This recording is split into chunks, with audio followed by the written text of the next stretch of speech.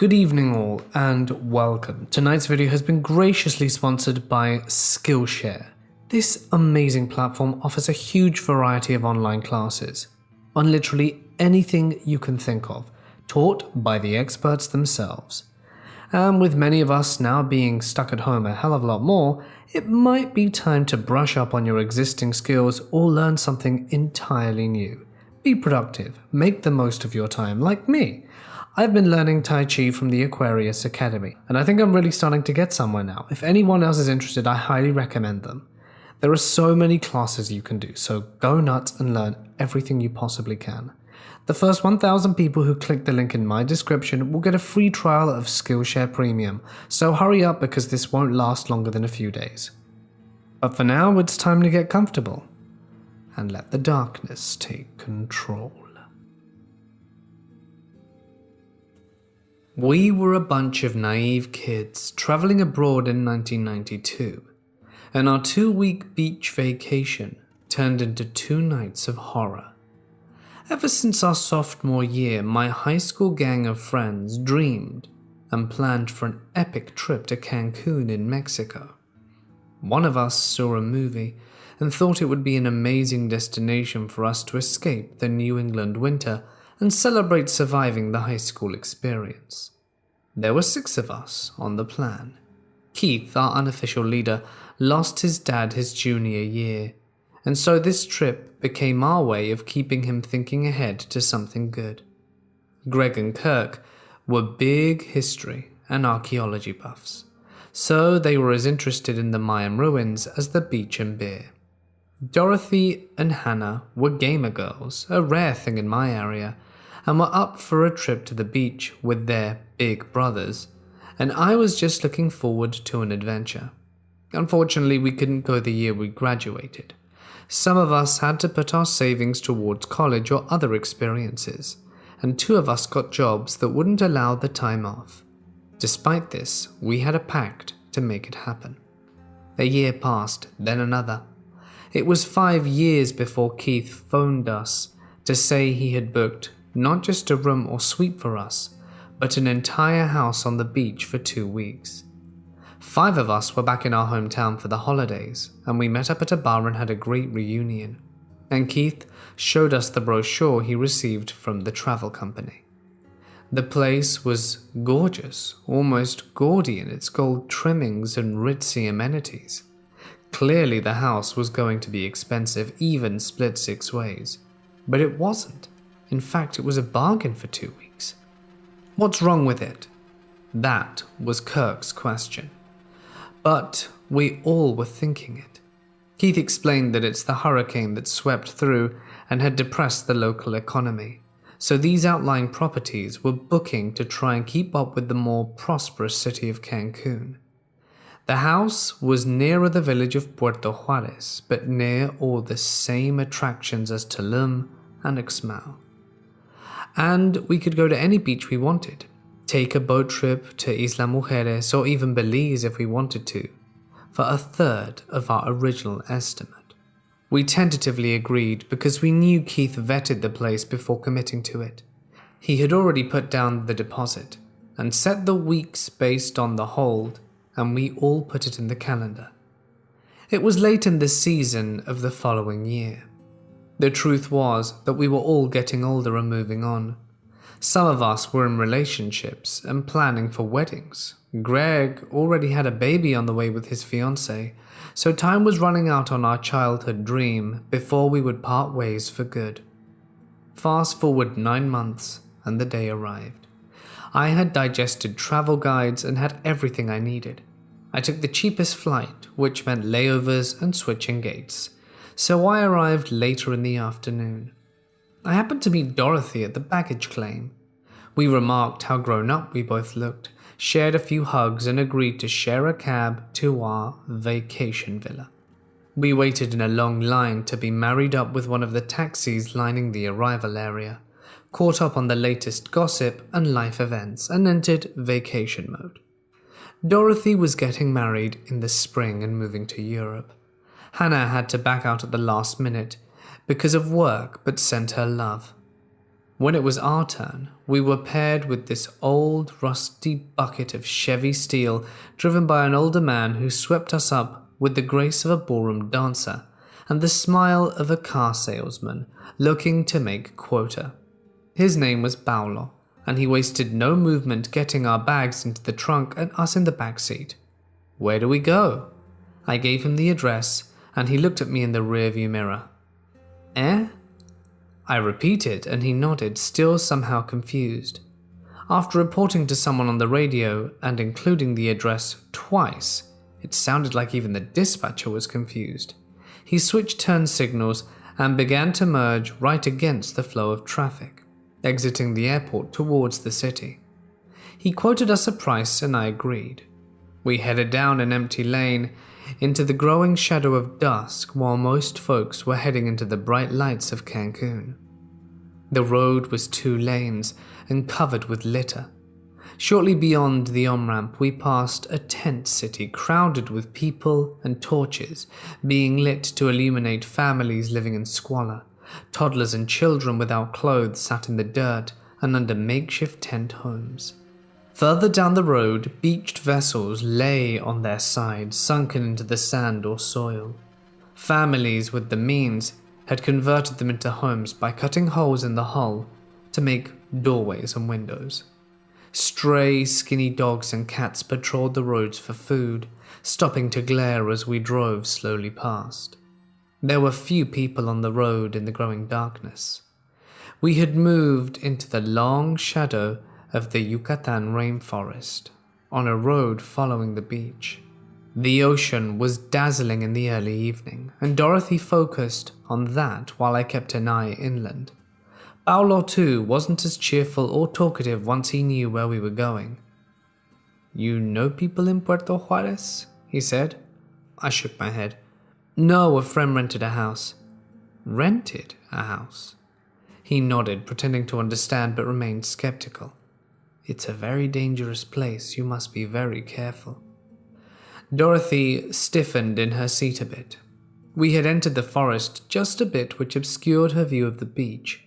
She looked at me as if to ask, what did we get into? A mile more down the road, we emerged from the trees to again drive along the beach, inland. Bright, jaundiced security lights bathed a strip mall which included a market and a few odd shops. The only market was opened and housed half a dozen or so taxis with drivers enjoying beers and sodas in the parking lot. Paulo honked and waved as we passed the men that cheered.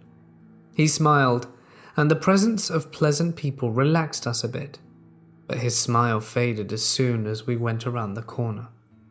Another half-mile or so and the road was dark.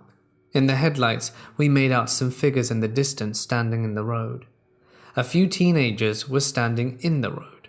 A couple held flashlights and all of them carried heavy sticks, and Paulo began to slow down.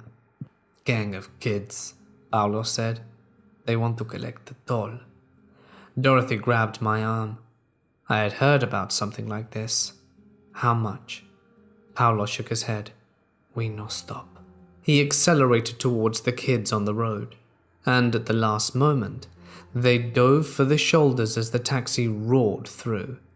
Dorothy dove into my lap, and we ducked down as the back of the taxi was pelted with rocks. We continued on. Paulo got on the radio and reported it, then mumbled to himself, perhaps regretting getting this fare. We arrived at the address shortly after. Despite the photographs emphasizing the dazzling facade and gardens, the exterior of the property was wrapped in a 20-foot wall of concrete, clocks topped with layers of clumpy cement into which hundreds of jagged bottle pieces were mounted in place of what might have been barbed or razor wire. The driveway was blocked by a tall steel gate and an intercom. Paulo had to buzz in. The gate whined and scraped open against the corrosion and lack of lubrication, taking forever to open wide enough for us to enter. All the while, Paulo and I kept watch on the darkness for sign of those kids on the road.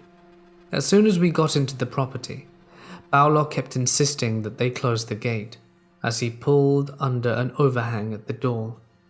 Fortunately, the gate began to close itself. The front door opened, and our three buzzed dude bros poured out onto the driveway. They firemen handled our luggage into the house, and we all began to hug and laugh. Paolo kept watch on the gate, distracted as Keith asked him about the possibility of driving them to Chichen Itza the next morning. Late, of course, so that they could sleep in and have breakfast. Once the gate was closed, Paolo was himself again. Sure, he would be happy to take 3, maybe 4 in his taxi. It would take an all-day trip, and he quoted the price. Keith agreed, and Paolo prepared to head out. "You keep the place tight so the bedbugs no bite. I come back 9 tomorrow." Keith let the warning slip over his head. It occurred to me that he, Greg, and Kirk got there during the day, so they most likely had a much more positive experience than we did. Paolo waited outside the gate to make sure it closed before driving off. I also noticed he was returning to town with a wingman in a taxi, who turned around on the road to hail him. The house had been carefully photographed to avoid capturing ugly concrete walls. Some of the walls looked to have been recently rebuilt, and the older blocks had holes in the interior that were patched up with cement. We went inside where the guys had already started playing D&D and drinking. The interior of the house exceeded the grandeur alleged by the photos. The place had a sunken living room with comfortable sofas and chairs, a spiral staircase up to the sleeping level, and a massive dining area with a chef's kitchen attached. We got the quick tour of the place, but Dorothy and I were both exhausted from a day of travel, capped by the ride from the airport. We both had cervezas from the fridge, noting that the pantry had been stocked by the owner prior to our arrival. Keith had already cooked dinner, but we were able to feed off the remaining fajitas and bowls of junk food on the gaming table. I didn't want to roll up a character so late in the evening, but I hung out at the table with my friends, happy to listen to the pattern of our gaming once again. We were all older, spoke a little slower, and thoughtfully, but it was like being home. One of the things I noticed about the house was that it didn't look out onto the beach, at least not directly. The tall concrete wall blocked the view from our first floor patio. The pool was lit from inside, casting the yard in a peaceful blue glow. Linking the property to the beach was another tall steel security gate, through which I could make out a narrow sliver through the light of the rising crescent moon. This made sense in a way. Under Mexican law, all beaches were public spaces. The property line ended at the wall. My thought was interrupted by something Keith said. "The phone doesn't work." "What?" "Yeah, we were tired, so we were going to call for a taxi to take us into town to a restaurant, but the phone doesn't work." I felt a little nervous about that. None of us had cell phones. Keith, however, didn't seem bothered. "The owner's great. He lives in Puerto Juarez. I'll get in touch with him after we get back from the pyramids tomorrow night." Dorothy and I hadn't planned to take the long trip to the pyramids. We both planned to ease into the vacation by taking a trip to the beach and getting tanned. I wasn't comfortable spending the entire day without a lifeline. It wasn't an insurmountable problem, as I started working out ways to maybe take a cab into Puerto Juarez in the morning for Keith and see if I could fix the problem. A loud buzzer sounded, and all of us jumped. The same echoed through the entire main floor, like a game show buzzer sounding at the incorrect answer, except for longer. As soon as it stopped, it buzzed again. Keith rose from his chair and walked over to a small alcove, presumably to open the gate. "Don't open the gate," Dorothy and I said in a duet. Kirk and Greg laughed. Keith stopped and shot us an odd look as the buzzer sounded yet again. "I'm not." He opened a panel in the alcove that contained a small security monitor and intercom. He squinted to see what was on the monitor. I stood up and walked over. As I did, Keith muttered, "Bunch of kids." One kid was mugging for the camera and crushing the buzzer. It was a fuzzy image, but the fisheye lens in the security light gave us a look of about 10 people, not just kids, but men, women, and a few dogs milling around them. The one gazing into the camera wanted to be seen. It might have been the lateness of the hour or my own paranoia, but I recognized him as one of the kids blocking the road on our way to the house. "Ignore them," I suggested. The buzzer went off and everyone got annoyed. Dorothy put her face in her hands. It bothered her more than the rest for some reason. "Can you kill that buzzer?" "I dunno," Keith shrugged. He searched the intercom and hit the power button. The buzzer ended abruptly. It seemed as though the kid mashing the button knew this because he immediately stopped and stepped back from the panel. He glared at the camera, the light washing out all his features except his eyes full of mischief and a little anger. The group huddled together in the small groups, backs turned to the camera. Keith, unnerved by this, flipped the power back on and pushed the talk button. I didn't have time to say anything against this. "Hey, what can we do for you guys?" The group laughed so hard we could hear them inside the house. The kid stepped up to the intercom again, pressed the talk button and said something in Spanish that I barely made out to mean he wanted food and booze and maybe to come inside and party with us. In English, he added, "We can bring in women and some ganja. Have a real good time, see?" We all looked at one another, not to discuss the proposal, but the ridiculousness of it. "Sorry, we're all partied out," Keith said, thinking of calling it a night. The gang outside talked amongst themselves for a bit. The spokesperson considered this and then hit the talk button again. "No, I don't think you'll sleep tonight." And the group ran off in different directions, and the spokeskid grinning wide as he glared into the camera and backed away. He left the camera heading around the exterior wall. Dorothy stood up and went looking for something that turned out to be a bottle of tequila. She was shaking. Greg went to talk to her because they had always been close. I had learnt later that Dorothy and her fiancé were victims of a home invasion 6 months ago in Baltimore. They were tied up and robbed at gunpoint in the middle of the night. This was a massive trigger for her. "We need eyes upstairs," Keith said. "Someone needs to be able to see over the wall. I have security cameras here and there beachside." Kirk and I looked at the spiral stairs up the landing. Keith called up, "Keep the lights off." We did. I went to a beachside bedroom and peered out the sliding glass door to the balcony. There was no window overlooking the side of the house. They were probably clinging to the wall to avoid to be seen. I sat on the king-size bed and quickly decided that that was a bad idea because I immediately felt sleepy, despite the adrenaline of being put under siege, and I stood up. Just then, a volley of stones rose from behind the wall. A dozen or more softball and golf ball sized stones caught in the light of the pool area, smashing down on the sand and concrete. Some made it to the balcony, bouncing off the metal railings before rolling into the pool. The crackling stones sounded like gunfire, and Dorothy screamed from the other room. Immediately, the backyard and beach were flooded with white light from the towers erected at the corners of the property. The jagged glass atop the walls sparkled, and I could see shadows cast towards the surf and the top of the heads as small groups stepped back and launched another volley of stones. Some aimed at the lights, while others came soaring at the patio window.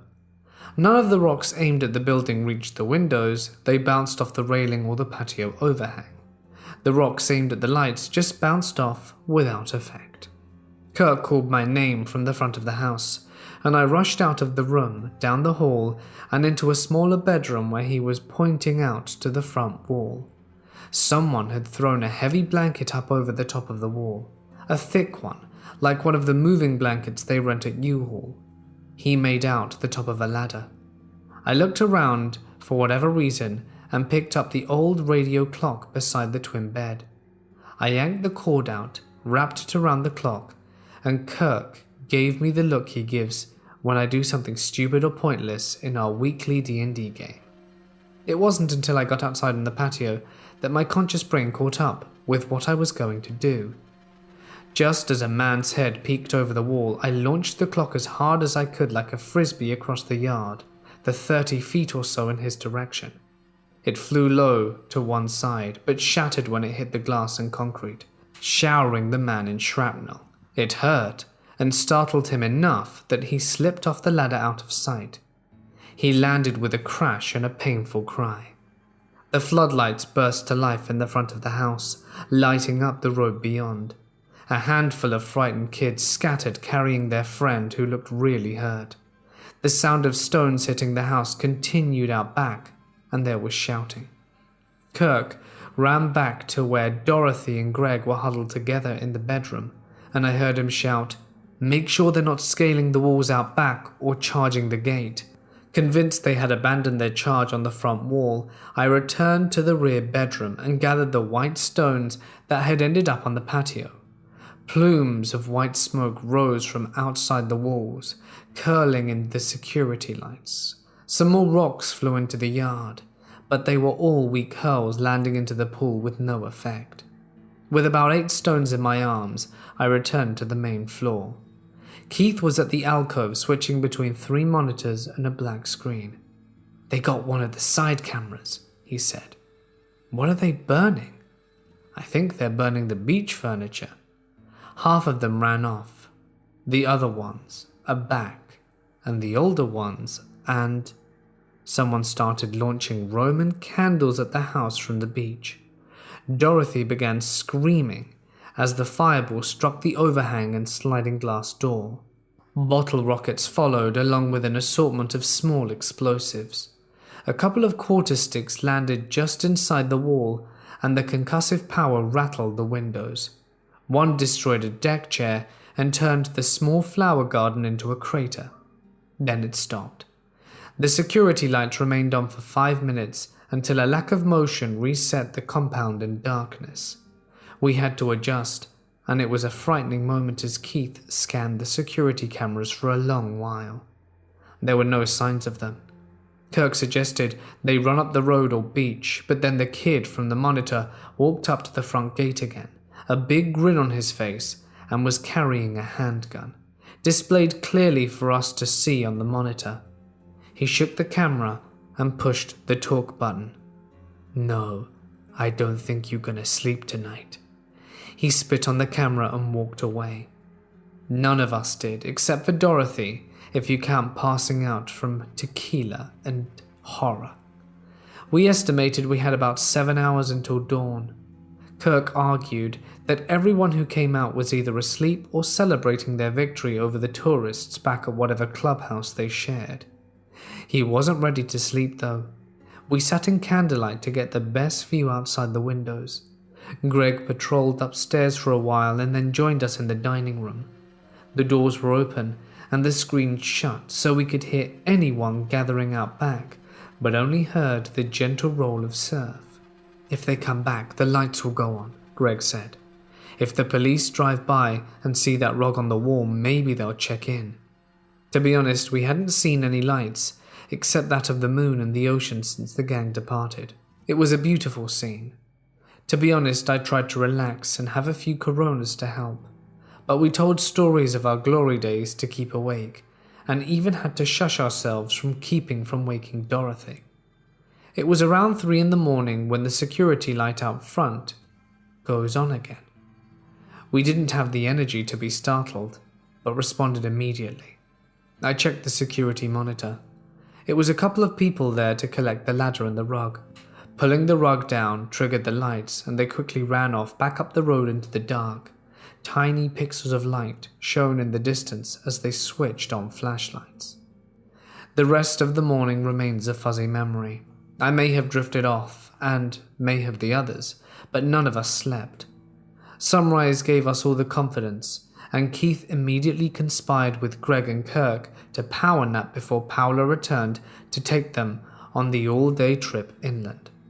I said we should go to the police and get the phone fixed before the 3 of them left the property in the hands of an exhausted me and already terrified Dorothy. Shortly after dawn, Dorothy came downstairs in a swimsuit. walked past us without a word and walked into the pool. She dunked herself and began fishing stones out from the bottom. I helped Keith make breakfast and things began returning to normal. Keith agreed to postpone the trip until we could file a complaint and get the phone settled. We ate and agreed to ask Paolo to put us in touch with the authorities. When the buzzer sounded again, we all jumped a little, but it was Paolo. We let him into the compound. He was dressed for comfort, ripped jean shorts and an old golf shirt with sandals. We explained the night before and he didn't seem surprised, except for the part about the phone being out. He walked with Keith around the side and confirmed his suspicion that the line had been cut outside the wall. The line could be fixed, but just as easily be cut again. With this done, Keith phoned the owner to let him know what had happened. According to Keith, he feigned concern and promised to use his connections in Cancun and Puerto Juarez to increase police patrols the next night and hand over the security tape to the officers who would come and investigate. Convinced this would solve all our problems, Keith, Kirk and Greg left the house late, but to put in the full day's hours away at the Chichen Itza site. Paolo pulled me aside and handed me a small metal case. He patted me on the shoulder as if confident I'd know what to do with it. Inside was a handgun with 2 magazines. Startled, I took it inside and wiped it down for prints, but I kept it in the kitchen. Dorothy said nothing all day, getting out the pool and showering. She sat on the patio outside the dining room and read a book. When the police showed up 4 hours later, I brought them in and explained everything. One of them spoke English well enough and explained the house we rented had been owned by a local drug trafficker. He wasn't exactly a kingpin, but he was able to keep a nice residence until his life was terminated. It was brought up by a local businessman, but tourists, for some reason, didn't like the idea of being this far away from the protected tourist zone. The kids were probably locals with nothing better to do than harass Americans, and we should relax and have a good time. They didn't even want to see the playback, they just took the VHS tape and wished us well, assuring us that a car would drive by at least once an hour overnight. I didn't mention that a lot could happen in an hour's time. I kept checking the phone line, as if the sudden lack of a dial tone was my first alert for trouble. I thought that if they could cut the phone, they could probably cut the power almost as easily, but I didn't share any of this with Dorothy. I made lunch, but Dorothy didn't want to eat. She didn't want to talk either. She'd sat tensely in the sitting room with her book. I collected the stones from the pool area and piled them by the door. I cleaned up the debris and then spent some hours soothing my nerves with beer, Jimmy Buffett songs, and a network of pool needles serving as a raft. The guys never settled on a time they should return. Paolo said not to even try because they had to drive through the jungle and there might be any number of delays or detours. It was best to be home by sundown, so when the sun fell behind the trees that second night and they had not returned, I started to get concerned. There had been talks of playing a D&D adventure or just some card game that night, so their intention was not to be out too late. Dorothy had taken a nap in the middle of the day, but never went back outside after her swim. She returned to her chair with another book and went right into it. She refused dinner, but I made her something anyway, hoping the smell would just jumpstart her appetite. I felt like a well-treated prisoner. People walked along the road outside the compound, sometimes peering into the upstairs window to catch a glimpse at the tourists. Others lounged on the beach beyond the gate. It was probably safe for us to go out there, but we weren't taking a chance. In the end, the night fell over the house again, and with just Dorothy and me inside it. When the security lights went off again, it was around 8 in the evening. I had drifted off. It was the front side of the house, and I didn't see anyone outside the wall. When I got to the front door and looked out the peephole, I saw one man standing in the yard. He didn't have a weapon in his hand, but I wasn't sure if he was armed. He just stood there in the floor light staring at the front door, then to one side of the unused garage. and then to the downstairs bedroom on the opposite side. Dorothy got up and went to the phone. There was a dial tone, but dialing 911 left her with a dead line. She tried a few more times without success. At that moment, the buzzer sounded. Fearing another attack, I retreated to the security monitors and saw Paulo's cab outside. I buzzed them through. When the gate began to move, the man in the yard fled to the back of the house. It took a while for the car to get inside, and I moved to get the weapon from the case in the kitchen. The man raced to the back gate. As I suspected, it was accessible from the inside as he threw it open. As he did, about 5 men rushed forwards, only to be stopped by the man inside and motioned to run, which they all did. With the rest of the gang back in the compound, Paulo told us he radioed police when he saw a bunch of creeps outside the wall. They were at the market and were on their way. The 3 men were deeply tanned and a little drunk from their experience, which they promised had a moment similar to the night before. Soon after, the police arrived outside the compound and they interviewed Paulo and the rest of us. They had Polaroids of the people they caught near the marketplace and took our word when we positively identified them as the man in the yard and the others trying to get in. It was all they needed to not only arrest them, but to round up the other kids that harassed us the previous night. Settling in, I returned the weapon to Paulo, but he offered to sell it to me for $50. I can't say if I took him up on it or not, but the rest of us felt a lot safer for the remaining 12 days of our trip. We even took to the beach as a group. It took a while, but Dorothy began to settle in. After 3 nights of no issues, we all slept through the night and had the adventures we'd been dreaming of for 8 years. 3 years ago, I was living in downtown Los Angeles, not far from the convention center. I tended to shop late at night because the traffic was low and the normally crowded grocery store was mostly empty. It was a Saturday night around 11:30 p.m. and I was stressed out from a project I'd been working on that had to be ready by Monday for an event. The stray cat I had rescued a year earlier was adding to my aggravation with her constant whining for the one specific type of food she is willing to eat. I figured getting out for a bit and going to the store would ease my mind, as well as my cat's hunger. So I headed out. The parking lot my car was in was about 200 paces down the street from the apartment building. I made it there, went to the store, found the light blue can of Fancy Feast tuna and gravy grilled that my cat oh so desired, and headed home. As I walked from the parking lot back to the building, up the dark and empty street, I noticed the figure of a person rapidly approaching in my peripheral vision. That's not good, I thought. And not a moment later, I heard a voice behind me calmly say, "Hey man," and I turned to see a tall guy in a red hat aiming a gun at my chest. I'm 6'1", and this guy towered over me. My immediate thought was not one of fear, but simply, "You have to be kidding me." As I heard a second man approach from behind me, another thought entered my mind that still chokes me up to this day. If this guy shoots me, it's gonna kill my mother. I dropped the bag of Fancy Feast on the sidewalk and handed the guy my wallet, but he didn't lower the gun. Slowly I started to move away, hoping this incident was coming to an end, hoping he wouldn't fire, and never catching a glimpse of the second guy behind me.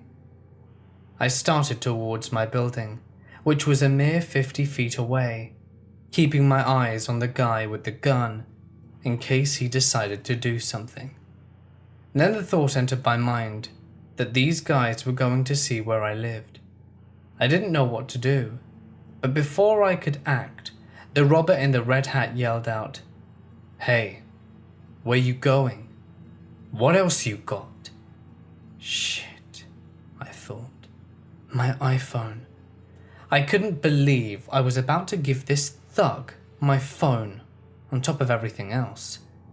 I was pretty far away at this point, and it probably wasn't the smartest decision, but I figured I could maybe convince him he's gotten everything, and he'd leave me alone. I told him I didn't have anything else, and he responded, "What about your phone?" Shit. He told me if I didn't hand it over, he was going to kill me, and slowly began approaching again, gun raised. I tried to maneuver myself to place a tree between me and him in case he decided to start shooting, but it was useless. He came up to me, gun aimed again, and I handed him my phone. He turned it on to make sure it worked, then went back to staring at me with a horrible expression. Silence. It was then that I asked him to please let me go, and with one final intimidating stare, he turned and walked away, grabbing the bag of fancy feast as the other guy vanished down the street. My heart was about to pound out my chest.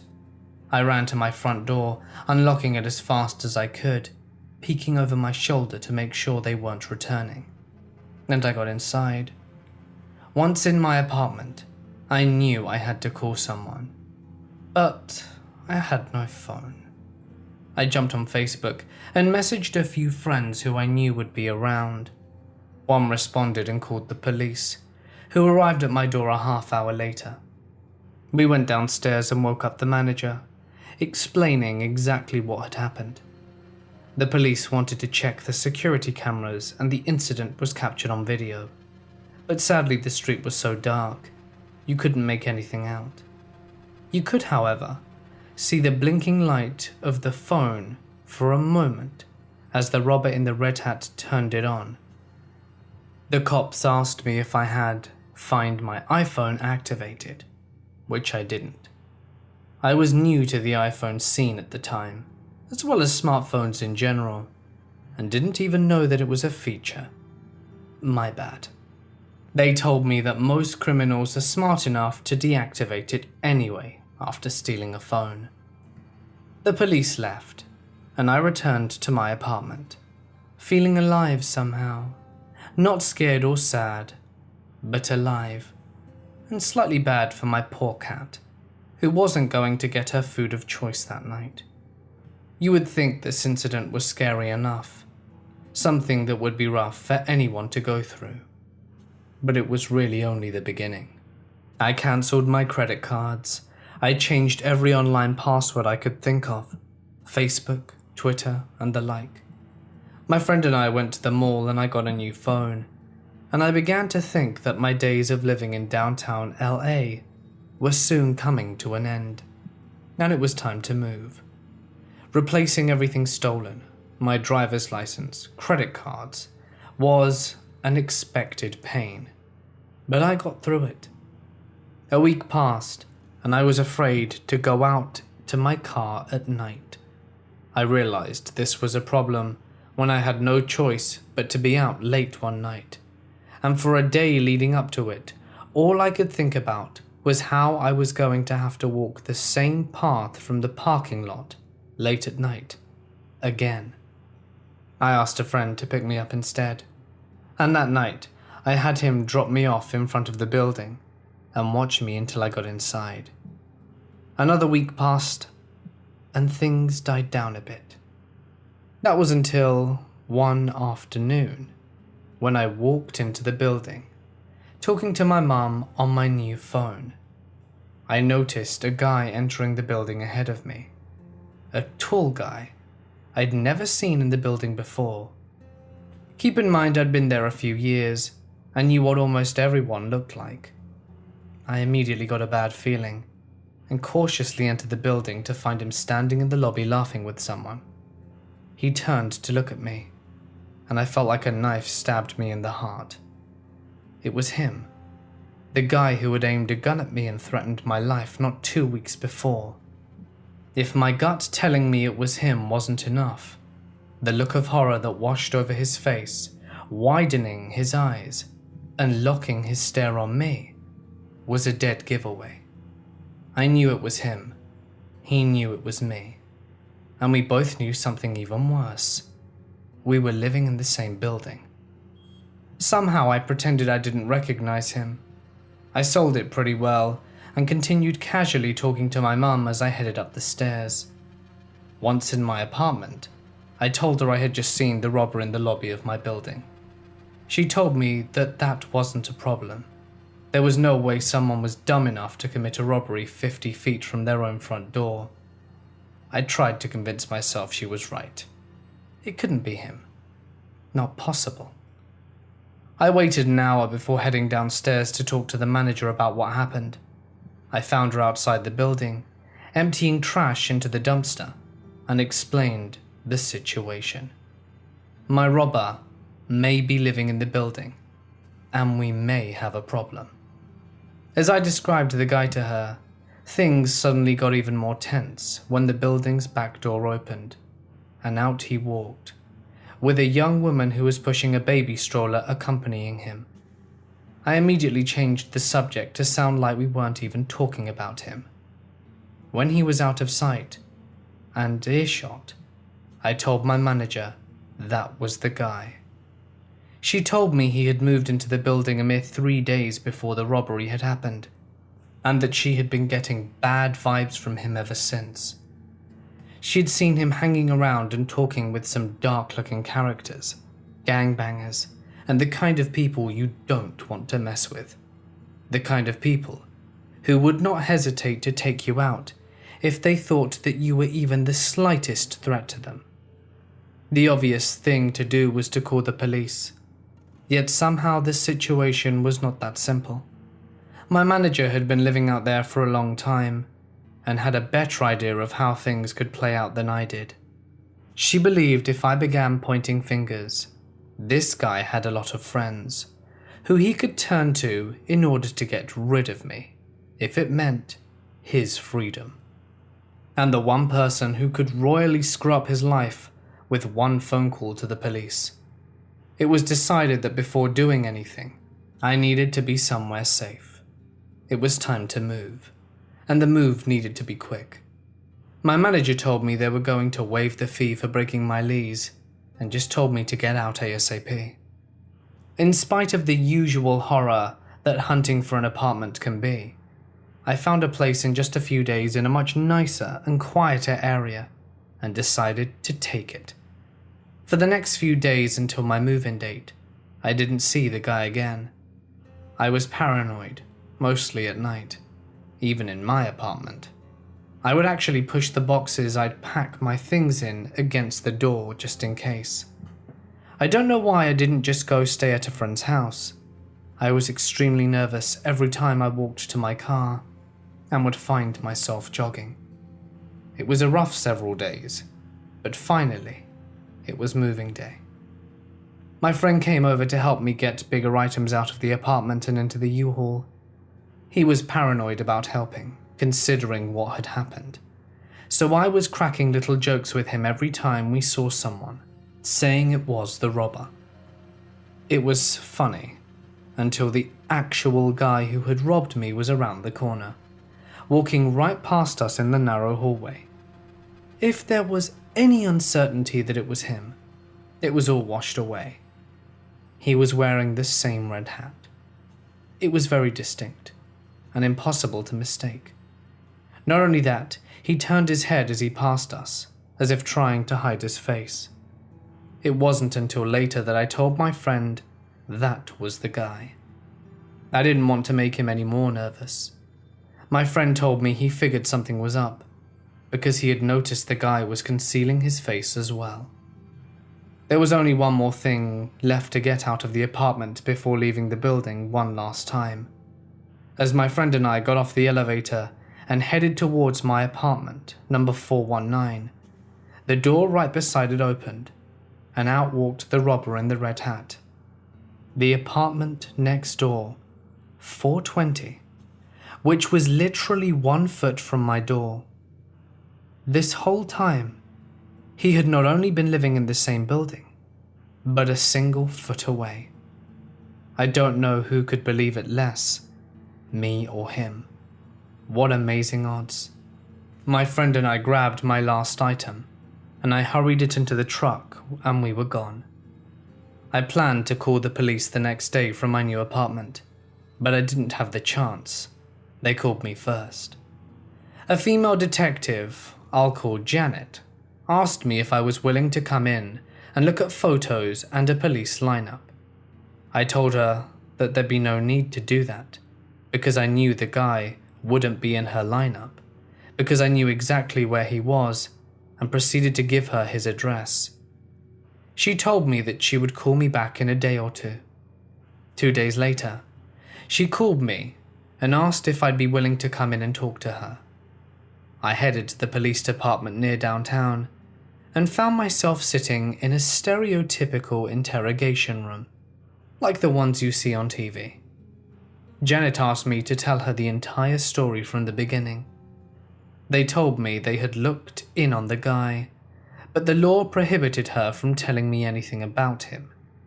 She took out a rather large collection of mugshots and placed them all in front of me, perhaps 15 pictures in total, and asked if any of them looked like the guy who had robbed me. I went through each picture, narrowing them down, before getting to the last 2 possibilities.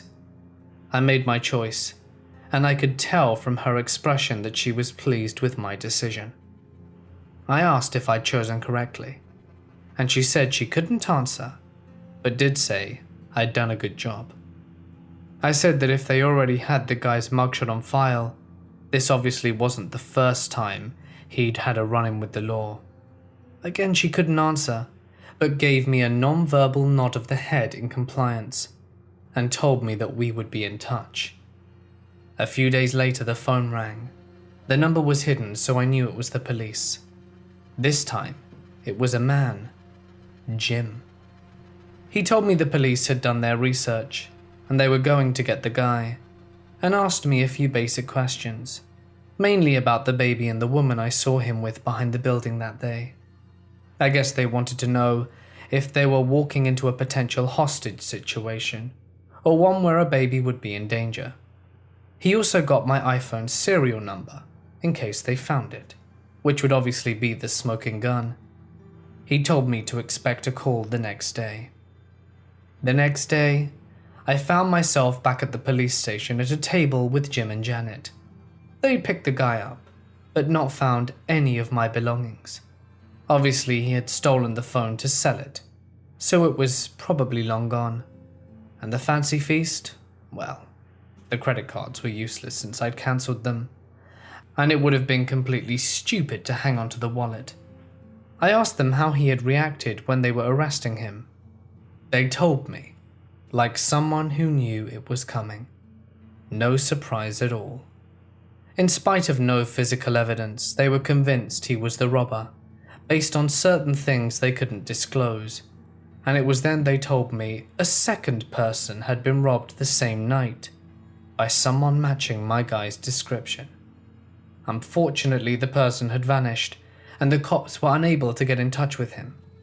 I was it. My word apparently was the only evidence against the Red Hat robber. Some time passed, and I didn't hear anything else about the situation. I hoped it had died down, and was in the past. If they let the guy go, there was nothing I could do about it. I was somewhere I felt safe, and was willing to just move on.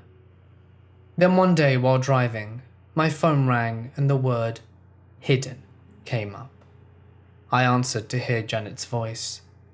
It was then that she told me in a few days she would be driving me to the LA County Courthouse to give testimony against the robber at a hearing. I felt my heart drop. I don't like public speaking. I didn't want to see that guy in person ever again, and I was going to have to sit on a witness stand with him staring at me and tell everything that happened to lawyers and a judge and who knew who else. The morning came, and Janet and I got into an unmarked police car and headed to the courthouse. Once inside, we were told to sit on a bench and wait. It felt like forever, but finally I was called in. I found myself in a huge courtroom with literally hundreds of people filling the seats staring at me. And there at the table, the robber. He was wearing a blue prison garb. When I saw his face, I again got that same shot to the chest I felt when I'd seen him in the lobby of my old apartment. I knew it was him. I had to recount the entire story to everyone with him staring at me the whole time. Then, that moment you always see in TV crime shows and movies comes. The lawyer asked me if the person who robbed me was sitting in the room, and if I could point him out. The robber and I locked eyes, and he began to slowly shake his head, quietly telling me, no. Not in a threatening way, but in a scared shitless, if this guy says yes, then I'm screwed way. I pointed at him and said it was him. His head dropped, as did the heads of several people in the audience, family and friends, I guess. After that day, I heard nothing else for the longest time. Many months passed, and I was hoping that was the end of it. I honestly didn't care much about what happened to him. If anything, I did figure they'd call me. Then one day, my Skype started logging in and out all by itself. I couldn't figure out what was going on. I realized I'd never changed my Skype passwords after the phone was stolen. So many to change I'd overlooked that one. And wherever my stolen phone was all this time later, someone was playing with it. And I realized I had so many conversations with people about the robbery over Skype text, and due to my mistake of not changing that password, whoever had the phone could read every one of them. The police had told me there was no way to recover the phone, so I figured all I could do was change the password, which I did. And Skype stopped logging in and out by itself.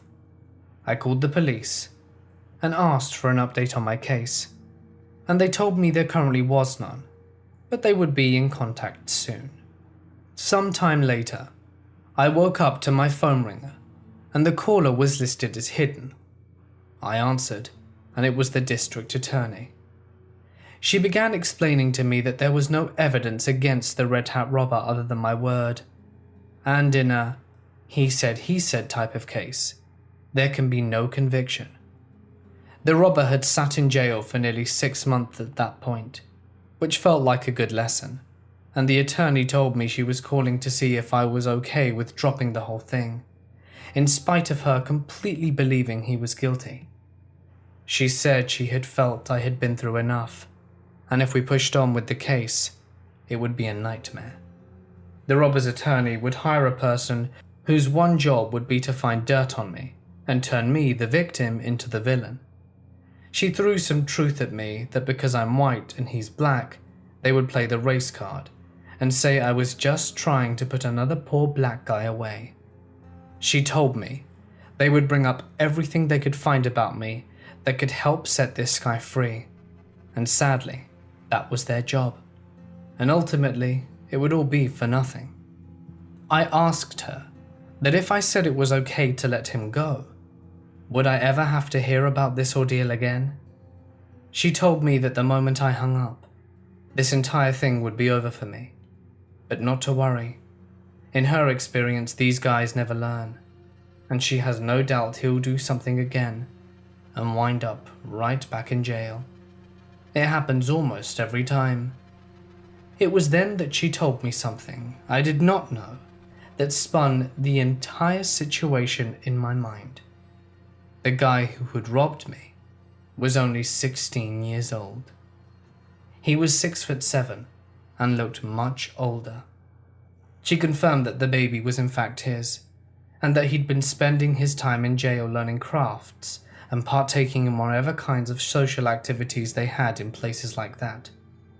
He was just a stupid kid. One stupid enough to rob someone 50 feet from his own front door. I never heard anything else about the case, or about the red-hatted robber, but before the DA hung up, she said one final thing I'll always remember. The crime in this case was not a stolen iPhone or credit cards. It wasn't the threat of my life or even this stack of fancy feast. The real crime was that whether I knew it or not, this guy had put a permanent scar on my brain that I would carry for the rest of my life. I would never forget this had happened, and it would change my life forever. My stolen sense of security was the real crime. I still go out walking at night, and hardly ever think about what happened. If anything, I feel it made me stronger. I know the Red Hat robber is out there somewhere. I know that he's just a stupid kid. I hope that this ordeal was as much a lesson for him as it was for me. Whether it was or not, I do hope that we never meet again. I've had a few frightening encounters over the span of my life, but nothing quite as intense as one that took place on a night during my senior year of high school. I had been managing the latest in a series of successive breakups with my high school sweetheart, and I was looking for any reason I could find not to sequester myself into my computer room as I so often did. My friend Mia, who lived in a neighboring community, had invited me over to her place to hang out with her and her brother. I was a socially awkward teenager, and Mia being a fairly recent acquaintance, I accepted on the condition that I could bring along a frequent companion of mine, Robert. He was always prepared to hang out, and I could confirm his presence there before even asking him. She was hesitant of bringing another person round, but when I promised her we'd set off some of Robert's fireworks, she agreed. Mia had conditions of her own, stressing the importance of calling her to come pick us up as soon as we arrived at the transit station. I thought it was a bit of an odd request. I had been to Mia's house before, and it was only a short walk from the station. I didn't think to ask her why, as I was just pleased to be going anywhere. "Oh, and you have to bring your fireworks," I told Robert.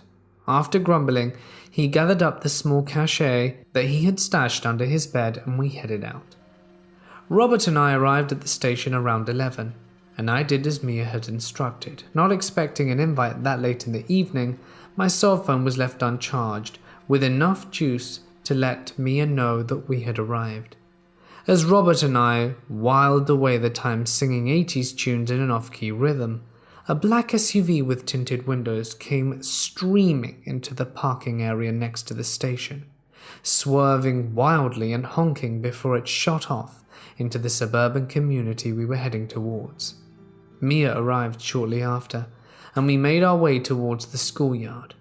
Robert was still a bit prickly about wasting the last of his fireworks, which was fairly uncharacteristic of him, as he presented himself as one of the most habitually apathetic people I had ever met up until that point. We had set off a handful of fireworks. A few of them were duds, but most of them did what they were designed for, attracting attention. Another black SUV came barreling down the road by the school a few minutes later. This one had a collection of balloons tied to the interior of the car that flew out a rearview window, battering against one another as the SUV came to a sudden halt. Mia's face held a look of knowing concern that I didn't entirely understand. "I'll be right back," she told us. I held my breath from a distance as I witnessed a figure hop out of the passenger seat of the SUV and approach Mia. I let out a heavy sigh of relief, as their greeting, while out of earshot, was warm. There was a rapport and friendliness not commonly reserved for foreboding strangers you meet, with the hour creeping closer to midnight, and the lights in the surrounding homes growing increasingly scarce. Mia was the type of gal you couldn't help but like. She was bright, funny, talented, and never did much to offend anyone. She treated everyone on equal terms, and a natural byproduct of this is collecting friends of every high school archetype. Some of those archetypes were one of the ones I was all too familiar with, the jocks, bullies, and bad seeds, the latter of which her district high school had a notorious reputation for.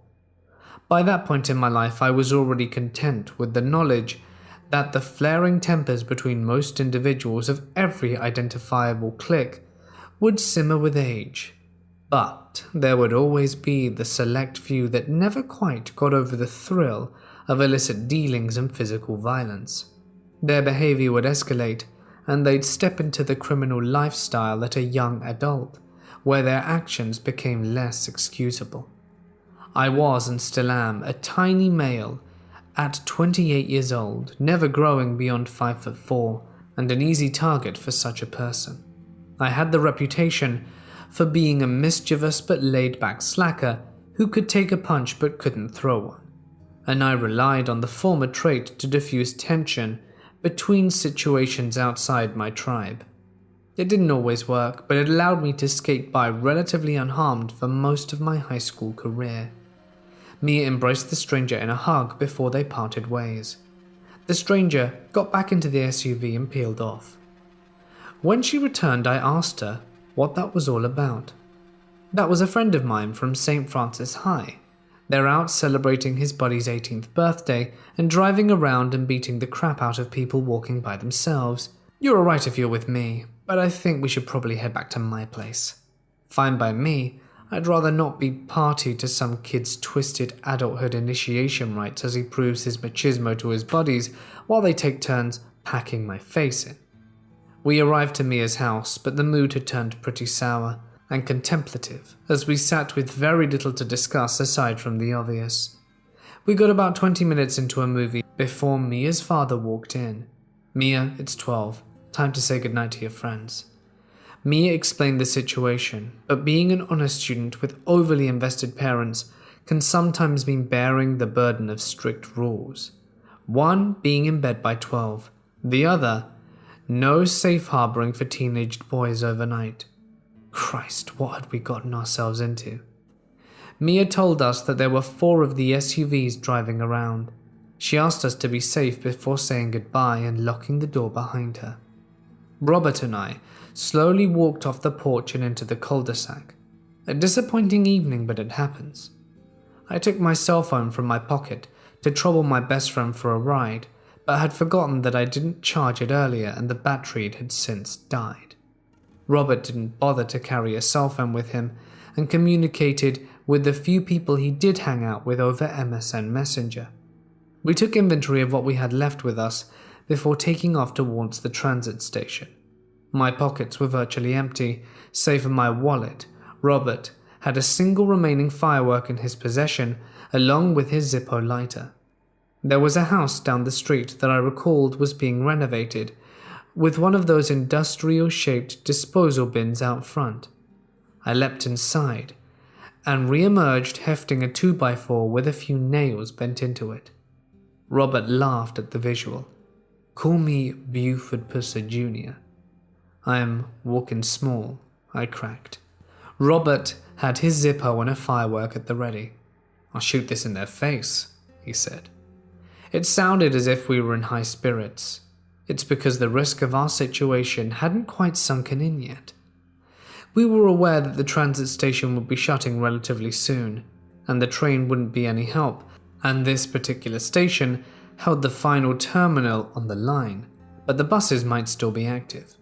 The neighborhood we had started in had enough walkways, bike lanes, and tree cover that we could sink our way through the shadows for a while. We took our time choosing the most secluded and unlit passageways, which in hindsight I realized did nothing to help our nerves. At one point we came up to an intersecting walkway that we were familiar with in the daytime. The passageway ahead of us was lit overhead by a single yellow streetlight, before fading into the yawning mouth of pitch darkness. We stood there, agonizing for several minutes over whether or not we should find another route or stay the course, listening for any sound of movement on the other side. We briefly contemplated camping out for the remainder of the night before opting for another detour. The night's silence was punctuated every so often by the squealing of tires, shouting, or the sudden acceleration of a vehicle. Then we reached the main road. Not only one of the main roads in the area, but one of the main roads in our end of town. From there on there was little cover, nothing but houses, buildings, and a large empty parking lot, all illuminated by streetlights that, at that moment, felt more like the halogen floodlights they shine on escaped prisoners as they rush across the yard to freedom. There was little traffic at this point in the night, so if one of the SUVs did come down the road, we would not go unnoticed, and there'd be virtually nothing to stop them from doing what they were intending to do. We listened for any sign of obnoxious motors revving before we took off across the road and into the parking lot. Less than a minute later, we arrived at the transit station.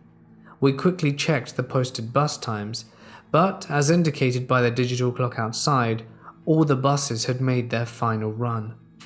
We hopped into the shelter in the train terminal, but the doors had already been locked.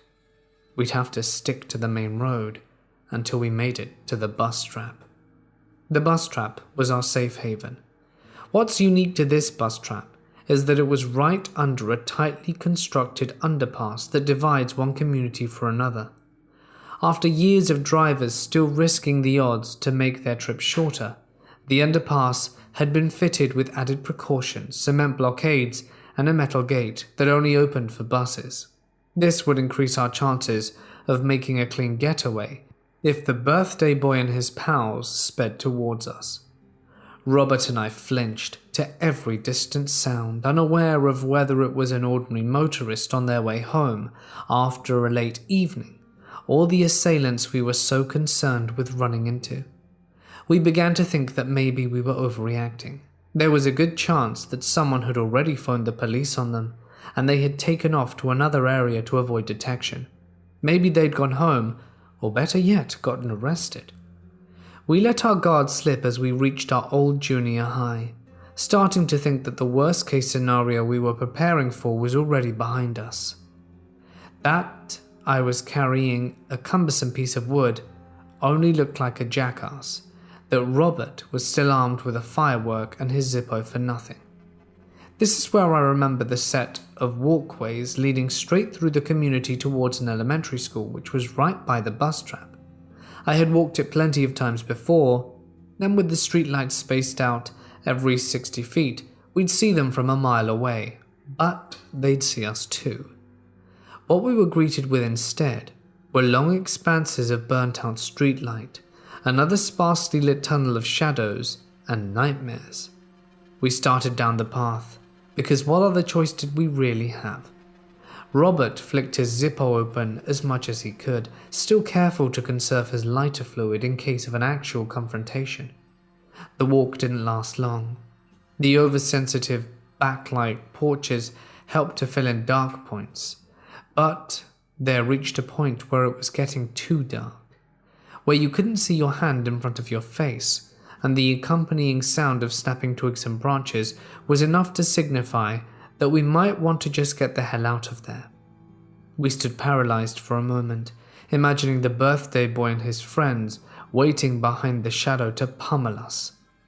Though, sensing it had just been an animal, we returned to the quieter neighborhood areas.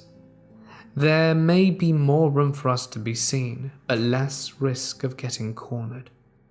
We quickly made our way along unfamiliar streets and joined up with the final walkway to see it. The elementary school, and in the distance, the bus trap. We were so relieved to see safety in our sights, walking at a relaxed pace and feeling foolish for turning a 20-minute walk into an hour-long ordeal.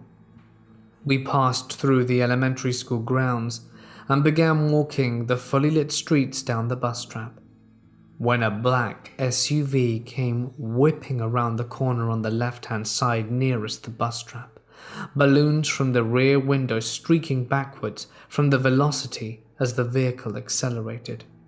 There's no way they didn't see us. Crap! I shouted at Robert as we doubled back towards the elementary school and rounded the corner. We both had to think fast, as the road they were on was only a 15-second drive at the speed they were doing. We ran down the street along the elementary school but found no cover. I heard the engine grow closer to us within seconds of turning into the street. We were out of time, and I pointed to the only cover I could find, a side yard fence. No accompanying front fence, no attaching hedge, nothing. Robert and I lied down on the grass against the fence.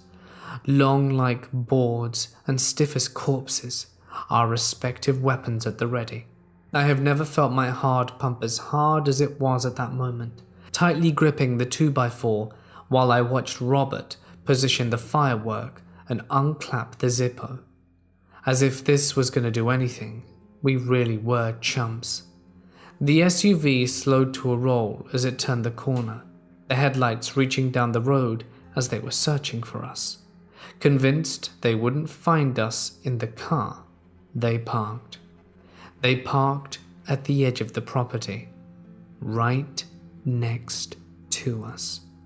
The headlights of the SUV were peeking out just beyond the fence. We were beyond screwed. 4 doors popped open, and within a few seconds, each to each other, feet kicking up gravel as the birthday gang murmured to one another and began to search for us. I noted at least 4 sets of footsteps and a couple of indistinct voices.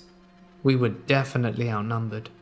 My mind flashed through all the numerous times I'd been pushed about at school, laughing good-naturedly as I refused to fight back in futility. I knew everyone who did this to me, and this humanized me to them enough that they never pushed it too far. These people didn't know me. They weren't aware of the bullshit persona I assumed. The odd guy who was alright with pain. They didn't know I pretended to think I was funny. These guys wanted to hurt me. They wanted to hurt me and my friend. This is it, I thought. This is the moment you quit being such a coward and you earn your own respect. I gripped the 2x4 tightly enough to dig tiny wooden splinters into my hand, and just listened to my heart thump as my blood boiled with whatever rage I could summon. I would only have a slim opportunity to surprise them before they'd take us down, and I hoped that Robert would get his firework off soon enough to buy us some time. If I was only getting in one strike, I was going to make sure it connected. As if some force miraculously knew what we were up against, I heard a voice say, "Screw it." A few seconds later, the car doors slammed shut. The SUV backed up, pulled a U-turn and drove off. All the courage I had to muster, everything I was prepared to fight with in a losing battle that I never knew my body had in me, and it all slowly settled back into the deepest regions of myself. Robert and I walked the quiet back route to the bus trap. We arrived at the underpass and casually walked through it. We both took a moment to look back into the other community that we had spent so much of our time in without issue, now in recognition of what we just had narrowly avoided. It felt like the type of thing a person should do. I wish I could say this near brush had some transformative effect on me, that it forced me to re-examine my passive tendencies and open up a new chapter in my life where I stopped letting myself be treated like everyone else's ragdoll. It didn't, not necessarily. My one takeaway from this experience was, despite my many previous assumptions about my fight or flight response, it proved that in a rare moment when I'm backed into a corner, I'll be prepared to stand my ground. Until then, birthday gang, let's not meet again. I thought I would share with you about my life as a VBSS operator on board the USS Gary. Basically, a VBSS team is a part-time volunteer job within the US Navy. It stands for Visit, Board, Search, and Seizure, and as the name states, we visit enemy ships, board them, search them, and seize them of all suspicious activity. We mainly focus on counter-piracy/smuggling. However, we do conduct other missions, such as hostage rescue and other things that should be remained classified. The job is a part-time job, one you do on the side while you have your main job on board the ship. However, I was one of the few that solely did VBSS. Well, let me correct that. I had another job. I was an undesignated seaman. However, I carried out duties on that job maybe 1 day a week. I will try and tell you some weird and creepy things that happened during my time in the Navy, while still staying inside the limits of information I'm allowed to tell. Keep in mind, these stories are few and far between, and most of our missions consisted of arriving at boats and arresting innocent guys who were just at the wrong place at the wrong time. The first one I'm going to share with you was about 5 years ago. We got a call that a boat had been spotted about a half-mile out from the ship, and we were to get geared up. As VBSS, our gear consists of an M4 assault rifle, a Sig Sauer P226 handgun, a combat knife, 3 mags of ammo, and a helmet. We got geared up and entered our rubber riding craft. I remember specifically on this day, I had a terrible headache, and focusing was very hard for me. I remember my petty officer looked over at me as we were closing in on the boat, and said I looked like I was taking it up the arse. As we got up to the boat, we saw 4 men, unarmed, and they looked to be about 50 years old. After realizing they weren't a threat, we just handcuffed them, and my teammate asked them what they were doing this far out at sea. The man responded that they were running from the Powerful One. We didn't know what the hell they were talking about, so when we asked them for further information, one of them said they were just on a fishing trip yesterday off the coast, and a fog came over them, and the Powerful One teleported them here. Okay. Well, there was no way they could have gone from a few miles off the coast to 500 miles out at sea in a day.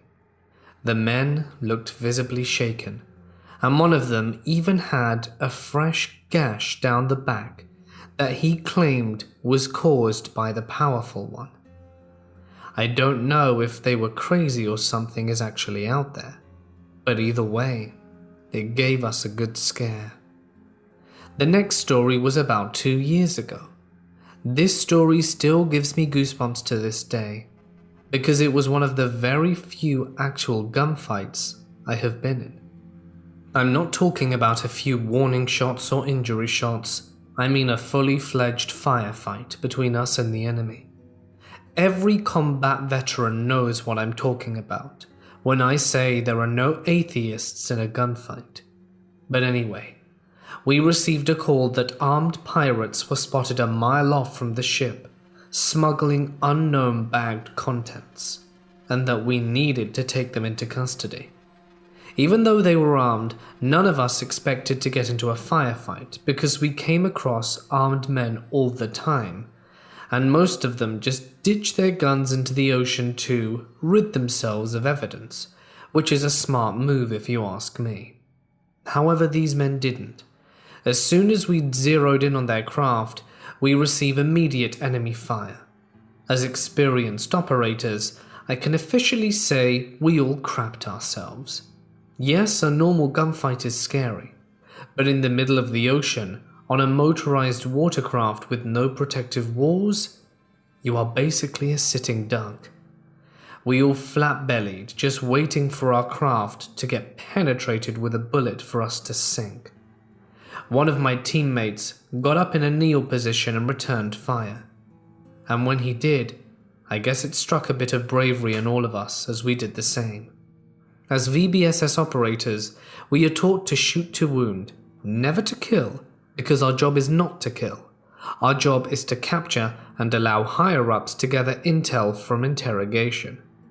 There were 10 gunmen on the enemy boat, and 13 of us. I remember I got one of the pirates in the knee. One of my teammates, and still good friends to this day, Henry, got hit in the thigh, and couldn't do anything for about 6 months. Eventually we couldn't hold any longer, and a helicopter was called in and they got gunned down. Thankfully no one died, but it was still a frightening and terrifying experience.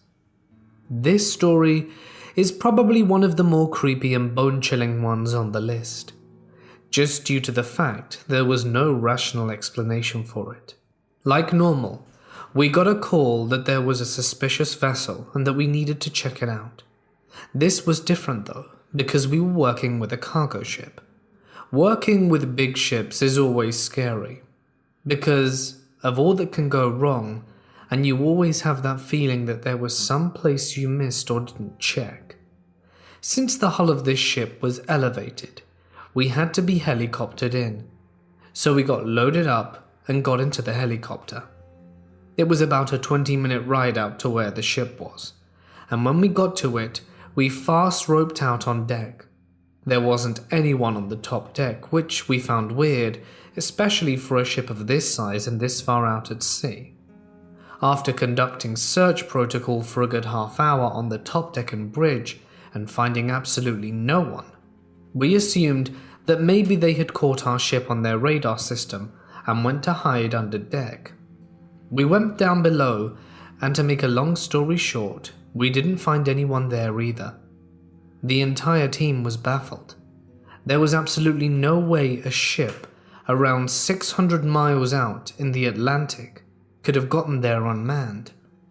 We started looking inside large freight crates and still found nothing. No one knew how this was possible. And then our lieutenant called us over to come to look at something that he had found. There was a piece of paper, and very poorly etched into the paper was the words, "Help us." This freaked us out. I'm not sure what exactly happened to the ship after we left, but I couldn't get off it quick enough. I remember that night, I sat in my room contemplating quitting. It's the only time I have ever truly considered it. As VBSS operators, we are taught that when conducting a search, to never have your weapons safety on until right before you engage an enemy. You will see where I'm going with this in a second. This story isn't very long, nor is it very shocking, but I thought it was interesting enough to share. We were conducting an op on a small fishing vessel, and the way it was set up was me and my buddy were going to board first while the others waited for us to clear it out. Now that I think about it, it was a stupid move, because if there had been 10 armed pirates on the boat, we would have been dead. But nonetheless, we did as we were told. We had boarded, and I was covering my buddy's 6 while we were about to turn into a doorway leading into the bridge. When we were about 10 feet from the door, a man all of a sudden bolts from around the corner, and it terrified us. My buddy had his safety off and accidentally pulled the trigger, and got the dude right in the head. Man, was that a shit show. The Navy had to pay quite a bit to the family, and my buddy ended up getting court-martialed. He ended up not getting discharged and got to return to active duty. But still, it was a damn mess. This is one of the more creepy ones, and was actually pretty recent. Like how most of these stories start, we got a call saying there was an unidentified craft close by. When we arrived to the boat, there were 6 men on it. We went through procedure, yelling with our guns pointed. Basically the Navy's way of letting enemies know our dick is bigger. And when they were contained, Petty Officer asked them what they were doing. One of them came forward and said how they were heading out to an oil rig, but ended up getting tailed by a North Korean submarine and that they were being followed. They said they had seen the big flag painted on the side of the bridge and everything. We thought nothing of it because we knew North Korea carried out very, very few naval operations, and when they did, it was never outside their own waters in very small submarines not capable of locking onto any object. We were out in the middle of the Atlantic, and after taking the men on board the Gary, our Rear Admiral told us that they had picked up a submarine of quite substantial size on their radar. However, it disappeared before they could do anything. He told us it was unlike anything they had seen before, because a submarine of that size could not go stealth like that. It really makes you wonder, what if North Korea is capable of more than we think? Who knows what secrets they're keeping hidden over there? As I've stated before, the life of a VBSS operator is never easy, and if you're wanting to do this job, I suggest you prepare yourselves for the best way you can. In some way, I would say it's even harder than what Marines and soldiers have to do. I'm in no way disrespecting the incredibly hard stuff they have to go through. However, in the VBSS world, the ocean can make things a lot more difficult. This story I'm about to tell you happened around 4 years ago, when I was still pretty new to the Navy. Just like most of these stories start out, the commanding officer of the galley told us a pirate vessel had been spotted not too far from our ship. He told us this call was not like any other call though. He told us they could have a potential hostage with them, and could be hostile. Now normally when this happens, they usually call in more experienced and better trained men, like Navy SEALs and Marine Maritime Raid Forces. But for whatever reason, they deemed us able to carry out the mission. We were all ready, however every one of us would be lying if we said we weren't secretly shitting ourselves. Especially me, still being considered the new guy on the team. We got geared up and headed out as soon as we could. Hostage situations are always more intense due to the fact that someone's life is at stake, and it is a no-fail mission. We had a helicopter escort within a .50 cal door gun locked and loaded on overwatch in case stuff went south. It took us about 7 minutes to arrive to the vessel, and as soon as we got there we immediately started taking action. We began pointing our guns at the armed men on the boat, screaming your typical orders like, "Get down," or "Hands above your head." You'd be surprised how much we sound like police officers at times. We all expected them to either return fire or resist. However, they didn't. They didn't follow our orders, but they put their guns down and just stood there looking at us. We were all weirded out by this, but we did not let this opportunity go. We rushed the deck, detained every man we could find, and went to receive the package, military slang for rescue the hostage. We found her below deck. She looked to be around 19, African ethnicity, and beaten up pretty badly. We immediately got her on our craft and started speeding back to the USS Gary as quickly as we could. She started mumbling an inaudible message, but we pretty quickly made out the words, "Watch out." It was at that very moment we heard the helicopters, .50 cal, start unloading behind us. When we were getting back to the ship and spoke to the helicopter pilots, they told us that as we were heading back, a hidden man had crept up from below deck and was aiming an RPG at our craft. Needless to say, that scared the crap out of all of us, and I still say to this day, if it had not been for whoever was manning that door gun, me and my teammates would not be alive today. The next story is on the creepier side. It will definitely make you wonder. It was about 1.5 years ago. We get a call, pirate spotted. Everything is normal. We suit up, head out with a helicopter escorting us to provide information back to the galley, and we arrive to the boat the pirates were on. However, upon further inspection, we realize that there is no one on the boat.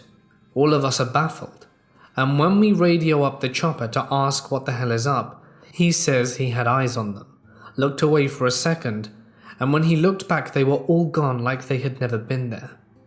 The helicopter usually arrives a few minutes before we do, so he can scout the area out, and he swore that when he arrived they were on the boat, and seconds before he looked away and they were gone.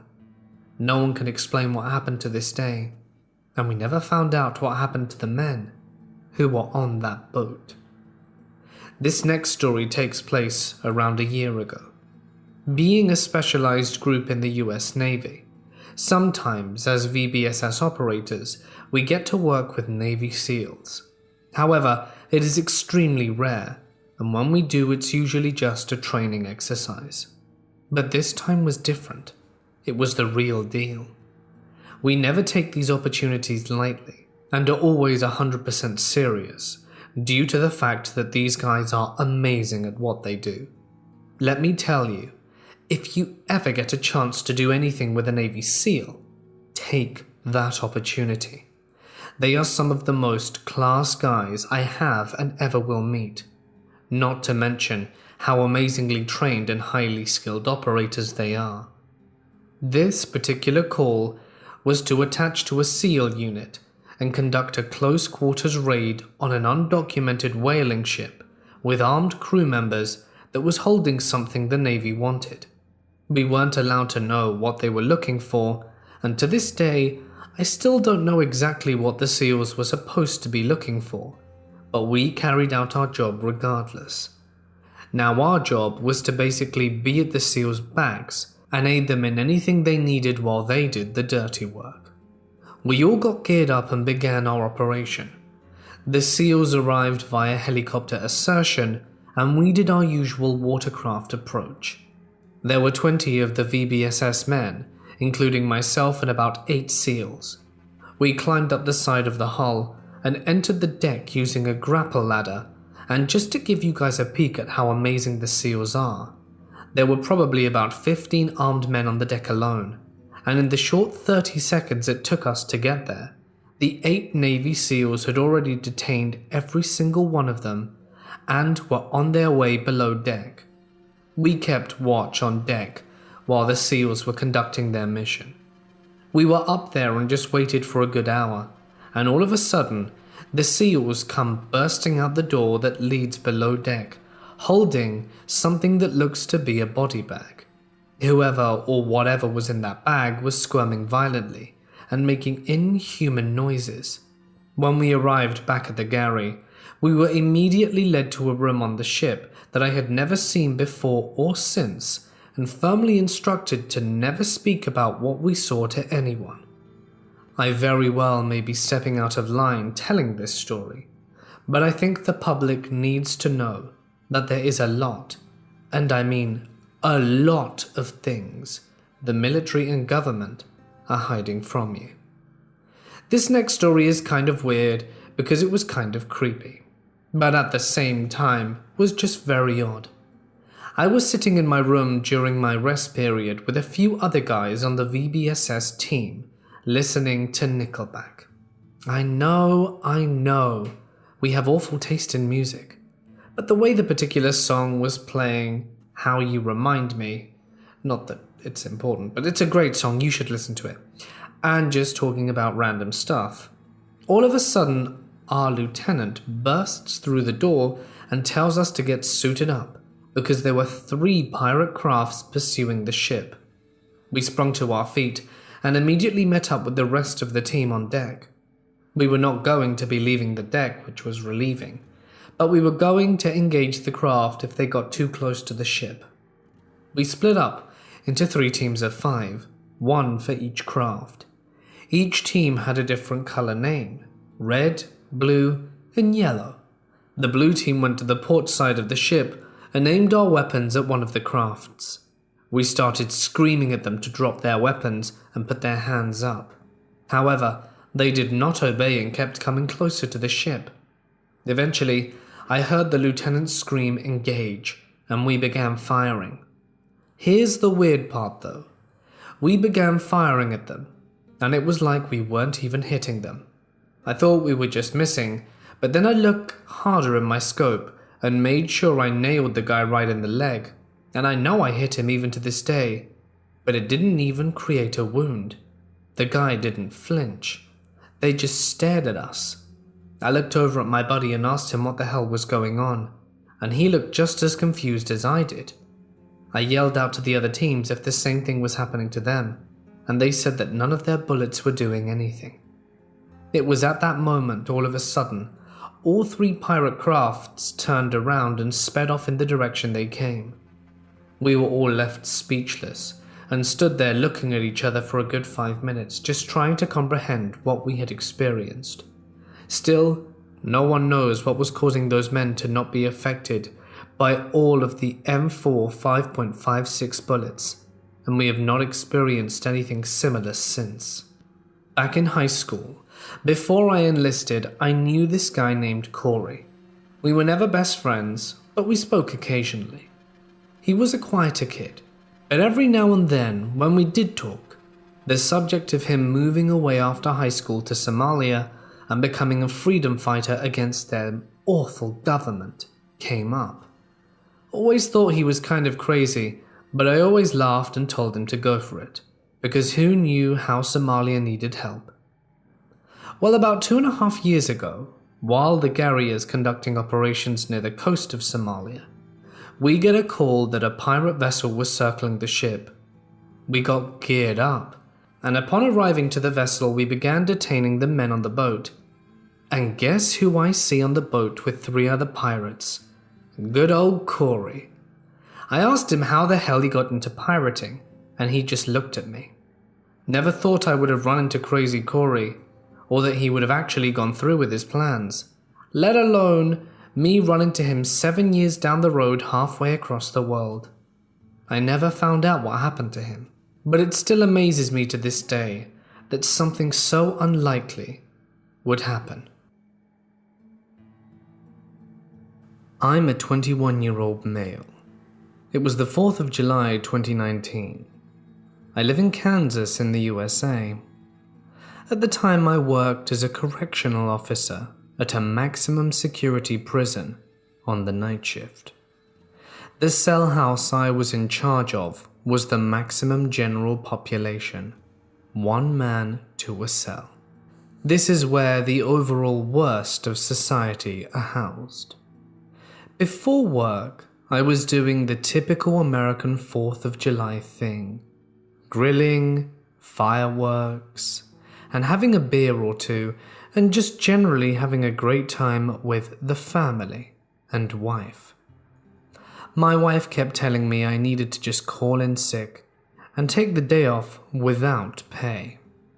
I really wish I had listened to her now, but I said no because we were really behind on bills. As the night went on, it came time for us to leave my mum's and for me to go home and get ready for work. I took my wife home and dropped her off, got ready, and left for work. My wife's car was broken down, so she was stuck at home for the night. As I drove to work, which is about an hour's drive away, I watched the fireworks going off all around. It was sad. I had never had to work on the 4th before. After I got to work and got all my equipment, I got into the cell house. Business as usual. Inmates were showered and locked up. I got my night cleaning crew out so they could clean the rest of the cell house, and met up with my partner for the night in the officer's station to get our briefing from the last shift. Fast forward an hour into my shift, so it's now right around 12:30 a.m. Another officer came into the cell house, so now there are 3 of us. This happened often on night shift, as there was nothing to do except rounds every half hour or so. Out of nowhere, we hear an inmate laughing like a witch, like a cackle. That was strange, but nothing to be alarmed with. Drugs were a bad problem in that facility. Still is, as far as I know. Eventually, after a few more cackles, I decided to go see who was making the sound, in case they were high. I walked through and checked all 200 inmates. Nothing. There were a small few that were even awake. So I brushed it off and went back to my office. My partner and the other officer were asking if there was anyone that needed their cells searched. I couldn't think of anyone in particular I suspected of having anything. So I went and checked all the cells again, to see if I could get a whiff of smoke or see something. As I was walking on the 2nd story, I found an inmate that was acting weird. He was in his bed facing the wall, talking. This was also common, as there were a lot of inmates with minor mental issues. I figured he was high, because he turned and looked at me and told me to piss off. I was going to leave him alone, but the disrespect made me change my mind. It's now 20 minutes to 1 a.m., July 5th. I walk back to the office and tell the other 2 officers which cell he was in, and I wanted him searched. Cell 218. So, how the cell house is laid out is there are 100 cells per level. From the officers' station you can see the north side first and the second floor, but you can't see the south side unless you walk the 50 feet over to it. Picture the movie Shawshank Redemption type cell house, except instead of being able to look through and see cells across, you just see a wall. The cells are literally back to back. As the officers go to put him out of the cell and go to search it, I went to the ground floor and was watching from below. The reason why is I wanted to get the inmate on the ground level and not the second floor. All that there was for protection from going over the edge was a handrail. I noticed the inmate was taking forever to get out of his cell. He came out in shorts and a do-rag, which is weird because he wasn't fully clothed. Didn't even put sandals on, just shorts and a do-rag. Yet it took him 5 minutes to get out. That made me very nervous. The inmate was a 6-foot-tall, 250-pound muscle-bound dude, and definitely had size on us. So from the ground I holler at him and tell him to come down to the ground and that he could use the phone or check his emails or commissionary. He declined my offer, which never happens, and I knew something was up. He was watching them search his cell from the control panel box. This was alarming. They were in his cell. I was on the ground. He could have easily ambushed them. He would have made it to them before I could have got up the stairs. So to try and keep them safe, I went upstairs to the inmate. He was standing in the corner away from the handrails at the top of the stairs.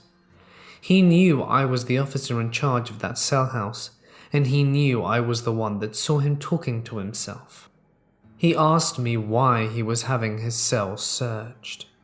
"It's nothing personal, man," I said, even though it's a lie. "I have a quota I have to fill for cells searched in a night, and you're awake, so I chose you to have you searched. It'll just take a second." He was uneasy. He was pacing. Something wasn't right. Then I saw it. He had just turned right, and I saw his durag and the Samsung logo reflecting on the cell house light. Crap. I knew there was going to be a problem as soon as I saw it. He had a cell phone. I called over the radio for 2 additional officers to come to me. The inmate didn't seem to notice I made the call. My supervisors responded saying 2 of them were on their way.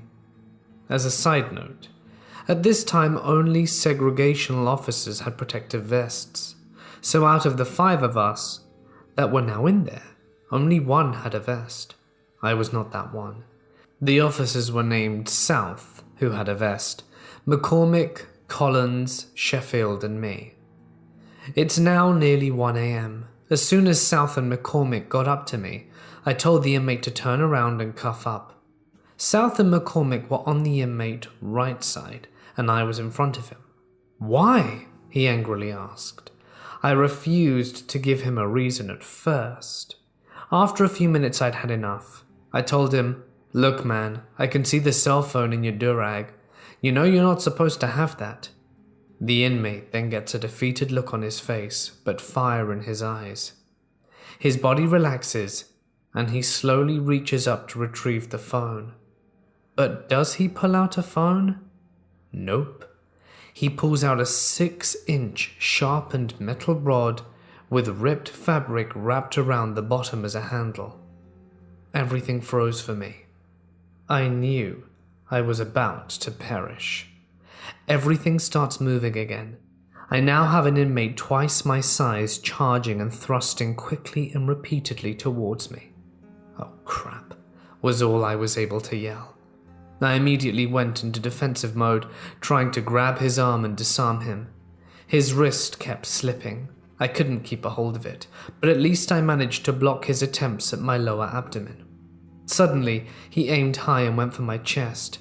It felt like it made contact. I had just been stabbed in the right part of my chest. I yelled at the top of my lungs for them to spray him. McCormick was already working on spraying the MK9 OC spray. For my listeners who understand military lingo, you'll know what I mean. For others, the MK9 comes as a pressured spray bottle. You can buy it at camping stores in the USA. It's called bear spray. It's the stuff that you spray in bears' eyes so you can get away. South had come up behind the inmate, grabbed him around the chest and pulled him backwards right as McCormick sprayed. I didn't realize it at the time, but the spray hit me. The inmate and South as well as everyone near us. I was able to turn and run. I ran around the stair railing, past the panel box, and out onto the run of the cells on the second story. I ran past a few cells and turned around to see he wasn't chasing me, but South was wrestling him to the ground, while gagging on the OC, and so was I and McCormick. Sheffield, having heard the commotion, came running out of the cell and saw what happened and ran for help.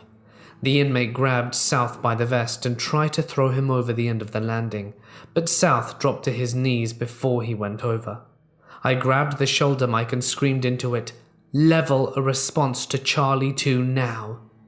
Dispatch said something back, but I didn't hear it. I started to charge back to save South. Before I could get away from the cell, I was in front of Collins, who grabbed me from behind and told me not to go. Due to the layout of the runs, I didn't see, but Sheffield grabbed the inmate from behind and body slammed him on his face and began cuffing him. Sheffield got covered in OC as well, due to the inmate being covered in it. As soon as Collins let me go, I stood still and watched. Up the stairs came 4 more officers, the captain and lieutenant. The lieutenant came and asked me what happened. I started to explain, but he cut me off as he saw blood coming out my left arm.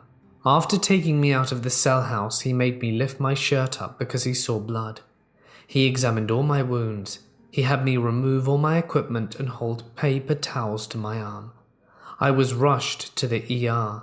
I was able to grab my phone out of my rental car, as I had totaled my car a few weeks ago by hitting a deer, and called my wife and told her what happened. She called my parents and siblings. Luckily, my injuries weren't too bad. I was stabbed 4 times, once on my left arm just below the elbow. That was through and through. The blade went in one side and out the other. Twice at the top of my left hand, and once where it hit my chest and went into the skin and hit one of my ribs, keeping it out of my lungs. Out of the 37 plunges, I think it's safe to say I'm lucky I'm still here and able to share this story. I didn't sleep for 2 days following the event. I still have nightmares about it almost daily. I'm always paranoid and I openly carry a firearm. After my attack, I was forced to resign for safety reasons. Everyone statewide that works in maximum prisons now has a vest. None of the people from there talk to me anymore, and I feel abandoned. I have one guy from that facility that I still see, my sergeant who wasn't there that night. Court is coming soon to add 3 more attempted murders on the guy. Turns out he was a shot caller from the Crips gang. To the guy who stabbed me, let's not meet again aside from court, because I have a hollow point with your name scratched into it. This happened in 2016, a week before Christmas Day. I still remember it quite clearly, but some parts of it are kind of foggy. Anyway, on this particular day, my mum decided to take me out shopping with her for some last-minute Christmas gifts and holiday deals. As we're leaving, I grabbed the handbag I was using at the time, a relatively worn but nice black leather Fossil brand backpack. I didn't have much in it besides my planner, a journal, my wallet, and my whole DS case. I'd gone to a gaming party the night before, and it had still been in there, but I didn't think much about taking it out. I was prone to carrying it around in my bag regardless of what I was doing. I never knew when I was going to be bored enough to pull it out and to start tending to my Animal Crossing village or train some of my prized Pokemon. We made our rounds at the mall and whatnot, and about halfway into our trip, I received a text from a high school bandmate of mine. I was a big band nerd and was particularly close with a lot of people who marched with me. The text informed me that some people from my old percussion section were planning an impromptu get-together at the movies, and I was invited to come along, as well as my mum. She was a well-liked band parent, so they had no qualms about her showing up as well. We were both pretty game, and after finishing up at the last store, we headed to the theatre to meet everybody. We had a good time, caught up, took some funny pictures and all that jazz. My mother and I headed home at around 9:30 p.m, and as soon as we pulled into our driveway, my mum asked me to retrieve the bags from our shopping endeavours. I remember that I was listening to my music on my cell phone as I got out of the car and shrugged my backpack onto my left shoulder. I trudged around to the back of the car and stood there waiting for my mum to pop open her trunk.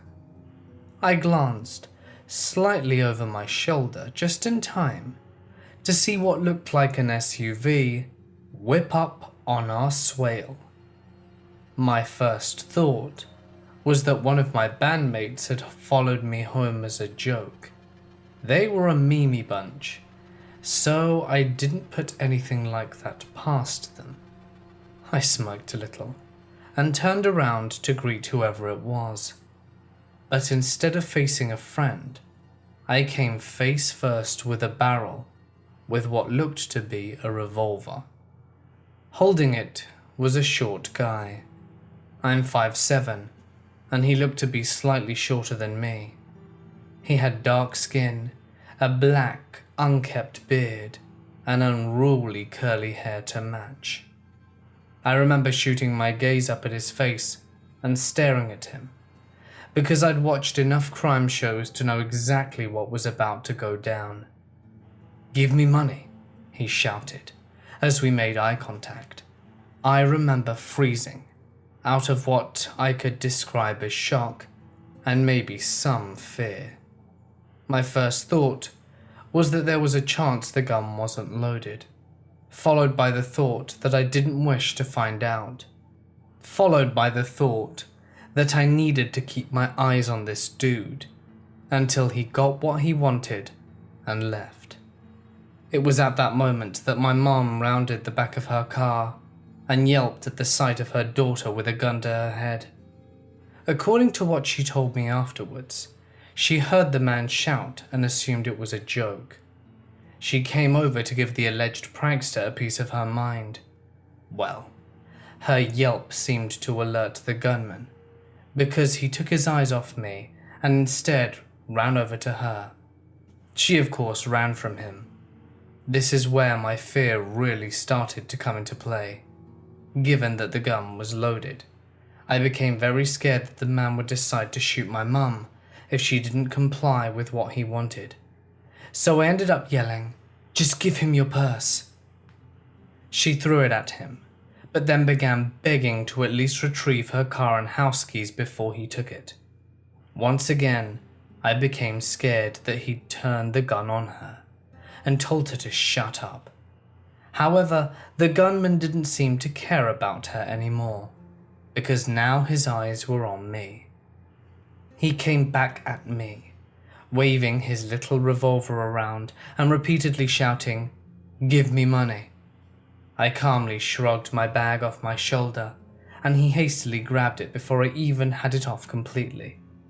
It was then that I glanced over at the car and noticed another man standing at the driver's side door. He was much taller, also dark-skinned, but despite the streetlight, I couldn't make out his face. By this point, my mother ran back towards our open garage, and the gunman seemed to have gotten what he wanted, and started heading back towards his car. I, however, refused to move until they had sped off. I was still entirely frozen in place, eyes still locked on this dude robbing us dry. Just as I thought he was about to get into the car, he noticed I was still clutching onto my cell phone. I was holding it flat against my chest, with my palm covering the majority of it. I was hoping he wouldn't notice it, but those hopes were shot when he came rushing back at me and snatched it out of my hand. He ran back into his car, got in, and they zoomed off. The entire altercation lasted no more than 45 seconds. I'm rather nearsighted, and it was dark, so I failed to see the license plate as they drove away. Once they rounded the corner, my feet finally unfroze, and I calmly, yet hastily, sped-walked into our house and shut the garage door. My mum had turned back to me, as she realized I wasn't behind her when she ran inside. When I got to her, she was already trying to dial 911 on our landline, albeit hysterically. I ended up taking the phone from her and trying to dial on my own, but just our luck. Our landline had been momentarily disconnected due to maintenance issues. This was when I actually fell into panic. I frequently had lucid nightmares about criminal altercations like the one we had just had, and in each time I tried to call for help, the phone wouldn't work. It was just an odd reoccurring thing in my dreams, and to have it happen in real life was really freaking me out. We somehow got it working and got the police on the phone, and before I knew it, our block was covered in cop cars and an ambulance. I got questioned quite vigorously by the cops, and they realized I was the star witness, being that I had gotten a very good look at the gunman.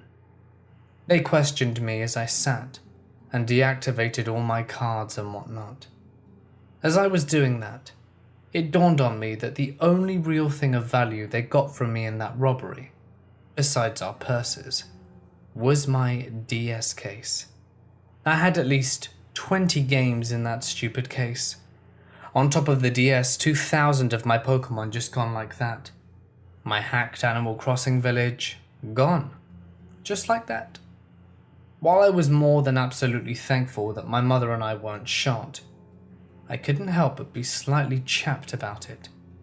I was even more peeved when I ended up having to go down to the police station to do a police sketch, which took over 2 hours. I didn't have a phone, a journal, or my stupid DS to keep me entertained, so you can imagine how excruciating that was. News of the event ended up going viral around our area. Apparently it had been over 10 years since anything of that nature had happened in our neighborhood, and people were pretty shaken about it. Some idiots at the local news station did a piece on it, and ended up plastering our address all over the news scene. They may as well have painted a damn target on our garage door, and we had to call numerous times to get them to take it down. A few months later, the two morons struck again, a few houses down. They caught the lady of the house in the garage one night and forced her inside. They ended up robbing a lot of stuff, jewelry amongst other things, all the while her husband and younger kids were asleep upstairs. She claimed the short one wore a bandana around his face that time. Since then, we've heard nothing else from the police. As far as I know, they've never been caught. Nowadays, I frame the tale as something more comical. At the time, it was rather surreal and even scary. But having to explain to people how I had my DS stolen at gunpoint inevitably got a few laughs, and I quickly learned to laugh with it. Even though I was, and still am, fairly butthurt that I lost all my stuff. My friends even memed how the news channel spread around our address because of how utterly ridiculous it was, that I even giggle heartily at that too when it's brought up. As for the phone not working when we needed it to, that was more of a momentary fright. I got over it rather fast, and never really thought much of it again. So there you have it. To the two arse-hats who jacked my lovely shiny Sylveon, let's not meet again. This happened to my grandmother, and she swears up and down that what you are about to hear is true. Many years ago, she had an accident, as old ladies often do, and ended up breaking her hip. She had to be taken to the hospital, and it turned out that she had several problems with her, and that it would take a long time for her to heal. Most of the healing needed to be done in the hospital in order to monitor her and assure she was receiving the proper care, and finally, a care home, a sort of intermediary between hospital and home, before she could finally be discharged. I went to visit her a few times, and the conditions were appalling. There were so many people crammed into such small wards. The air was toxic and suffocating, and I knew my grandmother wasn't enjoying it. However, it wasn't before long that she was moved to a much nicer, far more comfortable place in the care home. I went to visit her there one afternoon and asked her how her day was, brought her some snacks, some flowers, and tried to cheer her up. I spoke with her all afternoon about all kinds of things, and just as I'm about to leave, she grabs my hand and looks at me in the eye. "Don't go," she says. "There's something I've been meaning to tell you, but I keep putting it off because I think I'm going mad." I give her a little smile and tell her it's all right and that I'll always believe her. Probably. She looks around to see who's looking and hearing. Thankfully, there was no one else in the room at the time as she was sitting up in bed. She squeezes my hand tightly and beckons me to come closer, and I do. She says, "There's a little girl who comes and plays in here at night. I don't know if she's one of the workers' children or something, but she's always here.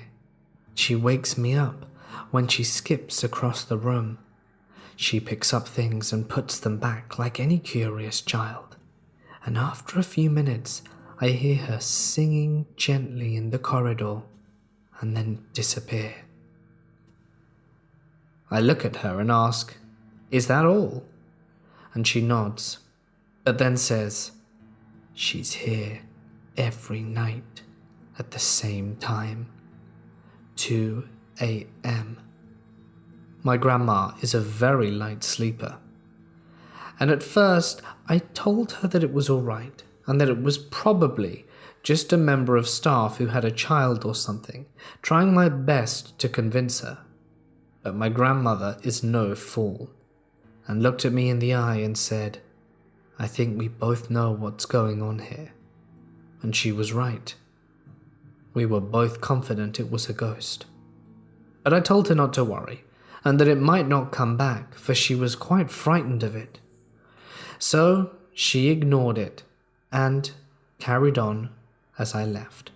I don't visit her for 2 days due to work, and when I come back, I again strike up a conversation with her.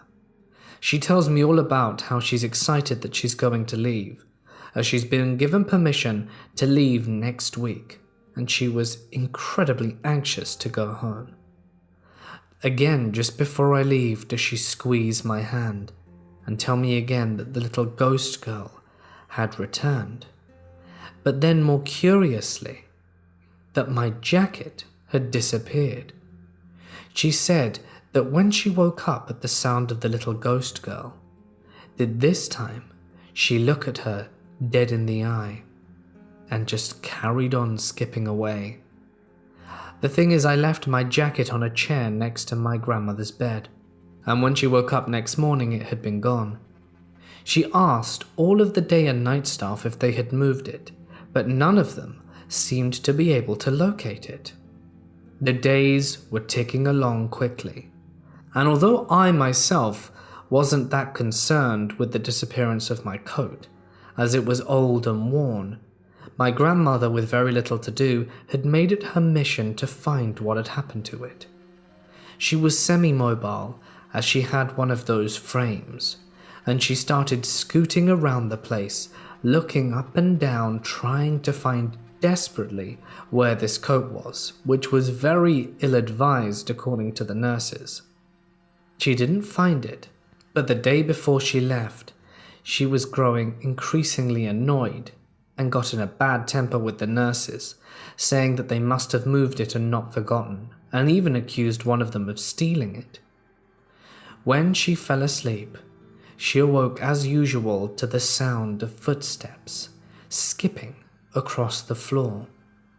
She opened her eyes and saw the little girl quickly dart past the door of her room. And just as she was about to close her eyes again, did she notice my coat resting gently on the chair.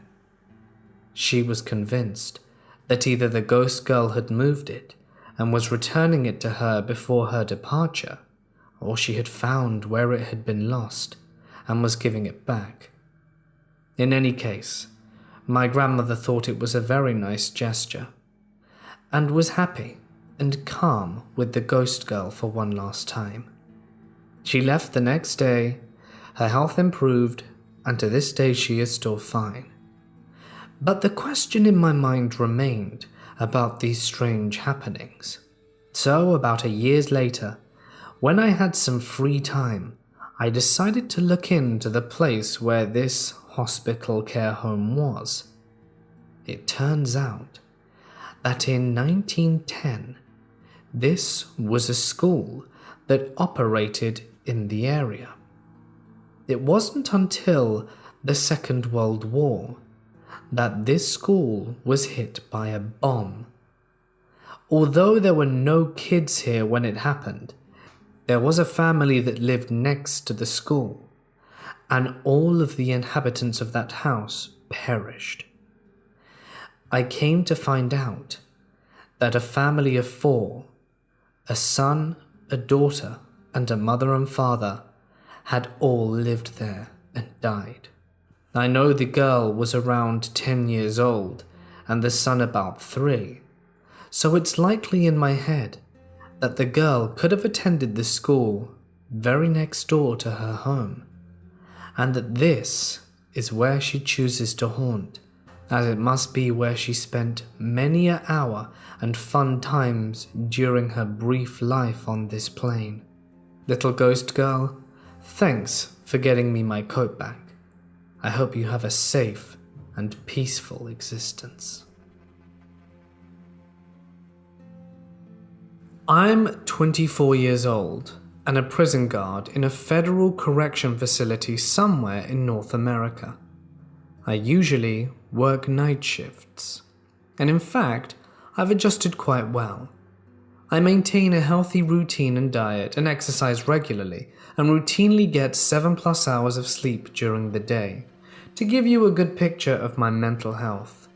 I also have experienced some strange phenomena in my life, but have always remained a skeptic. Anyway, one night a little while ago, I was working on the maximum security unit of our correctional facility. It was a relatively early time in the morning, and my partner had gone up to do their own thing for a while before our obligations. Seeing as this is pretty normal, I threw my feet up on the desk of the control post and began to read my book to kill some time. The way I was facing, I could see the monitors over my book. In case something happens, I can see it. Now, anyone who works down there knows that weird stuff happens regularly. Shadows moving, things moving on the cameras, strange sounds. But most of us chalk it up to the fact that generally it's late at night, 3 or 4 in the morning, and we've been up since probably 3 to 4 p.m. the previous day, and we just ignore it. This time, while I'm reading my books, I see movement on one of the cameras. I check all of the cells and everything's good. I look back, and there's movement on a different camera, and then a different one.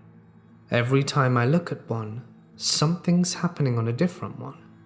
When I say movement, I mean I can see a figure moving, or I can see things on a table or countertop moving.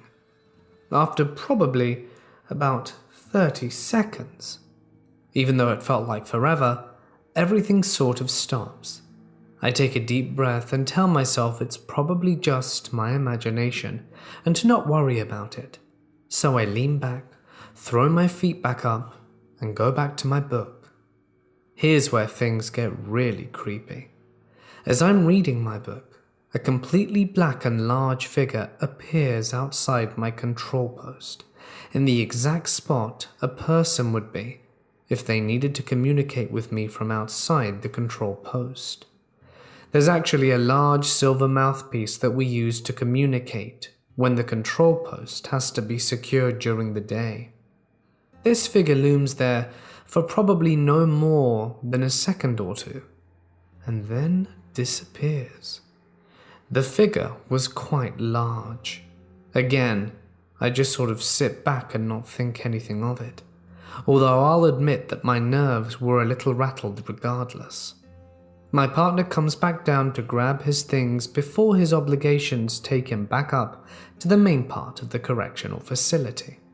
He sits down and we chat for a minute, and I tell him what I had just experienced. We both laughed and said it was probably nothing. In fact, he said, if there were a ghost here right now, he'd tickle my balls. We both laughed some more, and he told me, stop being a coward. I laughed some more and convinced myself that I was just abnormally tired and had been seeing things. He leaves to do his thing, and as I'm letting off the maximum security unit, one of the female inmates on our segregation range began screaming incoherently. She presses her emergency only button, and I radio my friend to come back down so that one of us can go check. He immediately comes back down and asks me what the hell's going on. I told him I had no idea, and she just started screaming at the top of her lungs as soon as he'd left. He decides that he'll go back down to check on her, to take the disable key for the alarm and proceed to her door. Being as the segregation range is right beside the control post, I stood by the door to listen to what she was screaming, and it was more or less along these lines. You've got to help me. He's trying to end me. Oh my God, please help me. Don't let him get to me. You get the picture. At this point, she's crying hysterically, banging on the door, and she actually hurt herself trying to bust the gigantic steel door open. My friend turns to me slightly pale, and we both shrug our shoulders, not really sure what's going on. He calmly explains to her that she's been locked up for days, and that the institution's been locked down since the previous evening, and that no one has gotten in, and that she was safe and that no one could hurt her. She continued to scream and cry hysterically when she said, "You idiot, you don't understand, it's my husband, he's here, he's trying to end my life, please, he's right behind you." At this point, my friend is frozen in raw animal terror. I, standing by the door, can see that there is no one behind him, but a tangible presence was definitely felt by all of us on that range. He later told me he was so scared that even though he knew no one was there, he felt it and couldn't turn around. After some talking, we eventually got her to calm down. She eventually explained that every so often, when she's being bad, her husband comes and haunts her and abuses her like he used to. She says it starts with nightmares and eventually leads to his presence wherever she is.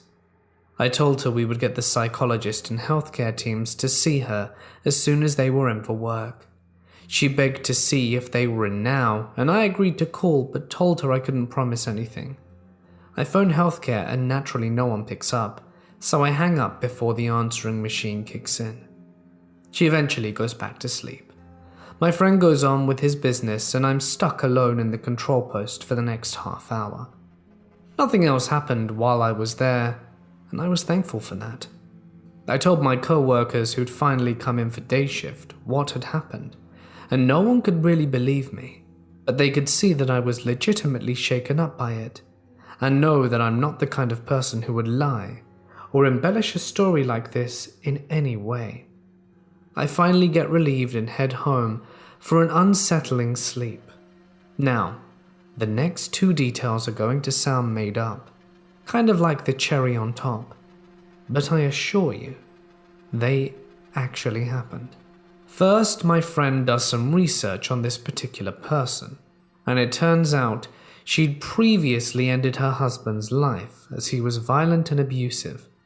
He was approximately 6'7" and weighed 275 pounds. The creepiest thing about this was, and perhaps I'm extrapolating, that more or less describes the scale of the black shape that I had seen outside the control post. Second, I guess right after I'd left, about the time the rest of the institution staff comes in for their shift, my co-workers got calls from healthcare who sounded a little strange. They asked if anyone had called and left a message. My co-worker told them that I'd called about an hour and a half before anyone got there, but hung up without leaving one. They said that was extremely strange, because they got a message at 5:30 when I called, and all they could hear were two people screaming. Spooky as hell. Truthfully, my eyes watered the entire time I was recounting this story and go over the details in my head. Despite being skeptical, I'm almost certain it was her deceased husband. If anyone has a similar story or even something totally unrelated, I'd love to hear it. 5 years ago, I worked as a CNA at an Eastern Tennessee nursing home. Not for me. I had a resident named Helen, who upon getting my hall assignment, was told by my hall partner that they all believed her to be possessed. Ha, right, whatever. First off, I'm not religious. Second of all, I've seen too many elderly folks acting crazy by the grace of Father Time. That's the Bible Belt for you. So I just smiled and nodded, because why be rude? Helen turned out to be one of the more difficult residents, to say the least. She was wheelchair-bound and could scoot herself up and down the hall, muttering to herself, and sometimes, without warning, she would attack someone close to her, be it a fellow resident, staff, or visitor, clawing, hitting, and kicking, until she was pulled off the bewildered person. She did have incredible strength when these attacks happened, and she would growl these deep, guttural growls the whole time. We ended up having to keep her isolated in a room alone, with her wheelchair locked to keep the other residents safe. A few months into the job, I switched to night shift on the same hall, because the shift differential was a little over $1 more on the hour. I was told by the night shift nurse that Helen was just as much a handful at night as she was during the day. One night, while I was walking down the hall to do my midnight vitals, I smelled the familiar stench of fecal matter when I stopped by Helen's room. I thought maybe evening shift left a dirty adult diaper in the trash can, as they sometimes do it if they're in a rush to get through their end-of-shift dry routine. The trash cans are right by the inside of the doors, so that the housekeepers can easily reach in and empty them. I stuck my head in the room, and by the light from the hall I could see the trash can was empty, but the stench was unmistakable and very strong. I stepped into the room and paused.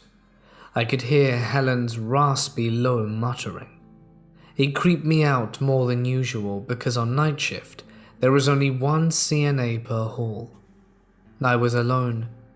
The nurse was at the nurse's station. It was dark in there, and Helen was awake. Her bathroom was to the left of her door, so I reached in and turned the light on. I was horrified at what I saw when I stepped past the bathroom and came in view of Helen's bed. She lay there on her backside facing me with her bony hand.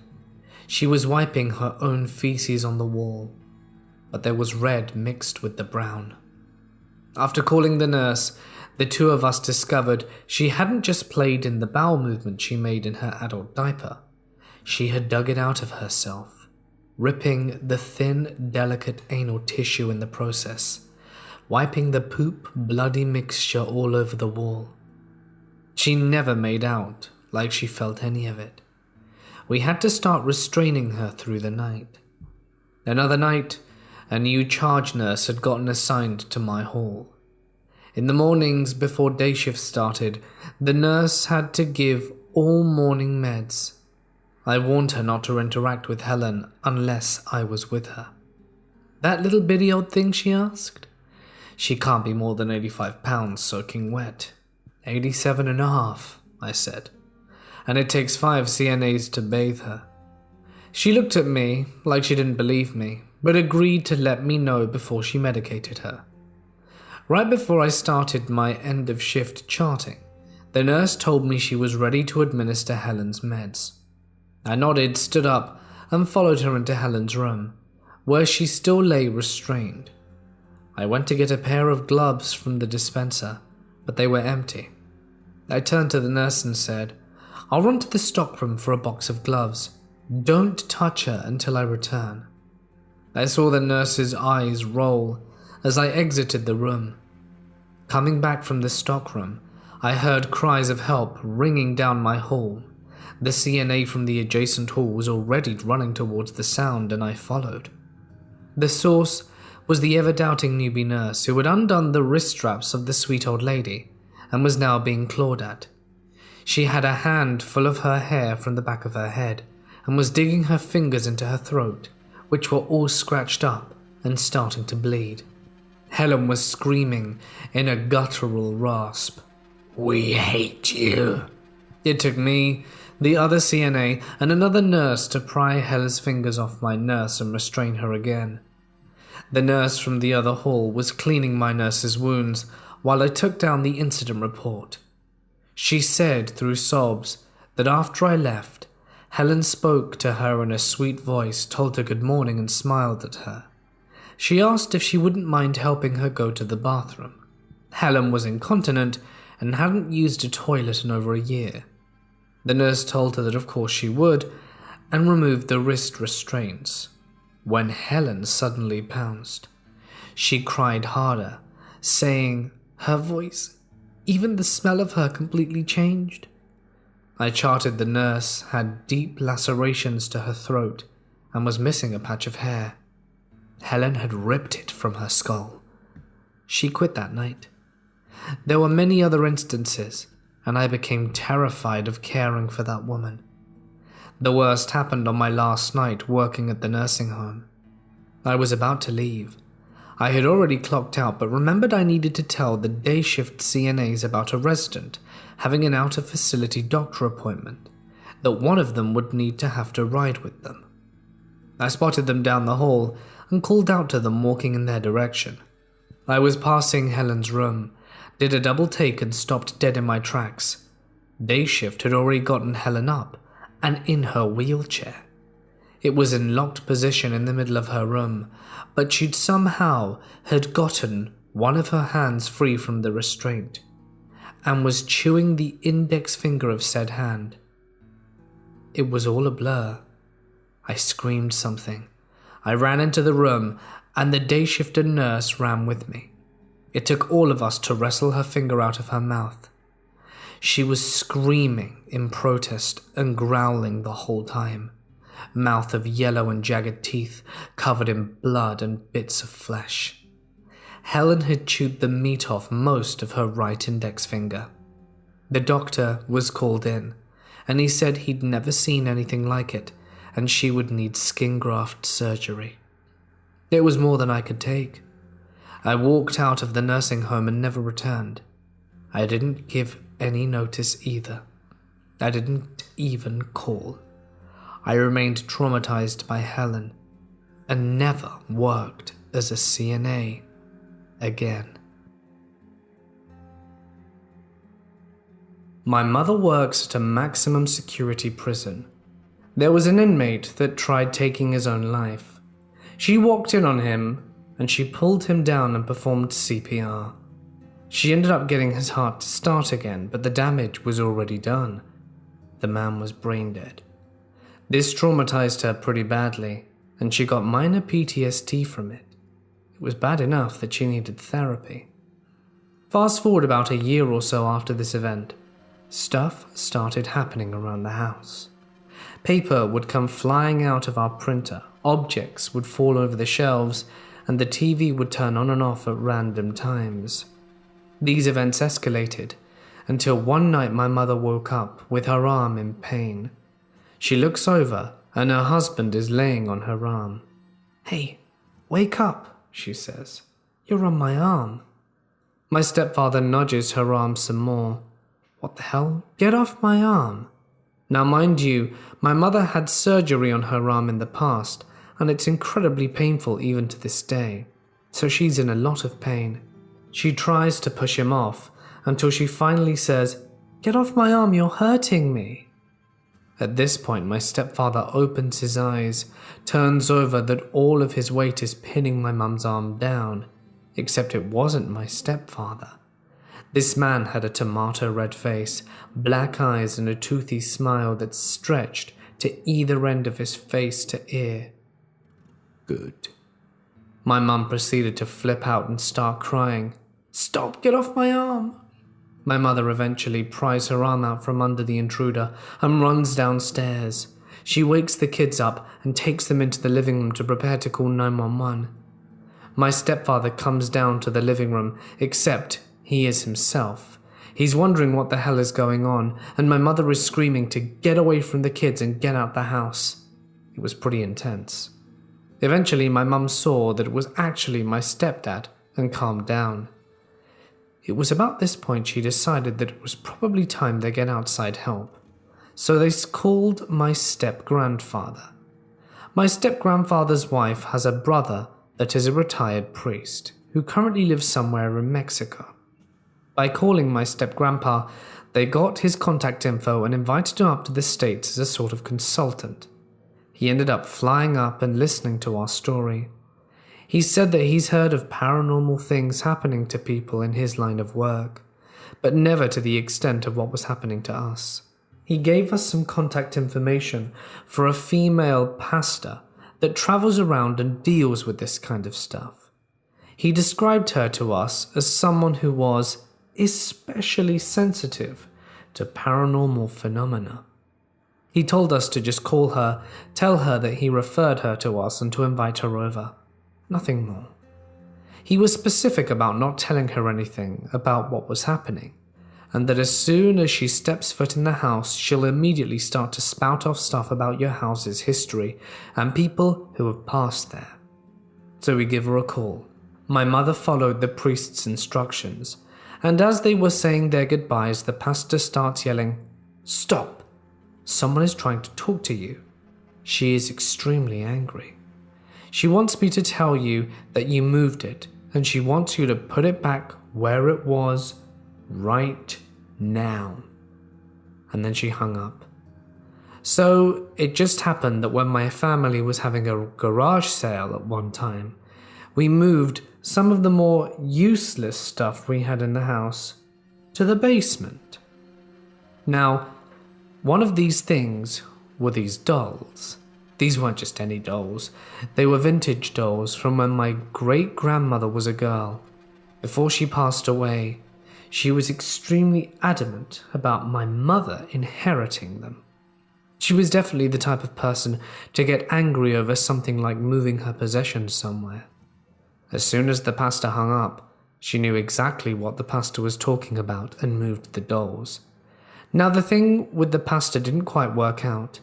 On the day that she was supposed to visit, she forgot our address and phone number and looked on her phone to contact us, except all of our contact information was erased. We ended up calling her later that day. We gave her our number and address again, and she said that she was still more than willing to come over. At this point, she got into her car and it wouldn't start. She called a towing company to try and get it to the shop so it could be fixed. Except the tow truck got into an accident on the way over to her house. Suffice to say, there were, or coincidentally, maybe not, a lot of strings of bad luck, so she was never able to come. So since that didn't work out, we went to a different source for help. We called a local paranormal investigation company. It was an interesting experience to say the least. They came over and spent the night, split up into groups and investigated different parts of the house. They had cameras and recorders that supposedly pick up on super low frequencies, and one of the things they caught was a demonic-looking face floating somewhere in our great room, as well as several orbs, and a bunch of stuff on the voice recorders. They interviewed, or so they say, 4 different entities. They identified a young girl, an old teenager, and a woman by the name of Lorelei, and a man called Frank. Now this caught my mother's attention, because it just so happened that the man that my mother resuscitated was called Frank. Upon more investigation, the man said that he liked my mother and hated that stepfather of mine. That was about all that happened. For a while, the paranormal investigators became kind of famous within their community because they gathered a lot of evidence. So around this time is when I took some leave from the Navy and came back home. It was very quiet while I was there except for one night. I was sitting in the living room reading when I felt someone was watching me. It got so bad, I actually went outside with a flashlight and started looking through bushes because I was convinced that someone was stalking me. It ended up being nothing, but the feeling didn't go away for a few more hours. Fast forward some months, my uncle's childhood best friend that we hadn't spoken to in many years stopped by for a barbecue. He had a new girlfriend. As soon as my family's friend and his girlfriend stepped through the door, the woman stopped abruptly and asked, "How many do you have?" My mother said, 5 children, 4 are from me and the other is a stepdaughter. No, that's not what I meant. My mum said uncertainly, "We have 4 ghosts. A little girl, a teenager, a woman and a man." "No, you have at least 2 men, because I have 2 brutes that are currently screaming in my face and telling me to get out." My mother and her had a very long conversation. Now, I would take what I'm about to tell you with a grain of salt. As soon as my mother told me this, I said, "No way," and called ball. But maybe I'm wrong. The woman told my mother that she's always had the ability to see ghosts, among other things. She used to shatter light bulbs above her mother's head when she was little. One day her teacher was being mean to her.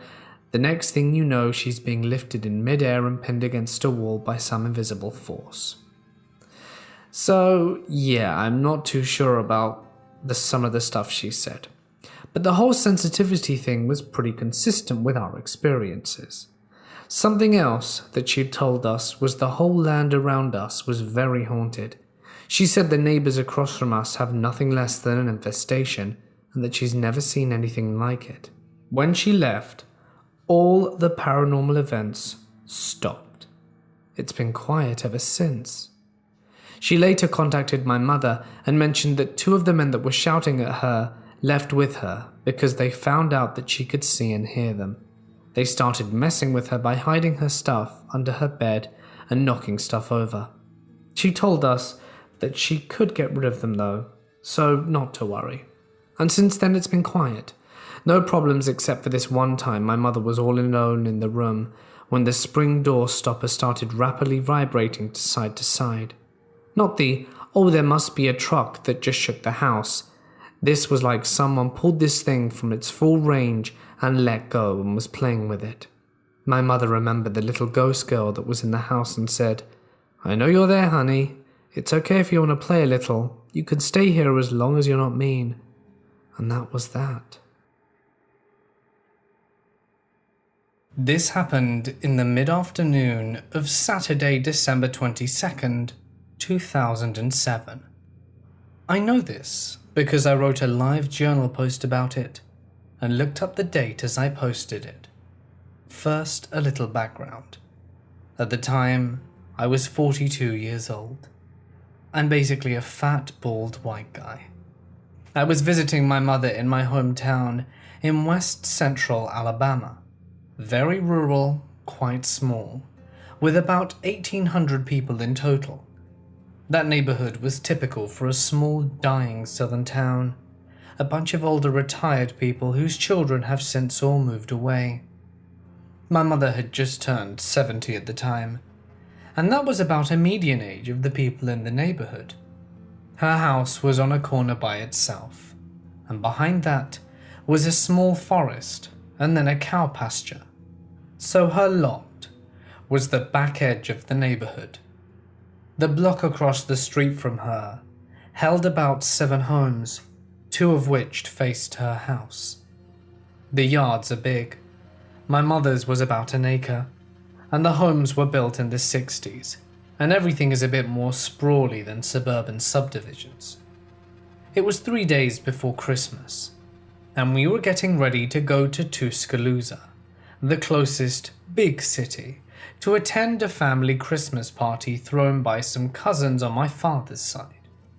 They'd invited me and my mother, and we were bringing my uncle on my father's side with us.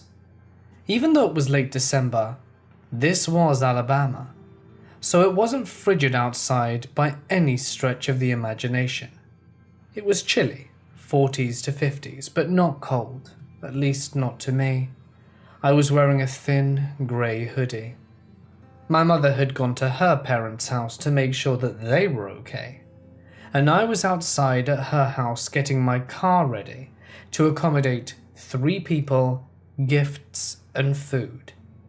I noticed 2 teenage boys in hoodies similar to my own, walking slowly down the street. They didn't even register the first time, just people moving on the street. When they came by the second time, I glanced up to see who they were. It's a tiny town, and everyone knows everyone, but I didn't recognize them. Well, it was Christmas. I just assumed one of the neighbors had family over too. I think I even waved as they approached the second time. Then I locked the car and went inside to take a shower and get ready for the party. I'll note that they were still in front of my mother's house when I went inside. 20 minutes later, I'm dressed and ready, and find my mother watching out the window. The police car, the small town is small enough that it only has 1 officer on duty on weekends, lights flashing, is parked at the house 1 block up from my mother's. Seems that while I was in the shower, the 2 boys had walked past our house, turned the corner to the right, and walked past the across the street neighbor's house to the next house up, where Mr. B, a guy in his mid-70s, was also out in his yard. The 2 boys had approached him and struck up a conversation. Then they pulled out guns, robbed him in his own yard in broad daylight, and fled. Their first trip around the block was to choose a victim, apparently, and the second was to rob them. I got chills at just thinking that if I hadn't gone inside at the right time, I might have been one of the ones robbed. And I had no cash on me. What might they have done if their chosen victim didn't have what they wanted? What if my mother had come back home at just the wrong time? Because we're a small town, we heard through the grapevine that Mr. B and the cops already suspected who the boys were. There was a dog-fighting ring that was discovered right in the same neighborhood up the next block up. The boys were connected to that group. An unrelated meth house turned up 1 more block up from that, right across the street from the city elementary school. The town used to be idyllic and safe, but the wrong element made that no longer true. My mother left that town 2 years later, after living there for 50 years, and now lives in a much safer neighborhood in a much larger town closer to where I live. Boys who brazenly robbed an old man at gunpoint in his own front yard 3 days before Christmas? Let's never meet again. 10 years ago, I started working as a CNA in a care home for the elderly. There was a guy who I really got along with, Brian. He was easily my favorite guy to hang around with, and being the only dudes here, we quickly struck up a very strong friendship. He was a great guy, caring, compassionate, and looked after all his patients. He told me a lot of stories about this place, as he had joined straight out of his teens and absolutely loved working here. Stories of spectral figures haunting the hallways, of nights where the cameras would flicker and turn off of their own accord, only to find a patient dead in the morning. Spooky stuff, you know? But there was one story that always got to me. The omen of death. Allegedly, some nights, only nights mind you, would you see a big black dog.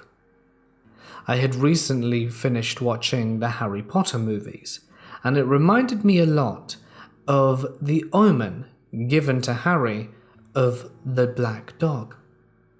I asked if he had just taken this from the book, but he swore up and down that this was true, that even other members of the team had seen this before, and this care home was by no means new, and it was very likely that it had been around a while, and other members of the staff would have seen it.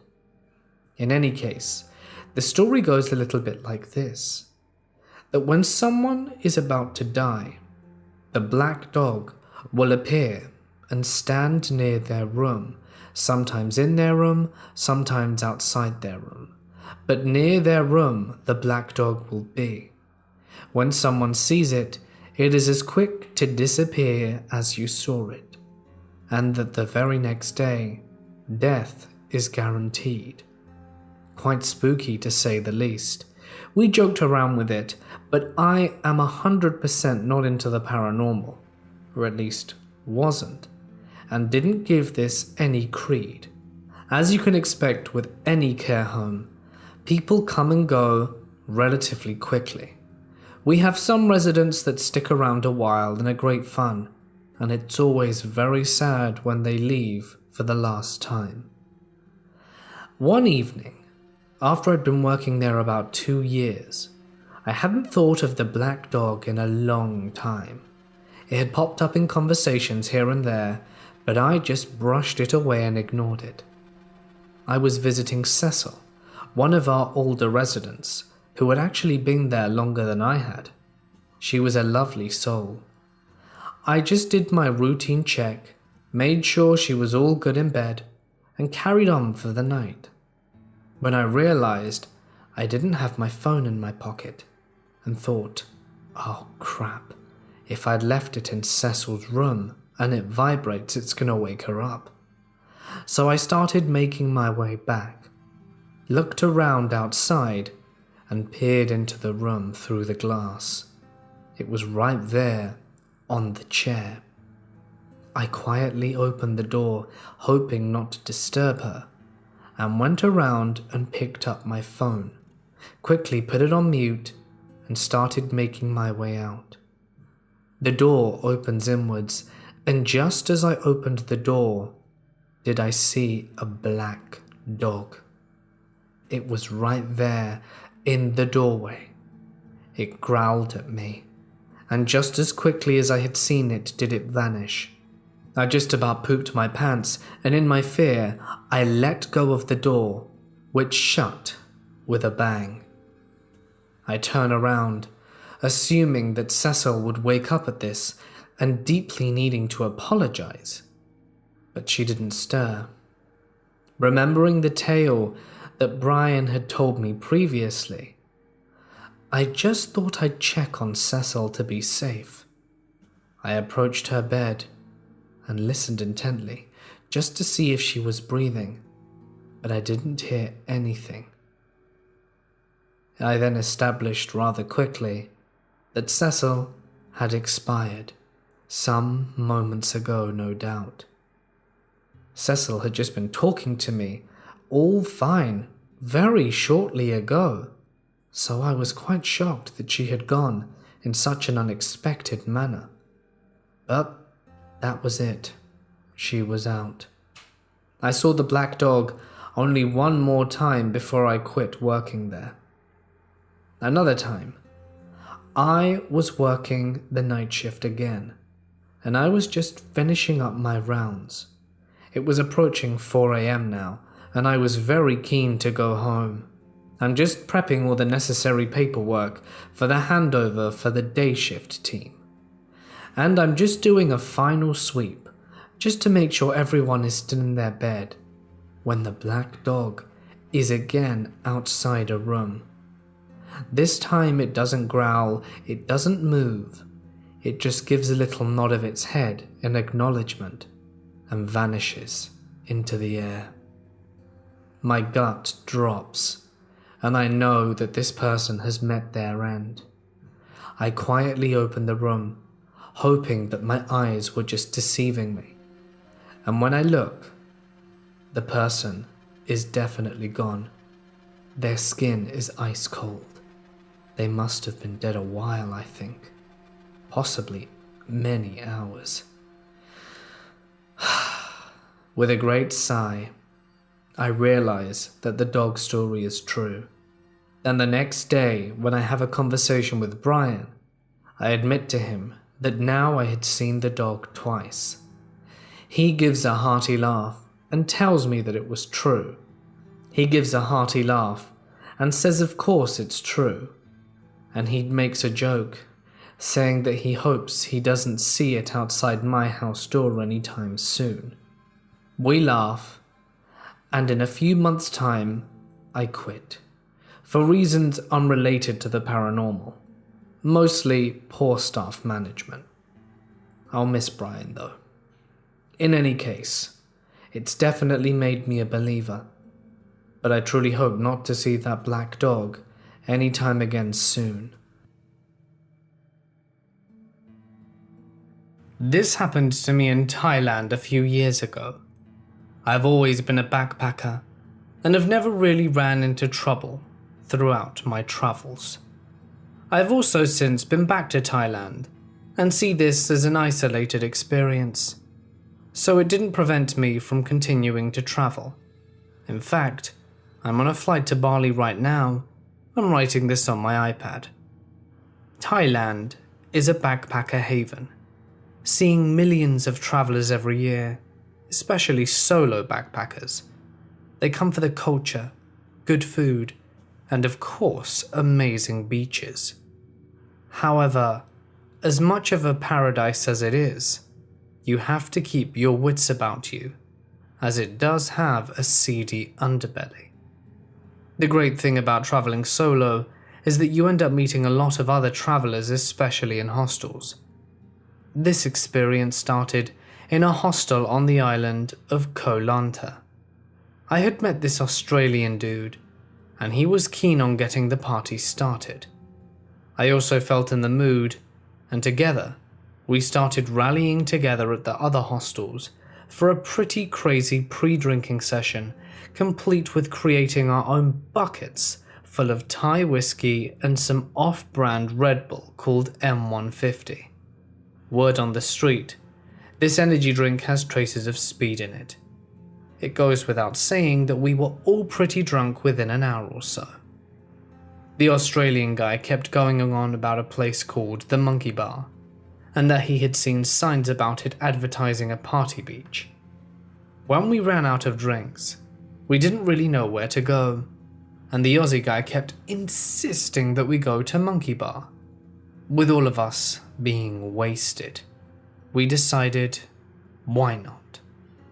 We went outside the hostel and hailed a pickup truck, capable of carrying the 10 of us. When we informed the driver that we wanted to go to the Monkey Bar, he gave us a weird look and kept saying, no. All of us, being intoxicated, insisted he takes us there. He finally agreed.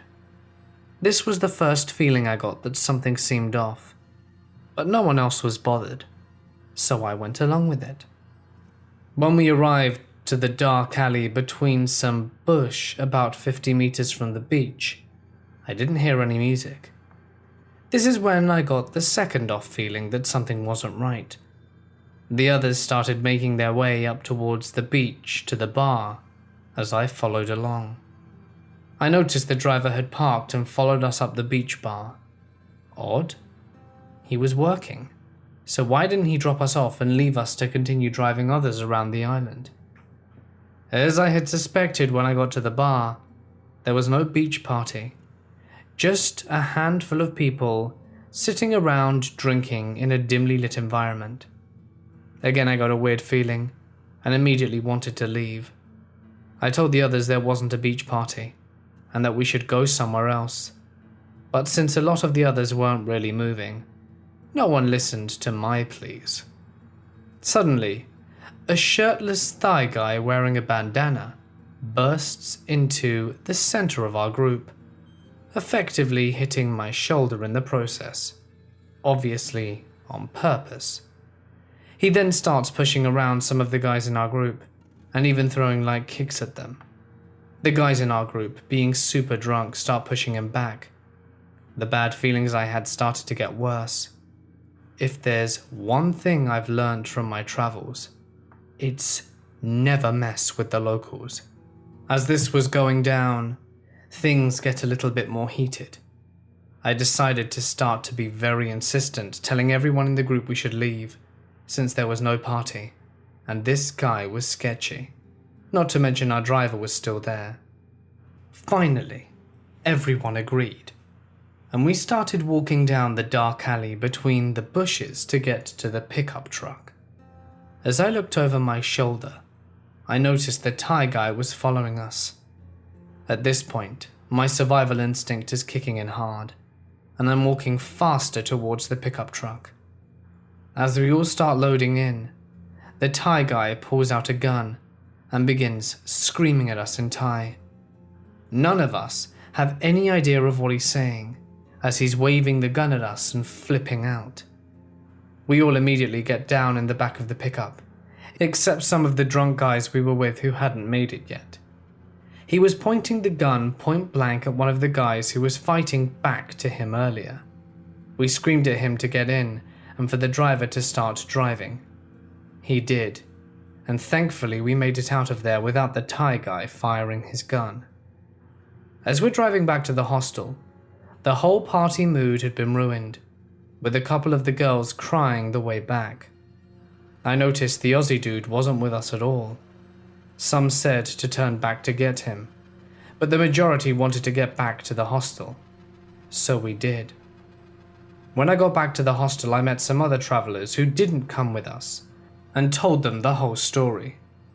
They had some flowers, of the green variety, in which we partook to help me forget what had happened, and it did cause an hour later. One of the guys who was now with me in the pickup truck said, "That was so crazy, wasn't it?" And my response was, "What was?" That seemed to be how it goes with backpacking.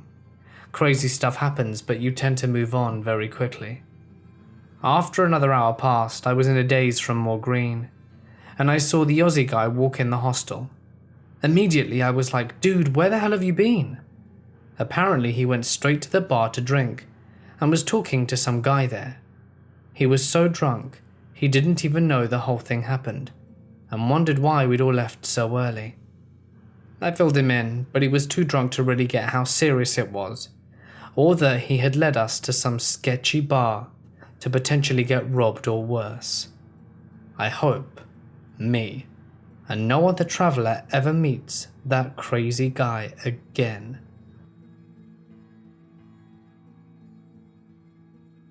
It was Friday night. My weekend had just begun. I was on Xbox Live and playing Overwatch and eating now cold pizza, like lots of my friends were. I was kicking considerable ass more than I usually would at this game, and was on fire. For non-Overwatch players, that basically means you're doing really good. At around 2 AM, I decided to step up my game and go into competitive mode. I got into a match at King's Row, and I was playing Pharaoh on defense. I got a 15-player kill streak, but noticed 5 of these kills were on the same guy, a Bastion. I remember his username. The match goes on for another minute, and then I get an invite to a party. The gamer tag was the same as the Bastion I had killed for the 6th time. I wasn't in a party, since all my friends had called it a night, except for me at that point. I decide that whatever he wanted to say could be interesting, so I added him. Now I usually expect some kids a few years younger than me to be talking slack, but to my surprise it was a grown man on the other end. More to my surprise, he sounded in his 30s rather than close to my age, and he had a thick Spanish accent. Immediately this guy starts cussing me out. I can't lie when I say I half expected this to happen when I got a party invite. Now I have the mentality that when you're a jerk to me, I'll return the favor, and replied with the classic, "Oh, you mad bro?" The guy doesn't acknowledge what I say. Instead, he starts raging on me and saying how he's going to do terrible things to my entire family. Some of the things he said sort of shocked me, but I was just like, "Bro, take a chill pill." "No, I don't want," and then he stopped. I noticed why. ADVA on our team had just killed his Bastion hero again. Now this is where things get scary. It sounded as if he turned into a rabid animal that was trying to suffocate itself in the mic, screaming, howling and spitting. It's difficult to describe exactly what sound he was making. Inhumane noises were coming from the other end of the mic, as if he were being gutted and possessed by a demon at the same time. It was a grown man, which made the entire thing scary compared to laughing my butt off when a 12-year-old loses it. The match ended, the enemy team didn't even get payload moving, and the man loses his mind. I decided to be an arse again, and not take this guy's crap. Look, it's not my fault you're not good at the game. You're just being treated like a child. Grow up, man. The Spanish guy didn't like this. He screamed down the microphone for 20 seconds. It started getting all crackly. He then removed me from the party. And since the match was over, I called it a night. My overall reaction to what went down was, well, that was something. I logged out, turned off my Xbox and went to bed. As soon as my head hit the pillow, I realized how much of a dumbass I was for not recording it for my friends. They would have lost it when they heard it. Then I fell asleep. Saturday went by with nothing, and I thought that was that with the angry Spaniard. The next day I logged into my Xbox to play more Overwatch, and noticed I had a message from the guy. "Good morning." "Good morning, Johnny. I know you have to go to the movie theater down in Ashford tomorrow." "What the hell?" I said out loud. I decided to pull out my phone and take a picture of the TV screen. I then texted my boss about it and told her that some guy on Xbox somehow found out where I worked. Now my boss is a mean old lady, so she naturally didn't care about what happened on Xbox, even though it concerned my work.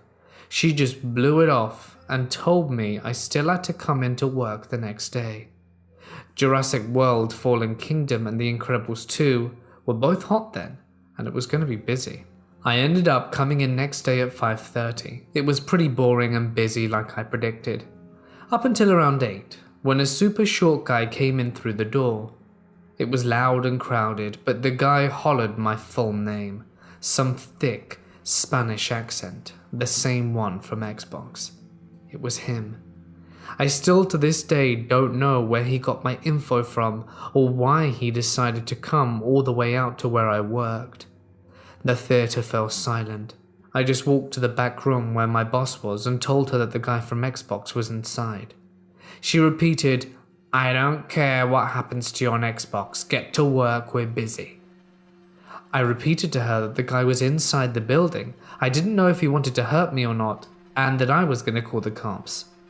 I called them, and it wasn't until they arrived and spoke to me privately in the back room that my boss ended up taking me seriously.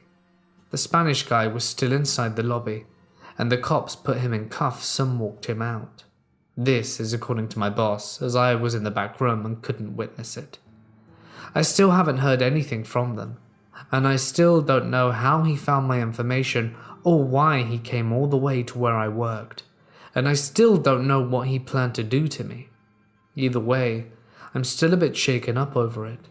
I don't know if he knows my home address or not, and I'm pretty much on guard 24/7. Either way, I own 2 dogs that can scare anyone off, but I'm still pretty terrified of this guy. I contacted my police department a little later and heard they had taken the guy on Monday, so I have the satisfaction knowing that he didn't get away. They're still being stingy on the info and won't even tell me his name because of all the security garbage. I'm waiting for a full report on this guy. They promised they would give me one soon. I don't know how long it's gonna be, but I'm just gonna try and not focus on that guy for now. So insane, pissed off guy from Xbox Live that stalks teenagers and visits them, I hope I never have to meet you again. I worked night shift at a county jail for a little over 2 years, and we've had some pretty strange things happen while I've been working there. A lot of the staff and inmates believed the jail was straight haunted or had a presence. The stories were pretty interesting, and sometimes I'd see weird or hear a weird noise. A lot of noises I would often write off as just an inmate yelling or doing something silly. It is a jail after all.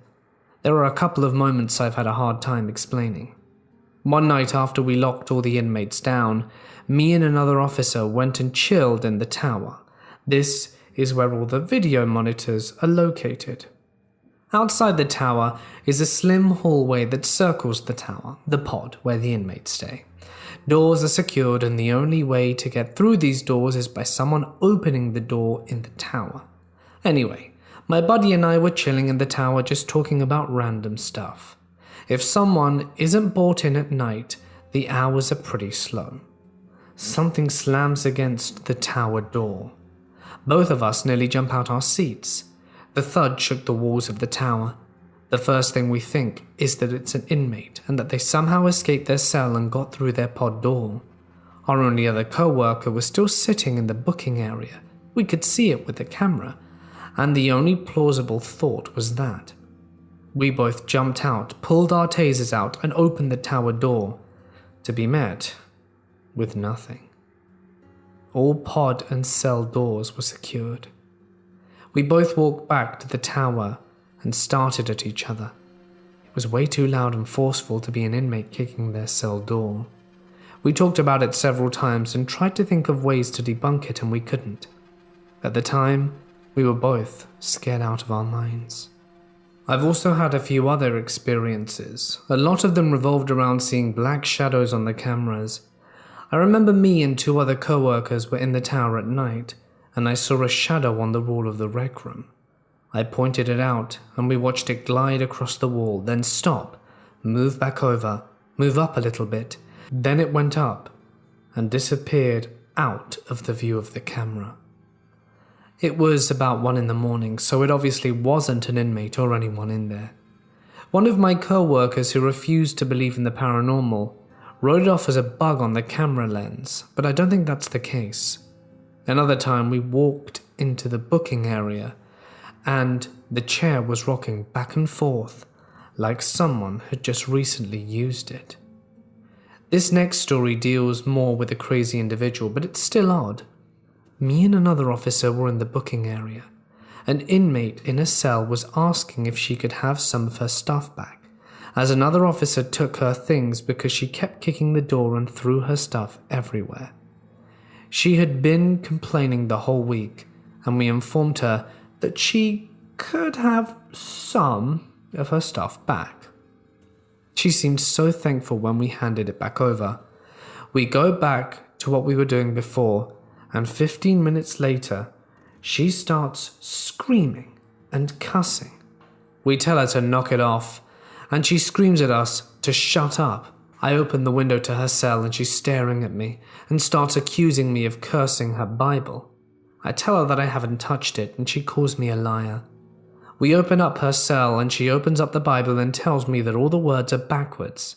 The text in the Bible was completely normal, but she had drawn some pretty weird figures in the Bible itself.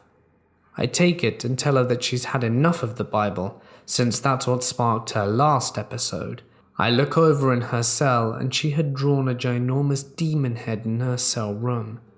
I yell at her for damaging property and she starts mumbling some gibberish. My coworker and I have had enough by this point, but she sprints out of her cell, so we go after and catch up to her. Within a yard, I tell her to go back to her cell. She starts saying more gibberish quickly and it's getting uncomfortable. My coworker pulls out his taser and threatens if she doesn't listen, that she will be tased. She starts screaming at us to do it. Now usually this is pretty easy, but we're both shocked because she's usually pretty level-headed and listens to my coworker, so we hesitated and repeated the warning again. She continued to yell and scream random things, so my coworker lit her up and we finally got her into her cell and took her things away. Her camera showed her standing in the corner of her cell right where she drew the demon head. We changed the screen to a few different cameras to look at the other cells for a bit, and about 15 minutes later I motioned to my partner to change it back to her camera. Her cell came onto our screen and she was still standing in the corner. Only she turned her head, stared directly at the camera and yelled, "I love you guys," and laughed uncontrollably. This is the part that disturbed me the most. Inmates can't tell when we changed cameras on our screens. My partner and I immediately look at each other with an oh shit type of look. She timed it so perfectly as soon as we checked out her cell. I've been pissed at inmates before but never creeped out like she made me. How she was acting. She could have just been having an episode. People coming off drugs usually act strange or violent. I would have just written it off as that, as I try to make sense of it, but I can't explain how she followed up with that little act. The next night, though, she claimed she had no memory of such an event, so who knows what it could have been. I have a number of stories about my time in the armed forces. This one is from basic training, Fort Benning. Just got back a few months ago. We had this one private who was getting medically discharged due to some physical defect, despite being ripped out of his mind. This little dude was on his way out, but if anyone here has ever gotten discharged from basic, you know it's a long process. So one night, we got messed up pretty hard by our drill sergeant, who will hereby be referred to as DS. So DS was a master mind messer, and that's exactly what he did to us that night. He finally called it a night and let us go to sleep. Well, Private Crazy is still all pissed. I mean, he's leaving, why does he have to get so messed up? So he's pissed and walks around after lights out. So one of the privates in the bunk next to him, a private well known to be an unapologetic ass, tells him to shut the hell up. So Private Crazy kicks this other guy's bed, and that guy responds with, "Wow, you're a hard ass." And after that, Private Crazy says he doesn't remember a thing. Private Crazy starts walking around the kill zone. He goes over to the workout area and starts lifting. People ignore it, whatever, he's just blowing off steam. Then he does a tribal war dance. He was of Islander descent, and now people are telling him to be quiet. Then, barefooted, he walks back into the kill zone and up to one of the pillars. He starts kicking the pillar until his foot is bleeding. Now people are just like, "What are you doing?" After he's done proving the point he had with the pillar, he sits down in the center of the room with 50 men. He just sits down, and guess whose bunk he's staring at? Private Arse. Private Crazy starts saying in a high pitch and unnatural tone the private's last name, and says, 8 minutes. Everyone starts panicking. Private Crazy Get Up suddenly cuts himself on some rope that we keep in the bay for a wider range of reasons, goes back to the other private's bed and starts staring at him until he's shouting in unnatural voices. Out of nowhere, Private Crazy jumped out the window. A bunch of guys stopped him and started dragging him to DS's office. He comes out and asks what the hell is going on. Well, the only answer is that Private Crazy threw his entire jar of marbles off a bridge. He calls the military police, and it takes 6 men, all whom are bigger than Private Crazy, to take him downstairs. Once they're down, he got loose, but luckily Private Biceps, one of the biggest guys in the platoon, came down to tackle him. The entire time he's yelling the original guy's name. So when the military police show up and slap the cuffs on, he blinks and bam, back to normal. He had no idea what happened. Mind you, that's only the first story. This story messed me up. It didn't happen in my platoon's bay, and I don't remember which platoon it did happen to, but the only thing I remember from this story is that the only 2 witnesses to it were literally frozen with fear, so much so they couldn't move or speak. 2 guys were laying in a bed on the top bunks, and neither could fall asleep. Fireguard was sitting at the desk talking and laughing. Their DS must not have been on the CQ that night, so they were looking around the bay when they both saw it. How they both described it was that it was almost amorphous. This thing, except with a weird arm, with claws, but looked like some sort of shadow death creature. It didn't look solid, but they could also tell it wasn't entirely incorporeal. They watched it as it slowly pulled itself onto the lockers across the room with its single long arm, inch forward onto the lockers, and then let itself fall to the ground, and then repeat this on the next locker and the next, but it was silent as it did so.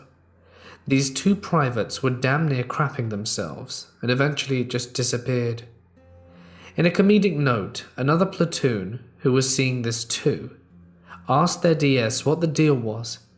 His response was, "Well, I guess it's haunted." Finally, this is a Fireguard story. 2 of my buddies are on Fireguard, and they're making their rounds. Well, this one guy literally took a half hour in the bathroom. After the guy in the bathroom finishes up, he steps out of the stall and he sees his partner for the shift. He freezes, and I mean it's kind of awkward since he's just done doing what he's doing, so he assumed he heard when things got weird. So slowly, with shame, he says the guy's name to no response.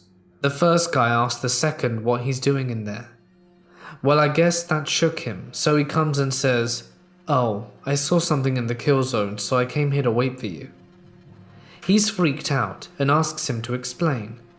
So he says, "Well, I was watching the door, but when I looked in the kill zone, I saw these kids playing there." So they checked and it was clear, but from that point they didn't make rounds around the kill zone. They just stayed at the desk. But as they were walking back to the front, the first private looks out the window to one of the balconies outside where the chairs and such were for when the DSs need a break. He looked out and thought he saw someone sitting in a chair. He walked over to the window to make sure it was a DS, but then realized there was no one there.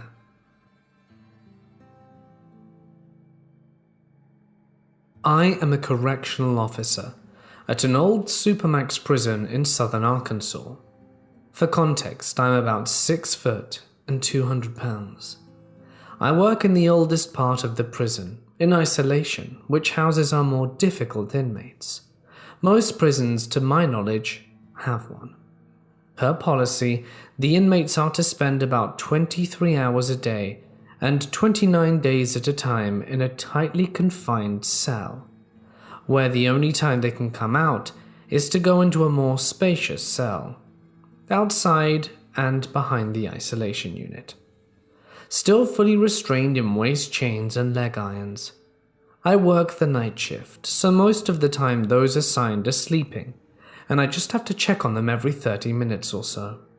Every cell has a camera located above, so we can see what every inmate is doing at all times.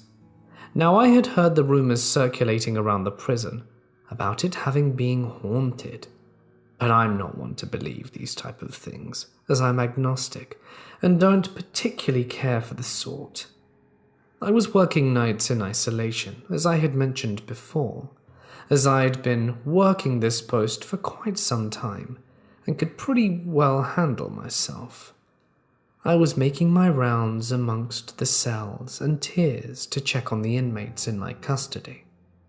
Right before lights went out, an inmate had told me he thought he had seen a face looking into his window and asked who was allowed to be running around at this time of night unshackled, as it wasn't fair. I told him no one was out of their cells, as I had just done my rounds and made sure of it. He then said, "No, I swear I saw someone. Some dude was walking around out there and looked into my cell." I was thinking he made it up. I proceeded to wave him off and ordered him to return to bed, or he would be written up. He then said, "Man, screw you, I know what I saw," but did as I asked. I thought that was weird, but went on my rounds as normal. At the time, we only had about 3 vacant cells, to which the doors were slightly ajar, in case someone had started a fight or threatened an officer during the night. It was about midnight and I was getting ready to count the inmates assigned to me, which is something we often do to account for all of the inmates we have on the compound. While doing this, I was passing the empty cells, and I noticed that there was a blanket that looked like it had someone under it. I opened the cell door wider to see inside, and sure enough, there was someone under the blanket. I saw a pair of feet, and the blanket was laid over the top of the body like someone was sleeping. I thought about what the inmates had said, and about how I guessed the inmate was right. Someone was walking around freely in isolation, which is a big no-no. I retrieved my notepad and wrote down the details of what I was seeing, like the time and which cell it was. I then proceeded to radio for Master Control to send me a supervisor to provide me with some backup, in case whoever was in the cell became combative, as I was the only one in the area. As I looked up from my notepad after taking my notes, I realized there was no one there. The bed was now empty. I looked around and didn't see anyone either. There was no way in hell anyone had gotten up without me hearing it, or gotten past me without me seeing it. I looked around and couldn't find anyone out their cells. About 5 minutes later, my supervisor showed up and asked me what the hell was going on. I explained the situation, and we looked around and checked all the cells to make sure they were secure and still occupied, which was the case. We decided to review the cameras to see if someone really did come out, or was even in there in the first place, but what we saw shocked me to the core. Upon watching the cameras, we saw me doing my rounds as normal, checking all the doors that were occupied and counting the inmates. Then we watched me come up to the empty cells, open the door wider and look inside, step out and write down everything and then radio Master Control. You could see inside the cell, you could see the body under the blanket with the feet hanging out of them. But when I looked down at my notepad, I watched the blanket on the camera relax over the frame. My supervisor and myself looked at each other and then back at the camera. He then explained to me that years prior, an inmate had taken his life in that same cell by tying one side of the sheet around his neck and the other around his side of the bed, around his feet, and that he believed it was the inmate still haunting the isolation corridor. Needless to say, I never worked that post again, and still haven't to this day. This happened when I was young. My best friend and I were both obsessed with Pokemon Gold and Silver. We would spend our weekends at each other's houses battling and trading all day until we were called home or got mad at each other after a particularly rage-filled battle. Our neighborhood was pretty small, and the two streets connecting our houses created an L shape, with her house at the top corner of the L and mine at the bottom right. Her street led downhill to my street, and my street was flat. This will come back to play later. It was a mobile park home, and at the time it was safe for kids to walk through the neighborhood alone. But since then, it's gotten bad. This particular afternoon, I was walking back to my house with my pink Game Boy Color and link cable in hand, probably really stoked to get back home and continue playing. I didn't even notice a man crossing the street and walking quickly in my direction. Thinking back, this guy was probably in his late/early 20s. And at the time, though being a little girl who was small for her age, I remember thinking that he was a grown adult and that maybe my dad's age, and I was raised to always respect people older than me, so I stopped to smile at him. He smiled really sweetly at me, and when he was standing in front of me, he said, "I really like your headband. You look like that girl from that movie." Now, for reference, when I was in elementary school, I looked like the splitting image of Matilda, but with glasses. I always wore these 90s headbands and bangs. I secretly loved being compared to her because I really liked that movie. "Thanks, Matilda's one of my favorite movies," I said, and started to take a step again, but the guy shifted his weight, moving in my direction. "Oh, you have a Game Boy. What are you playing?" "Pokemon Silver," I said to him. His face lit up and he stepped closer. "Oh, how many gym badges do you have?" "I know a secret to how to get them all, and the hidden ones." For some reason I felt inferior all of a sudden, because I had just made it to the Kanto region, which is the second half of the game, and having all of the badges sounded really cool. And hidden ones? This guy sounded amazing. It makes me sick thinking how naive I was. But I didn't say anything, and he said, "I could show you." I remember looking up at him, and he was staring hard into my eyes, the most intense stare I'd ever seen. "Okay," I said almost immediately. "Oh, but..." He looked down at his watch and sighed. "I can't right now, I have to go. But would you be able to come back here at 10:30? I can show you how to do it then. Can you sneak out?" That's when the alarm bells in my head started to ring. Come out after dark? Sneak out? I don't even know this guy's name. Stranger danger flashed behind my eyes, and he must have seen it because he said, "It's okay. I'm a friend. My friend will be there too. He's your age. I'm going to show him how to get the badges too. Maybe you two can battle." I remember saying okay to him, but my mind was racing. I was raised to be polite and didn't know how to say no and just walk the hell away. I did know that there was no way I was going to meet this guy after dark. He grinned and started saying bye, with his hands in his pockets. He backed away. "Okay, cool. We'll meet right here at 10:30. Bye." He turned around and walked across the street again and up the hill. I continued walking down the street until I turned onto mine, glancing back. The guy was watching me, and was back on the side of the street where we were on before. I walked quickly down my street, and when I was almost home, I looked back again.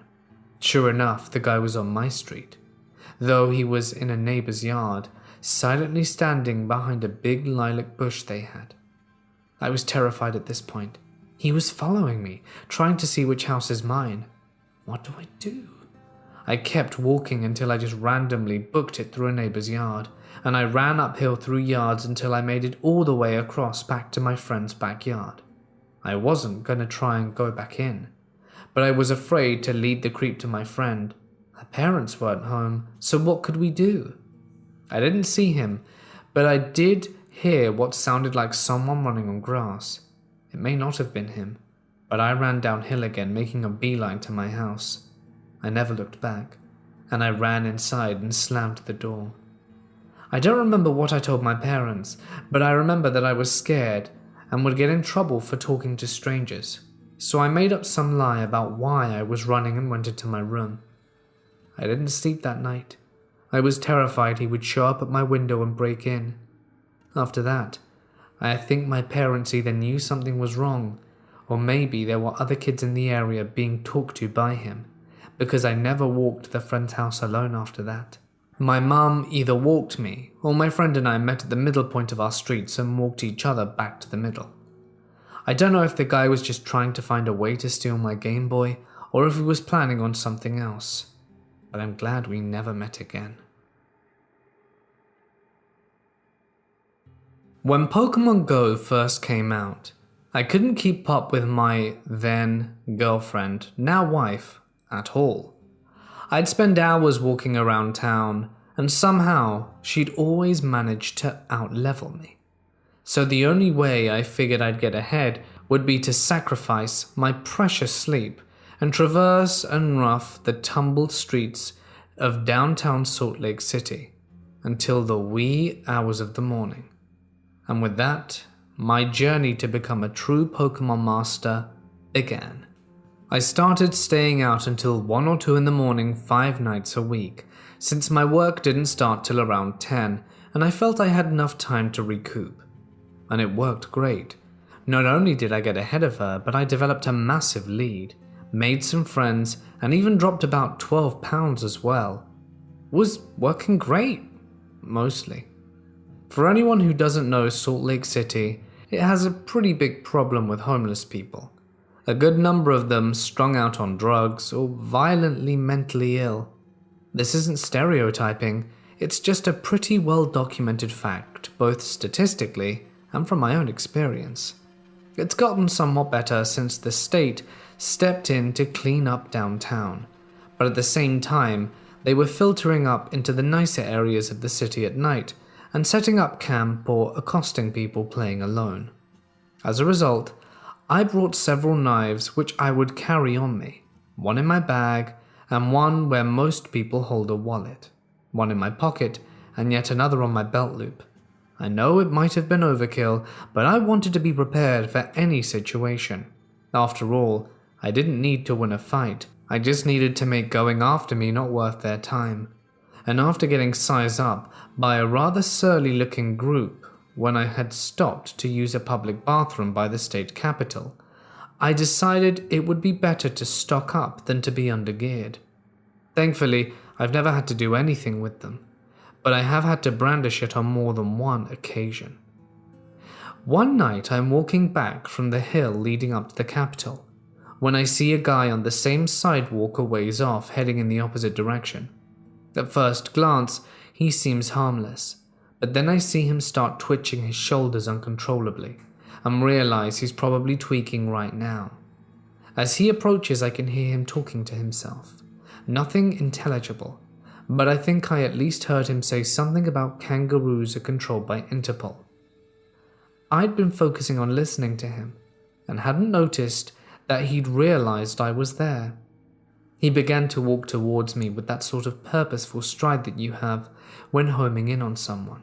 He was still probably half a block away, and I needed to cross anyway, so I figured that were a good time as any to part company. As soon as I'd stepped away and put my feet into the road, he follows suit and picks up the pace, making a beeline right for me. I unfasten it from my belt loop and palm it just in case. He's still shambling towards me, and I realize I've got one last chance to get out of this without conflict. When he's no more than 10 feet away, I flick it out, casually brandishing it to my side, and there's just enough light on me to make out that I'm armed. The guy stops in his tracks and just walks back to his side of the road as I continue my walk to the throng of people gathered at a small park with 4 stops all lured up in the hope for a dragonite spawn. Sadly, that sort of dedication following such a creepy encounter didn't endear me to the gods of Pokemon Go enough to grant me one that entire summer. I freely admit that I could have been completely wrong about his intentions, but I wasn't willing to take the risk.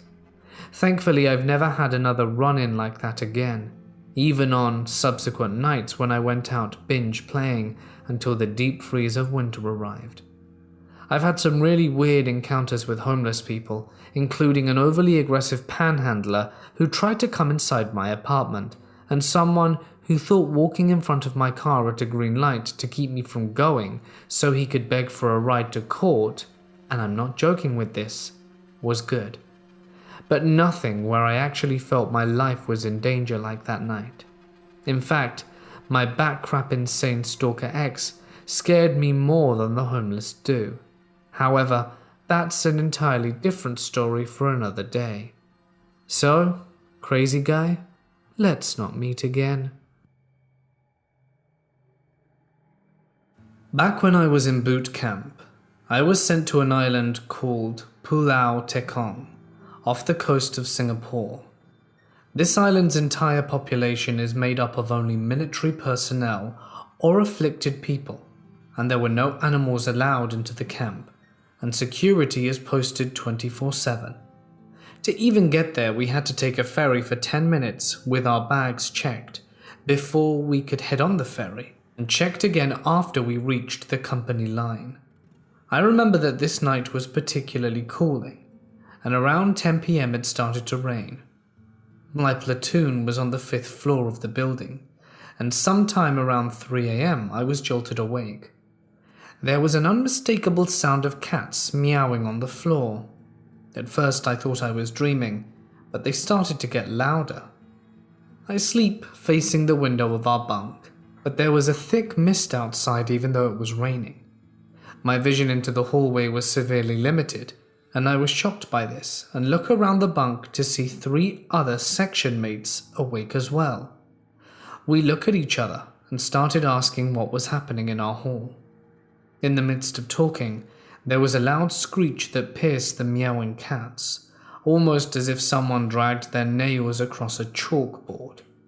Through the thick mist, a few figures ran past my bunk, too blurry to actually make out what they were, due to the screech. The entire platoon woke up and ran into the hall, where the mist seemed to quickly retreat. The next morning we looked in the hallway, and there were paw prints in our bathroom, even on the ceiling. The second story happened after I got posted to the unit, after completing boot camp. Back in 2017 there was a shooting competition between Asian countries, and Singapore was playing host. My camp was where the ammunition and pistols came from, and I was the duty vehicular man during one of the weeks. I was told that I was needed at the ammo point at 2 to 4 a.m. every morning, along with the duty clerk for the day to clear the personnel that were coming to collect ammo. The ammo point is located on a hill, about 4 clicks away from headquarters. This particular morning it was around 12:30, and after getting confirmation that an escort into the ammo point was not required, I started the vehicle and began making the drive back to HQ with the clerk beside me. You know how motion lights work. When you walk into a room, they'll light up, and after a while, if you leave, they'll turn off. Well, the road back to HQ was littered with street lamps with motion sensor lights. As I started making my way down the hill with nothing but foliage on both sides, the lights I passed started going one by one with a deafening sound. It immediately started to get cold, which is something that never happens in Singapore due to the humidity. I looked at the clerk and told him something felt off and that I was getting goosebumps. A primal sense of fear took over me as I realized that something might be trying to get us. I zoomed down the hill with the lights going off behind us one by one. and it seemed to be getting faster, almost as if we were being chased. We did make it back to HQ, and it was here that we realized that it wasn't cold like how it was back then. I asked a warrant officer who had been posted there about the general area of the ammo point, and he told me that the music and drama company's building, which is about 500 meters away from the ammo point, is haunted, and because of what I went through, they had to get a religious leader to come and bless the building again. I have served in the United States military, as a petty officer in the Navy, and as a master at arms. I served the entirety of my tour in Okinawa, Japan, which, if you're in the Navy, is one of the most boring billets out there. The first year and a half there, I probably only had 2 calls, both being medical emergencies. We have 3 tiny bases that absolutely almost nothing happens on, and a small little patch of land on the largest base of the island, Kadena Joint Air Base, for our offices and headquarters. So the entirety of us, Master of Arms, are split into different sections for obvious reasons. This didn't happen to me, but my section was on shift the night it did, and I had an almost front row seat for the entire thing. At night we have to make multiple rounds to make sure our buildings are locked, and that no one is trying to break in. Again, I'm not going to say how or when, but on this night we had at least already made a check on the building, so we knew that everything was okay. So the group I'm assigned to is on the Camp Shields, which is right down the road from the base, and where we come from in order to do our checks. Since the buildings are on Kadena, the Air Force security also patrols the area and usually helps us out. One night we get a call from the Air Force dispatcher, and they say they had just received a call from our HQ building. No one spoke on the other end, but it was a solid 10 seconds of silence before the dispatcher heard the phone get hung up. A supervisor for our group, another higher-ranking petty officer who I've worked with for a while and is a super cool dude, takes one of the other guys and they load up and zip over there. When they come around the bend to where the buildings are, the first thing they see is our HQ, and that one of the side doors is wide open, and it's nothing but pitch black inside.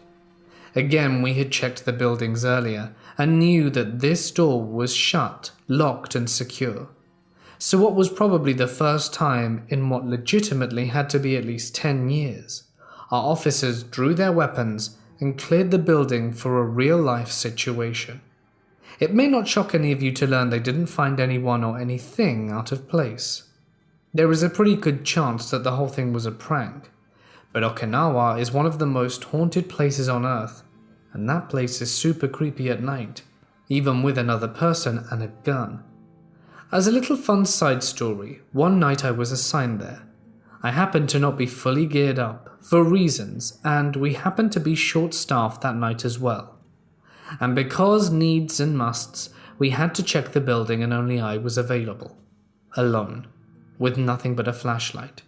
And I had to walk around between these buildings in the middle of the night in the pitch darkness, and I don't mind admitting I was terrified. I was rounding the corner to the front of HQ, and all of a sudden I hear pounding feet darting towards me.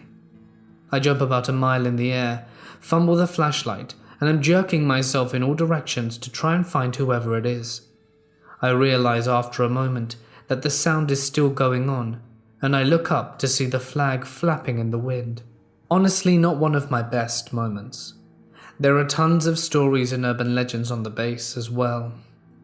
If you Google images to search CFAO Headquarters Okinawa, the very first result is our HQ. You can see the flagpole of doom.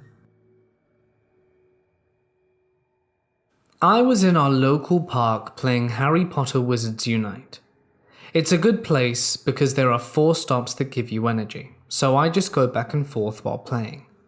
It is insanely hot outside, so there is just me, some people with their kids on the playground, which is a bit off behind the trees so they can't see or hear me, and some guy wandering around like I do but without a phone.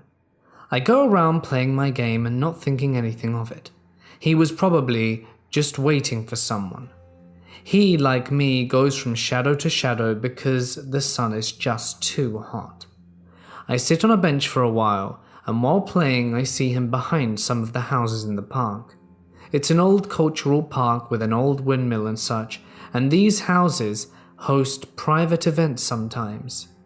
There is a tight space between these with bushes and train tracks behind and beneath. The most exciting thing back there is heart-shaped confetti and garbage. I go here every day, I know that. The guy gets closer and sits beneath a tree just beside me. He sits there for a while and then says something. I push my earphones aside and ask him what he said. He was just trying to make small talk and didn't speak much of my language as we have tons of immigrants and he was very obviously one of them. It was clear he didn't understand what I said. I just play on and sit quietly for a while. I get up, go 20 meters forward to reach a stop. When I turn around to go back, he's right behind me. He then follows me back to the houses and asks my name and if I live alone and if I'm married. I do, but of course I tell him I live with my boyfriend. He then points to the back of the houses and wants to show me something. I tell him no, and he grabs my wrist real hard and begins to pull. I resist and he thankfully let go. I just keep on babbling that there's nothing too interesting there. There's just tracks and bushes. I find this all really creepy and I'm being too polite. I start walking out of the park and he followed me. He walked beside me like we were friends. In the beginning I think it's just a cultural thing, but we are extremely rigid and hate talking to strangers. But they often seem to like it and can be very friendly. I can be polite and sociable if I have to, but this is pushing my buttons and is way too creepy. I live right near the park and he's still here, right beside me, not saying much, but obviously going with me. I decide to go to my boyfriend's house, and that were the longest 10 minutes of my life. He occasionally asks more questions, do I live in a house, stuff like that, and I keep on playing my game, pretending to be somewhat in my own world. When we're almost at the neighborhood my boyfriend has his house in, I cross the road to get there. He misses it and keeps going forward, and when he sees that, I just wave, bye. I walk a bit further, but then he crosses the road through traffic. I thought I'd lost him. He goes in front of me and turns right and walks away, like the goodbye stuck. I try to walk calmly round the houses where my boyfriend lives, but I just want to run, and I unlock the door and rush in.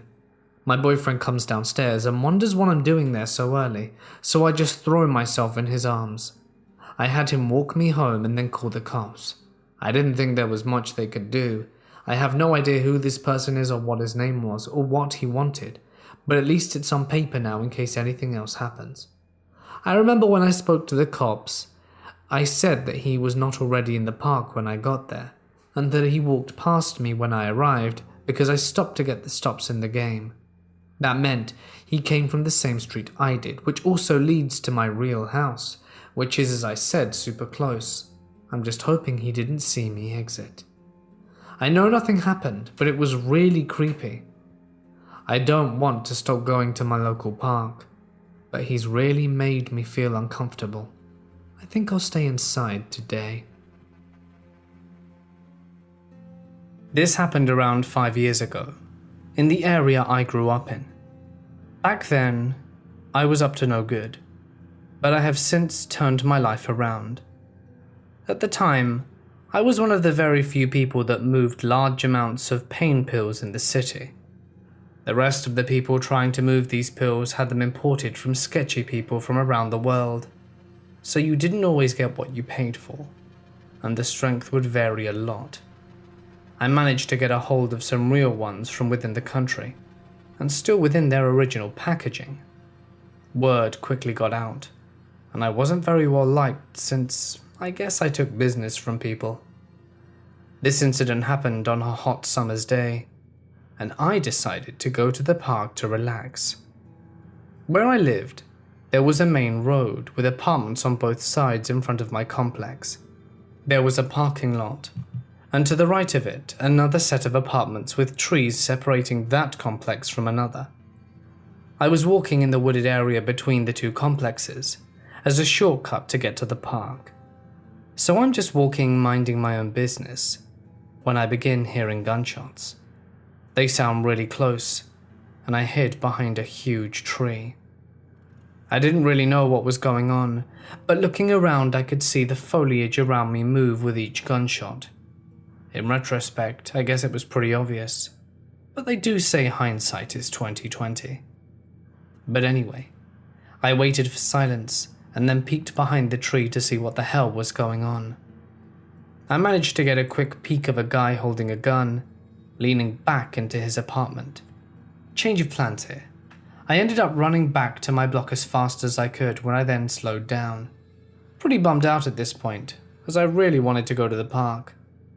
Anyway, at this point, I'm not sure where to go.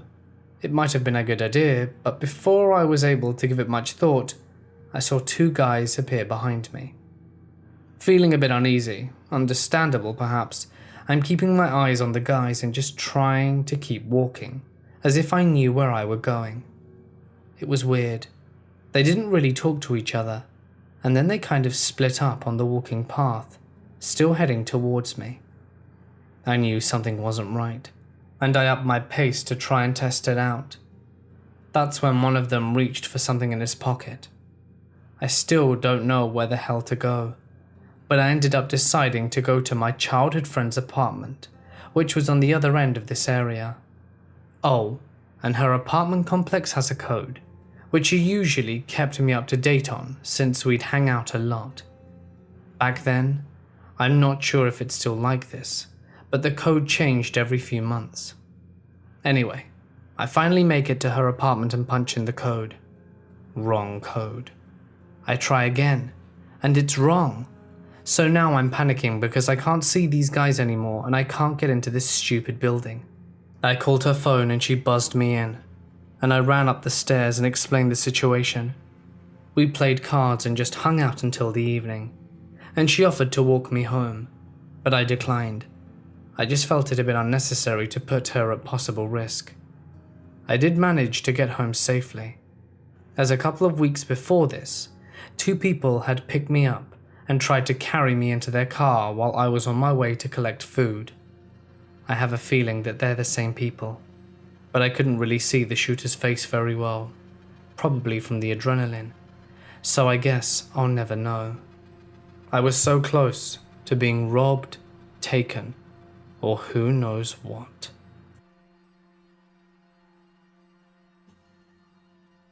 I have played World of Warcraft since its release, and up until 2 years ago when my first daughter was born. I met my husband because of the game and had 2 babies. That game saved me from the cruel reality that I was forced to endure at the hands of my father. I was safe in this virtual world, away from his sick perversion and harsh words and actions. I loved to raid a lot, I mean religiously.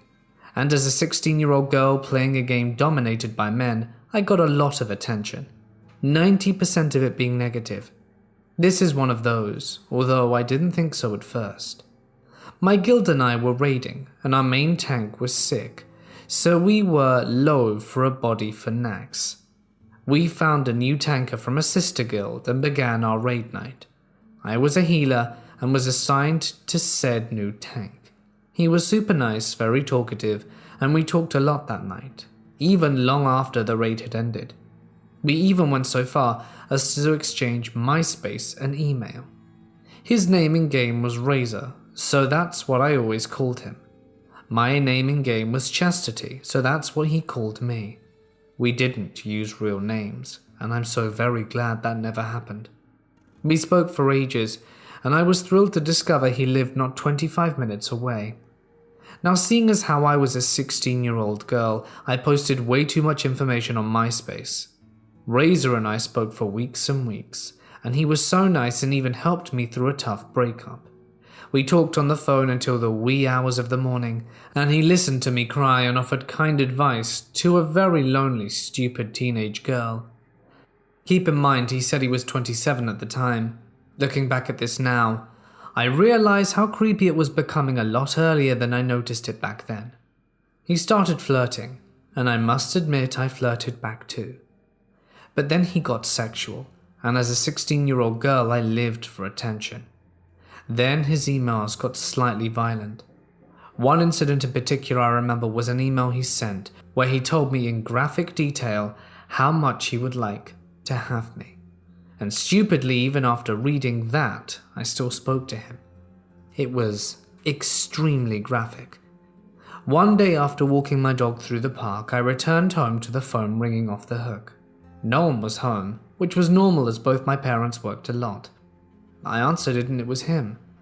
The first thing he said was, "I saw you today. You're so cute." He described my dog, everything, what I was wearing and even my makeup. Why didn't you say hi?" "Oh, I didn't want to scare you. You know me, if you saw me. I have a lot of scars, mostly on my neck." Even back then in my stupidity, I started to get scared. "Yeah, from what?" "From glass." All I remember him next saying was, "Can I come in?" I slammed the phone down, grabbed two of the biggest knives in the kitchen. I grabbed my dog, a 200-pound St. Bernard, and hauled her into my room. I barricaded my door and heard someone pounding the front door. The pounding continued for what seemed like hours until it got dark. I jumped at every single noise I heard until my mum got home. I never answered any more of his phone calls or emails after that, though he sent tons and emailed me several hundred times a day. I'm so glad I never opened that door. This happened about 5 months ago. I had just gotten home from work around 9 p.m. and had barely had time to get my shoes off when I received a phone call from an unrecognized number. I'm searching for new jobs and thought it might be one of the places that I was applying to calling me back. I pick it up, and it's some guy who says he's with some kind of third-party detention center, which, as he explained, was for low-risk inmates that were sent there whenever the local jails were too filled. That should have set off a nice big red flag for me, but for whatever reason it just made sense in my tired brain. I'm getting ready to tell you guys I'm not interested in making a donation or anything like that, when he asks me if this is my full name. I confirm, and he says that they're holding my boyfriend at this center, saying my boyfriend's full name and giving a dead description of me. I ask what's going on, since my boyfriend is supposed to be at work right now, and the guy on the other end provides an explanation. He says that my boyfriend had struck a pregnant woman with his car on his way to work and was 4 times the legal limit for blood alcohol. The woman was in critical condition and that my boyfriend had broken a few ribs and his nose in the accident. I'm freaking out at this point and ask if I can speak to him, to which the man obliges. I'm put on hold for a minute or two before my boyfriend picks up the line. This person on the other end was panicking, saying how it wasn't his fault and begged me not to tell his parents, using my name again. It didn't particularly sound like my boyfriend, but I figured it was him because of the broken nose he supposedly had, and his tone really helped to sell it, because it sounded so legitimate. The man from before comes back on the line before I can ask any questions and explains that they have to sedate my boyfriend since he began to panic and hyperventilate, which I was starting to relate to more and more by the second. The man on the other end tells me that I should come right away and that the bail is set at $2,000 cash. I stupidly tell him I don't have that much and that I maybe have half of that. He tells me it's fine and that I can work something out with the front office once I get there, and to just bring what I have, and seeming like he's trying to calm me down. He gives me the address and I can barely hold a pen because my hands are shaking so badly, and I'm very poorly trying to hold back tears. All of a sudden, the door opens up, and in walks in my boyfriend, completely normal looking with no broken nose, but more than a little confused as to why I'm crying. I'm still on the phone with the man, and asking what the hell he thinks he's doing, telling him how my boyfriend just walked in, and he promptly hangs up. I tried calling back a few times, but it went directly to voicemail. Finding out the power to the bar my boyfriend works at has gone out, so his boss sent everyone home early, and I had never in my whole life been so grateful for a power outage. My boyfriend slept on the couch to keep watch, but unfortunately I still couldn't sleep that night. So I decided to look up the name of the organization the man said he worked for. Big surprise, that turned up nothing. I then looked up the address he had given me on Google Maps and see it was some random abandoned strip mall in the middle of a sketchy-ass area that was about an hour and a half out of town. What really freaked me out about this whole thing was the guy knew my number, both me and my boyfriend's names, but didn't sound like anyone we'd met before. I have no idea what would have been waiting for me there, but I'm counting my lucky stars right now. So to the guy who wanted to meet me for God knows what in that sketchy-ass strip mall, let's not meet.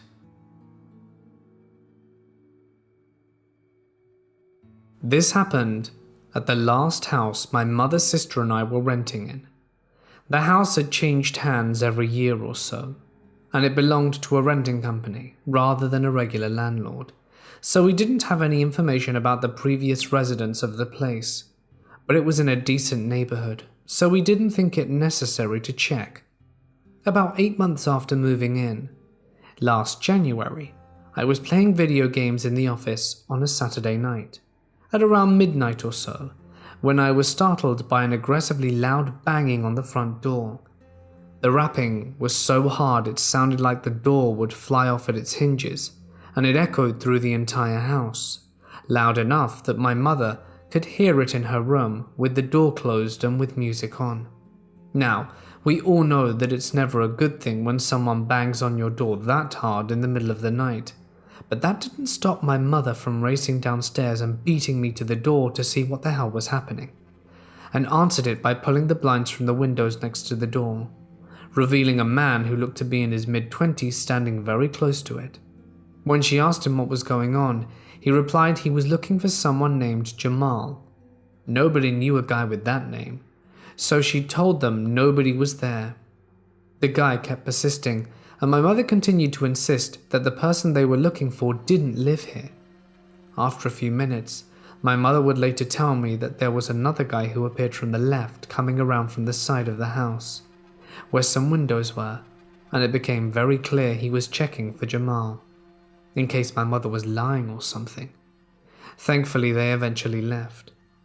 The next morning, I took out our car to drive to work, and noticed it wasn't driving right, as I was sliding all around the lane. I didn't pay it too much mind, however, because it snowed a few days prior and there was still ice on the road in some places, so I assumed there was a lot of black ice. It wasn't until someone in the parking lot of the store I worked at flagged me down and told me 2 of my tires were losing air and flatting out. I carefully drove back home and told my mother what happened with the tires, and it finally clicked. The angry knocking at midnight, the aggressive demanding for a guy we didn't know, the guy scouting around the side of the house, likely looking in windows. They slashed all our tires, which meant they were likely armed. The thought of them not believing us and breaking in still haunts me to this day, because we wouldn't have had a way to fight back if they chose to keep looking. It's the first time I've ever felt completely helpless. A few weeks later, we got a package for someone who was a previous tenant, and a guy came looking for it, after assuming it was delivered to their old residence. Turns out, the guy was Jamal's older brother. We told him what happened, and he seemed completely blindsided by the information, as if that was the first time he'd learnt that his little brother may be involved in the wrong crowd. I don't know what happened afterwards, but hopefully the revelation led to Jamal getting help. We also got some free tires out the deal, so it wasn't a total loss, but I'd rather not see those two guys ever again, especially in the middle of the night. When you work as a nurse, you see it all. You have to become accustomed to dealing with death, as it's very likely that it will happen on your watch, especially when you work in a care home like I do.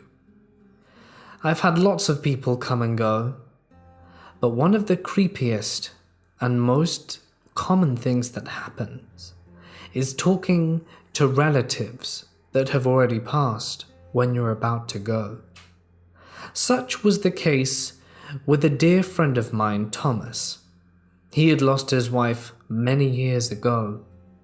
He was also semi-lucid at times, but for the most part just babbled. He had dementia. He had no family left. He and his wife had 3 children, but they had all died tragically and horribly during their lives. It pains me, but no parent should have to bury their children, especially not all 3. He was very lonely, which is why I grew attached to him, because he was a kind and sweet old man. He'd tell me stories of his children, of his wife, and of how wonderful they all were. He even got teared up when he told me about how his children had met their end. They had all gotten very sick, and, well, they died. It was one of these nights when I was doing my rounds, when I just went into his room to wish him good night and told him that it was time for bed. He gave me a smile and said, "I don't think I'm going to sleep tonight." I asked him what he meant. I looked at my watch and it was already 10:30, which was plenty late for Thomas, who usually slept around 9. He gave me another smile. "I'm going to make my exit now. The curtain has fallen." He was a theatre actor, you see, and liked using this terminology a lot. We got a hoot out of it, me and the other nurses. I gave him a confused look. "What do you mean you're on your way out?" "My kids are here, and my wife. They're here to pick me up. I'm going to take the bus now." I gave him another confused look. What the hell was he talking about? And then it all clicked. He was seeing the ghosts of his family. He gave me another smile when he saw my face dawn with comprehension. "That's right, girlie. It's time for me to go. You scoot along now. I hope I don't see you anytime soon." And he gave a chuckle. I gave a little smile in response. "You silly man," I thought. Then I walked out the room, gave him a little pat on the shoulder, and said I'd be back in half an hour and expected him to be asleep. Half-hour later, I'm still finishing up some paperwork and push it for 45 minutes before I go check up on him. When I do, I see he's soundly asleep, but just think I better nip in to check on him to make sure he's okay. I quietly open the door and go and see if he's still breathing, and he's gone. Just like he said his family was here. As you can imagine, I was pretty creeped out. And just as I was about to leave the room to do what we need to do when someone passes away, do I hear a whisper behind my ear, "Thanks for everything, girlie." I turn around, thinking that he must still be alive, with a huge surge of relief washing over me. When I turn around, he's still dead, on the bed, and hasn't moved. I'm pretty sure he just wanted to wish me one final goodbye, but that sent chills up my spine for the rest of my shift, and left me with a dawning sense of uncomfortableness. It leaves me wondering though, the mystery of the afterlife, if there even is one, or if that was just his brain playing tricks on him. But why does it happen to so many people? I guess I'll never know, but I suppose one day I'm bound to find out.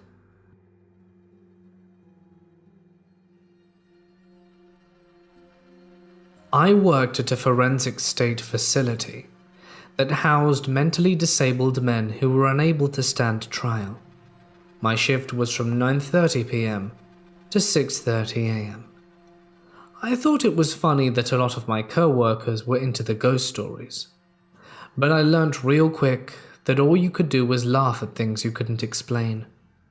One night I was sitting in a chair in the doorway of my one-to-one client. His room was the last room of the hallway near the exit door, so it was dark on that side of the hall when the lights were off. I had seen a dark sort of figure under the exit sign that was placed above the exit door. I stared at it for about a minute, trying to register what I was actually seeing, before I could get through my head that this was something unusual. The figure rushed towards me, causing me to jump and fall out of my chair. I laughed because I thought I looked silly on camera, as there were cameras covering every inch of the hallway. I also joked with other co-workers, saying I was part of the ghost story gang.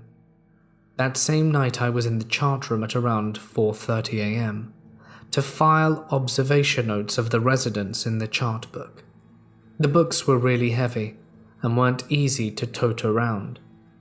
After I filled all the charts, as we had 12 residents on my home, and put the books back on the shelf, they flew off the shelf as they were being thrown and landed in the middle of the room.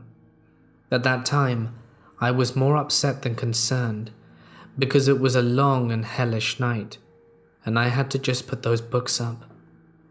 There were other instances when I had seen things I couldn't explain.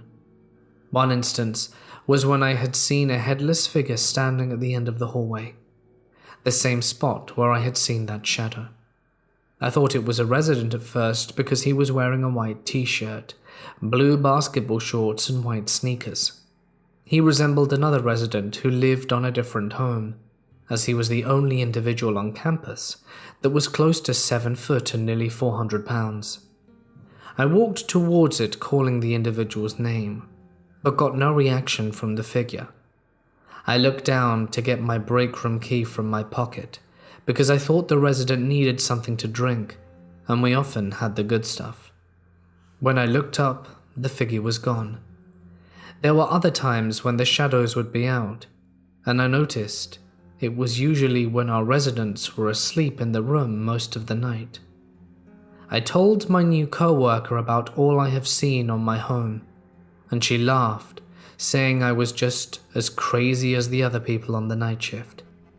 The next night after that conversation, she was to work a shift on her own. After that night, she demanded to be moved to another home. I was curious about her transfer and went to read the observation and home notes from the last night she worked. It said 4:30 a.m., all residents asleep in their beds throughout the night. I guess they didn't like the new girl's sense of humor. 7 years ago, I was a preteen, a 12-year-old girl, and was really into the world of Warcraft, like really into it. I would wake up at 4 a.m. and play until I had school, and then play until I had to sleep. During summer break, I would play all day, every day. So when I was 13, I joined a guild that seemed to have a lot of chill people, just into achievement hunting, pug runs, and would help with quests for the lower levels. There was this one man called Bear, and he would start messaging me all the time, getting me to go on vent all the time. Of course, I was a naive 13-year-old girl and thought this was okay and kind of exciting. So we would talk a lot, and eventually I added him to a secondary Facebook account I made specifically for him, which didn't have my address or anything. There were a few pictures of me, and he would comment on them and call me beautiful and such. After creeping through his profile, I realized he looked a lot older than me, and having never asked him his age before, I finally and nonchalantly bring it up. Bear, with zero shame, admits he's double my age at 26. I don't really know what to do, so I just act like it's all fine, and he starts getting creepy on me right after I asked his age. Every time he asked me to go on vent, he began dirty talking me And I don't mean lovely seduction stuff. I mean like, have you ever had someone lick you all the way up your spine? I'd love to be your first, and creepy stuff like that. I never said anything more than, "Oh," back, and he always took that as I was shy and uneducated, and I let him believe that. This went on for several months, and he would just send half-naked pictures to my Facebook account and got creepier by the day. I left the guild and blocked him on everything. When he said he had a surprise for me, and upon asking what it was, figuring it would be a cool mount or companion, he said he was saving up money and gonna fly to me. He knew which province I lived in Canada, and he was in the States. Without me telling him, and he was going to come take me away and make me feel things I'd never felt before. I haven't heard from him since, deleted my Facebook account and switched servers. But to this day, I'm always keeping my eye out for that creep, since I don't know if he still has it in his head to try and steal me away. Considering he narrowed down my whereabouts, he could probably do much more. I hope to never meet him.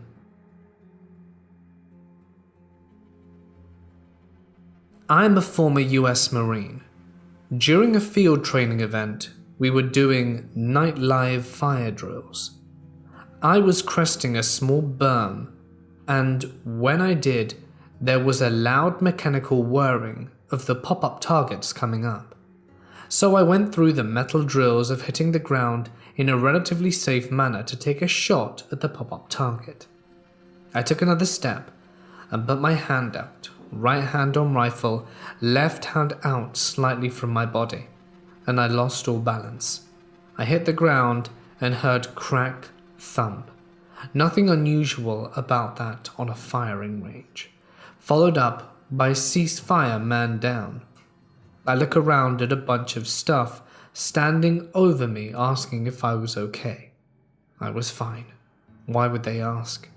I take off my helmet and see that a guy in my fire team has fired me, mistaking me for a pop-up. The round glanced off my helmet and tore a hole in it. I took no damage, but due to a faulty helmet, I had to stay behind on all further runs. As I was doing something near my tent, I heard a voice say, "That was close. Next time you should stay behind Parker." I laugh and say, "Yeah." I turned to where I heard the voice, and there was no one there. I searched the area, there was no one around. This freaked me out, and would have been enough to keep me on edge, but I brushed it off as my mind playing tricks on me. Fine, cool, whatever. 6 months later, and we're balls deep in house clearing bullshit in Iraq. I hear that very same voice, "Remember to stay behind Parker," right before we enter the house. I take a look behind me, and sure enough, the guy was right behind me. I take a step to the side, acting like I was doing something, and he instinctively moved forward.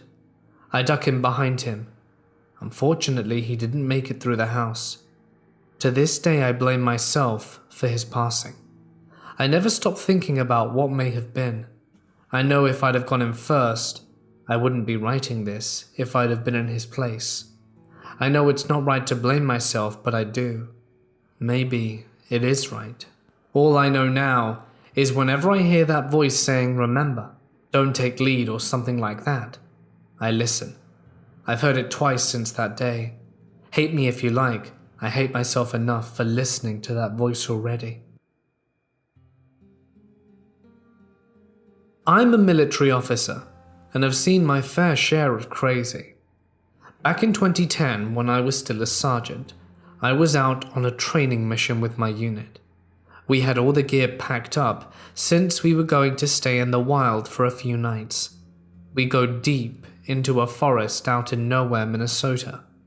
The nearest house must have been at least a 2-hour drive away, and there was no signal.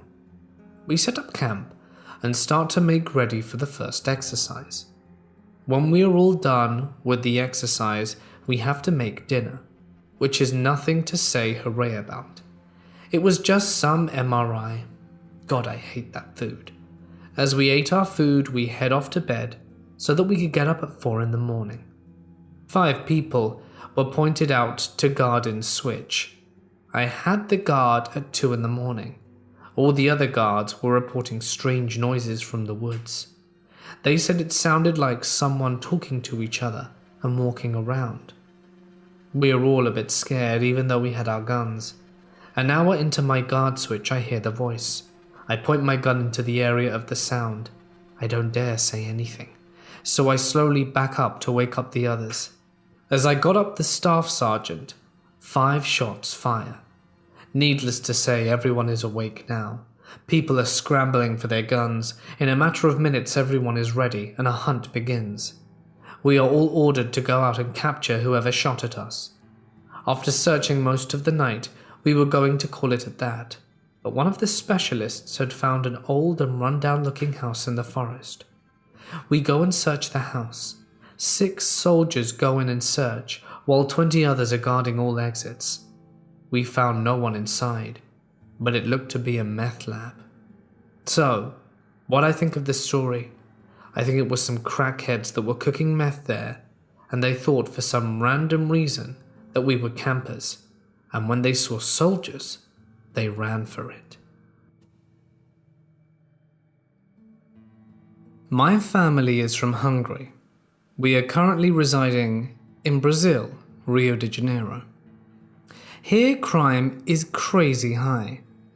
I remember that Mike Pondsmith once called Rio the most cyberpunk city in the world because he read about these cases where police were fighting some cartel that used rocket launchers against them. I live in a pretty expensive neighborhood, but I can hear someone shooting, be it pistols, revolver, or rifle, every day. I've been in a war before, and here it's very similar. The police climb up the slums and leave the perished ones on the streets. The cartels burn people alive and so on. That's pretty much a lightweight situation in the city. There are many more aspects which I could touch that aren't pertinent to our story. Even though we dress fairly simply, speak Portuguese with no accent, and don't go walking around, one look at me or my father and you know we're foreigners. So there was this one time, he was driving a company car alone, going to the docks to take a look at some containers with equipment that the company shipped to Brazil because of some big negotiation. When I say father dressed simply, I mean really simply. A short-sleeved shirt, linen pants and shoes, and an old watch that belonged to my grandfather. And that's it. No fancy suits or anything when it wasn't strictly necessary. It just so happened he was driving in a dangerous area. Too many trees and all. He fell for the oldest trick in the book. A boy of 12 or 13 in the middle of the street lying down. No space to turn, so he stopped. That's when 5 thugs came out of the bushes with guns. I sincerely doubt it was a real pistol the way he described them. They looked more like greenhorns in the business than anything else. Everyone was nervous when they came into the car. They looked into the glove compartment and found nothing, and told my father to drive to the bank. They all entered the bank with my father, and made him empty something like 1,000 euros, which is money considering we aren't rich. No idea why the guards didn't do anything, but thinking better, perhaps it was for the best. If that pistol really was a pistol, that would have turned into a standoff with the police, and a hostage situation in Rio usually turns into showdowns. They made him drive to a slum and took the car. Father was lucky, unscathed, other than a bruise that the gun dude made by whipping his head. Moral of the story? Father went to the police and explained the situation. Police have some kind of veneration for foreigners, and he was wounded. The bank refunded the money, and from the 6, as far as I know, they didn't enjoy it for very long. Police got 4 of them, including Pistol Dude and the boy, as they weren't able to scrap the car for parts. They had to burn it. 1 was wounded and apprehended, but passed away like the other 4. He was a minor, as were 2 others of the fallen. Another regular day in Rio, sadly.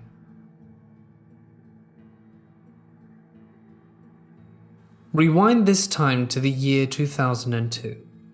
I was in a residential nationwide high school, which is in Washington, D.C. And everyone knows that D.C., or any other major city, can be dangerous. I was invited to visit one of my friends' home for spring break.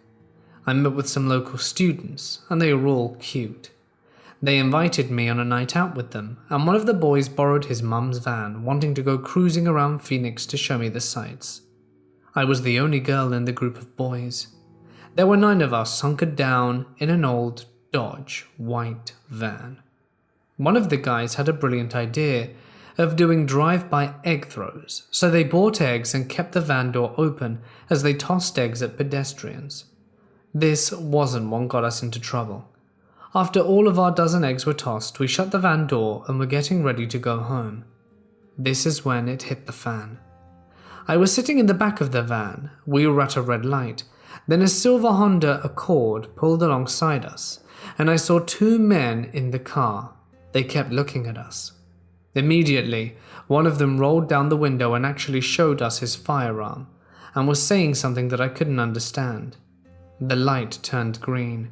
The boy driving his mother's white Dodge van tried unsuccessfully to dart ahead or even dodge, and that wasn't happening with 9 school students in a van. We were chased by the silver Honda Accord. We tried slowing down and speeding up, making quick turns, but to no luck. Their Honda Accord was able to keep up easily, and it wasn't helping that the streets were empty. We accidentally ended up cornering ourselves in when we pulled into a water reservoir entrance that had a dead end. The 2 guys came out their Honda, their headlights shining in our eyes, and they had weapons. They each had 2, and were using bandanas on their shaved heads. They were surprised how many people came out the van, and even more surprised that we were all deaf and were signing. They realized that we weren't throwing up gang signs at them. Then they said, "My bad," and just left. For once, being deaf saved my life. So dudes in bandanas and Honda Accords that are in Phoenix, Arizona, let's not ever meet. Also, do not throw eggs at people. We were in high school and stupid. I moved in with my dad around the age of 11, and to help keep in contact with my brother, my dad helped me create an Xbox Live account. I made plenty of friends on Halo 3, Left 4 and Dead 2, and Resident Evil 5, and I had an amazing group of people that I am still friends with to this day. The group I made were much older than me with a few exceptions. Some of their kids were also friends, a part of this group, and one of them is actually a day older than me, so he and I became rather close. Overall, I made a lot of amazing memories with these people, but there was one problem. About a year or 2 into being involved with these people, a random person randomly rejoins the group. The person was a friend with one of them before, and the others were acquainted as well, but they barely knew them. I've never been great at making friends as I'm quite awkward and say a lot of weird things that makes people cringe in desperation, but I am nice and friendly. I added this mysterious person, but I was rather distant as they didn't have a mic, and this person was also pretending to be a woman. When Halo Reach came out, every single one of us was on that game. We practically dominated SWAT, and this person would join in often. Communication was obviously limited because they lacked a mic, but it made it easier for them to pretend to be female. Now I do have a fairly deep voice myself, so a lot of people even now still think I'm a boy when I'm playing online. So my instant thought was that maybe this person was just self-conscious over how they sounded and just couldn't afford a mic perhaps. One morning, this person and I are both online. Everyone else was either still sleeping or at work, and it was a weekday. This person and I began messaging each other back and forth. It was pleasant conversation at first, which then turned dark. Mind you, this person was well aware that I was young and inexperienced in life. They began sending me sexually explicit messages, asking them to show me my 13-year-old breasts. At that moment I blocked the person. My buddy, who introduced me to the group and is well into his 30s, gets online and I tell him everything. It's obviously a little odd for such a young person to be friends with several people a few decades older than themselves, but they all treated me like a little sister, and this became evident when I told my friends what happened. He immediately got defensive and starts messaging the mysterious man that was no longer allowed to join our group, as what he did was disgusting. As everyone in our group began signing on and joining the conversation, we put the pieces together and realized that number 1, this person was a creep, 2, a liar, and 3, a man. They lied about not having a mic, and was caught with a mic at a few points during their time with the group. The person speaking was apparently male, and then lied about it, saying that the person speaking was her brother. There was plenty of other proof people offered up, but that one was one of the main ones I remember. I take the bus to my work, and the bus drops me off about 15 minutes walking distance. I play Pokemon Go, and intended to walk to some of the Pokestops that are on the way to my work. I got off the bus, and a couple of people get off as well, including this one older man who's about 65. I started walking on autopilot to the sidewalk next to the road, but then remembered the Pokestops and pivoted around and switched my direction by 90 degrees. This old man who had been walking behind me got in the same direction that I was in, and noticed that I started going the other way, and immediately changed his direction as well, and started following behind me. I turned into the small strip mall that hosted the Pokestops. I wanted to go and see the first one, so I walk up to it and stop and chill for a few minutes, collecting stuff from the stop and catching a couple of people that had popped up. He passed me, acting like he was going about his business, but then stops in front of a store 30 feet away from where I was standing and begins looking at the window. Keep in mind, all of these stores are closed at this point. It's 6 a.m. He has no phone in hand, so I know he's not playing the game either, and he keeps glancing back at me as I keep my eye on him. He eventually walks off and disappears around the corner, as the whole strip mall was curved, so it was easy for him to vanish from my vision. I walked in the direction he went in to get to the next Pokestop, and I pass a wall on my right. As I pass the wall, he sees me and starts following me again. I'm pretty weirded out at this point. I don't stop at any more Pokestops and just keep walking to collect the items from them as I pass. All the while he's following behind me, and I was worried that I was just being overly paranoid and decide to test to see whether he's following me or not. I stop at the last stop at the mall and dilly-dally on my phone for a few, and then he does the same thing where he waits for me and starts following me again as I pass. I give him a dirty look when I look behind me, and then speed walk to an office complex that was across the street from my job, as I didn't want him to know where I worked. I sat down at these secluded benches they have in front of them where a Pokestop was at. I never saw him again after that, but when I get off the bus tomorrow, I'm definitely going to be filming if he does it again. What should I do if he repeats this? All I know is that I don't want to meet me again. I was in class with a few military police officers and heard some stories. There were multiple times where they would get calls or alarms going off in parts of the hangars we work, and when they responded, no one is in the hangar anywhere near the phone or in the room the call came from.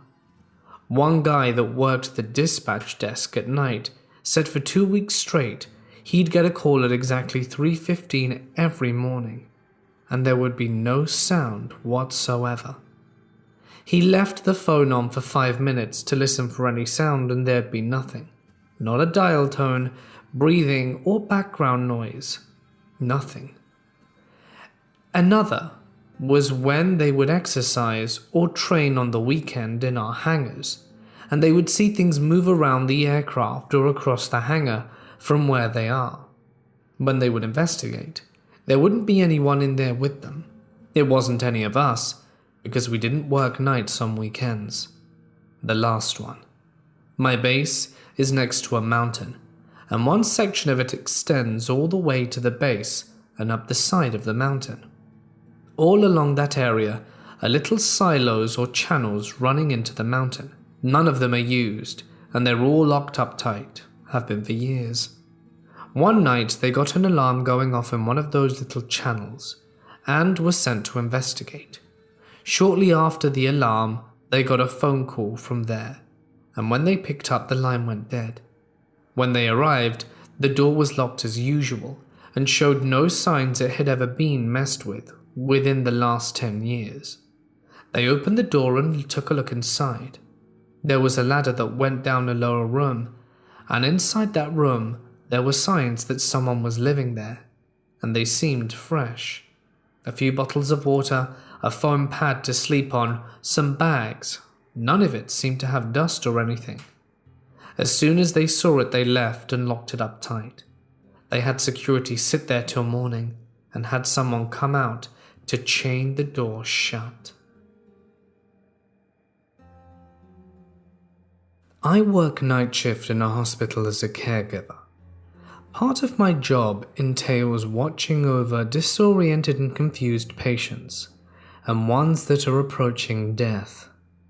I am working in the medical ward, so we have a lot of elderly patients with dementia and/or Alzheimer's. A few nights ago, we admitted a very tiny old lady of 91 with pneumonia. She is completely blind but totally mobile, and her mind is still crystal clear. She used to be an English teacher, and her whole personality and the way she speaks, as well as her vocabulary and pronunciation, attests to that. A very stubborn, independent, and strong-willed lady. I was assigned to take care of her for the night, as she was not familiar with the layout of the room, and would walk into things trying to find the bathroom and possibly injure herself. It went well for the first few hours. We chatted about stuff until about 11, when I said she must try to get some sleep. I'm sitting right by her side, and she can just say if she needs anything. She agrees, turns over and makes herself comfortable. After a while she's fiddling with the blankets and being restless, I lean over to her to switch on the dim bedside light to see how I can help her. When she says to me, "Oh, you have the most beautiful blue eyes." While I'm trying to figure out how this blind lady knows I have blue eyes and how to respond, she continues, "And while you're up, please get an extra blanket for the little boy that's sitting on my bed. His skin is cold as ice." As if there's nothing weird about it. I immediately got a cold shiver down my back, and the hair on the back of my neck stood up. As if that wasn't enough, the call bell in the bathroom in the room started ringing without anyone being there. I switched the bell off and told her that I would be back now with a blanket, and went to ask a colleague to relieve me and take a blanket in. Everything, I'm sure, can be rationally explained away, but as I'm fascinated by the paranormal, I found this experience chilling and wanted to share it. Lots of weird stuff happens at the hospital, especially at night, and it's easy to get creeped out when alone in the dark with a dying or disoriented patient. I work in maintenance in a hospital, but this story comes from out of work hours. Back in November, my grandfather passed away. He had been living in a care home for several years now, and as we were from a smaller city, his main care aide was actually an ex's mother who I am still close to. Nearing his final days, she texted me that things weren't looking good, and to get my mum, who works out of town, and myself, to see him ASAP. The next 2 nights were exhaustive. Her and I barely left his bedside. We were wetting his lips, rubbing his head, and singing Charlie Pride, and telling him stories from my childhood and from my mum's. At one point, Is Anybody Going to San Antonio comes on the CD player, and Mum tears up, talking about how this song reminds her of her father the most. He wasn't really coherent besides a glimmering moment in the first day we got there, and by the final day we were sitting watching the breaths turn to choke breaths. As the hours got nearer, my ex's mum was contacted and came in on her day off to sit with us for that final hour. My mum had her father's head in her lap, and we still had Charlie Pride on the radio. She was whispering in her ear to stop being stubborn, and that she could take care of her brothers, and that she had me to take care of her. The gaps got longer and longer in his breaths. My ex's mum was sitting next to me, the CD player behind us, and my mum laying on the opposite side of the care home bed. All of a sudden his breathing stops, and in that moment so did the CD player. It hadn't skipped once the whole weekend. My mum figured Tyreen had turned it off, starting to sob, assuming it was to signify he was officially gone.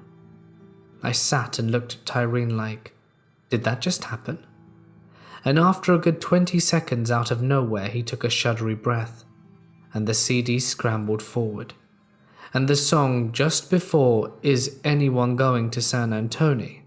Not sure if that's the name of the song, but it was about not wanting to miss someone, started playing. And then he was gone by the end of San Antonio, the song that Mum remembered him most by. Tyreen mentioned odd things happen more often than not, as a person finally passes. At the age of 18, I got my first CNA job, working at a care facility. The job was night shift. One night, after our rounds were finished, me and a co-worker were sitting at the nurse's station telling ghost stories. One of our longtime residents was a notorious gossip, Dave, and decides to chip in and tells about a little girl who haunts the second floor. At the time, the second and third floors had both been closed for years. He finished the story by telling us she plays with a ball, and if you're quiet and listen, you can hear the ball bounce. Right at the moment he finishes his story, a call light for a resident goes off. A resident who I've never seen use her call light before or since. When I go into her room to check on her, she's laying in her bed with a terrified look on her face pointing at the ceiling. I was a little freaked out, but easily reasoned it away. I did, however, tell the story to my sister. 4 years later, I am now working day shift in the same building, and the second and third floors have been renovated and are now house sub-acute care patients. These patients are mostly surgery recovery and will go home after their stay. My sister is also working there as a CNA, and I work the third floor and she the second. One Sunday afternoon, she comes to me with a pale face and wide eyes, and proceeds to tell me, "You know, Carrie, I went into her room for last rounds and asked her if she needed anything before I left.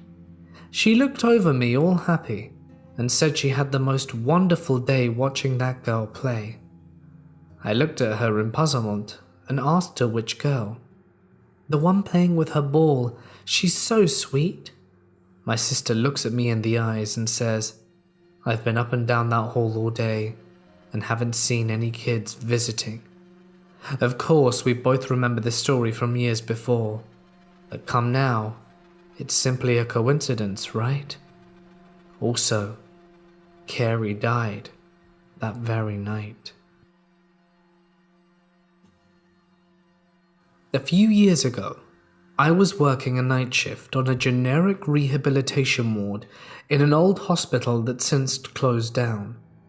The ward was a long L-shaped corridor with the nurses' station situated at the bend. I was doing some paperwork at the nurses' station, and the other nurse on duty was on her break, sitting in the lounge at the end of the corridor. Out of nowhere, I heard this almighty crash from one of the bedrooms, and I shot straight up and started running towards it. My colleague was coming down the corridor towards me, as we had both assumed that the gentleman in one of the single beds had fallen out of the bed. The man in this room was still fast asleep in bed, and his sensor mat told us that he had not gotten up. In the middle of the room lay his bedside cabinet, face down on the ground. Further across from that, the drawer from it was against the floor, the wall across from where the cabinet usually faced. We didn't really know what to make of it, so I picked up the cabinet and put the drawer back in. We woke the man up and asked him if he had thrown it, but he was as confused as we were. Realistically, he couldn't have moved it anyway. It was quite heavy, and he was pretty frail, needing help to even mobilize. It's not possible that another patient had been in the room, as we did a round immediately after, and everyone was in bed. No one had been in the corridor prior to this happening. For the next few weeks, I felt really uncomfortable being in that room, even the day duties, and was so glad when the hospital closed down, as it meant I got to move to a brand newly built one. This happened a few months ago. I had just gotten Red Dead Redemption, and while I was playing online, I met this awesome guy named Rick. He's in his 50s, a retired firefighter, and we played together a while, helping me level up so that people wouldn't target a low-level player who is also a girl.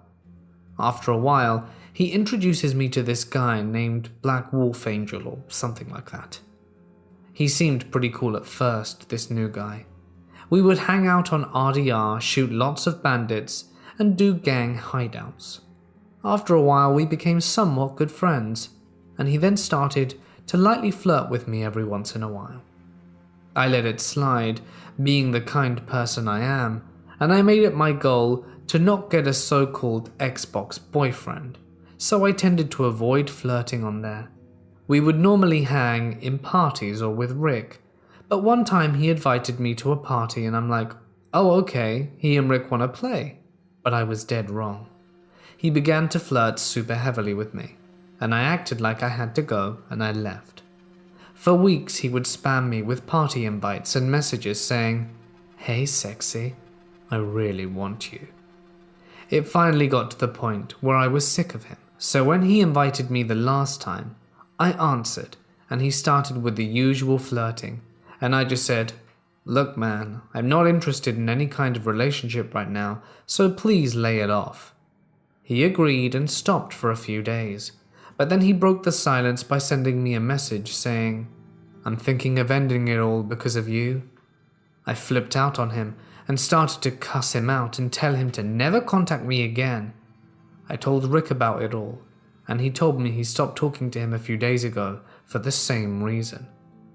So for a while everything was cool, but then I started to get phone calls and text messages saying the same stuff he used to say. I answered one said call and told him to leave me alone or I'll get the police. Thankfully he stopped after that. So to the guy from Xbox Live, let's never meet again, you creep. I was playing Pokemon Go last night during an event, and like an idiot, I walked into a park by myself in the dark.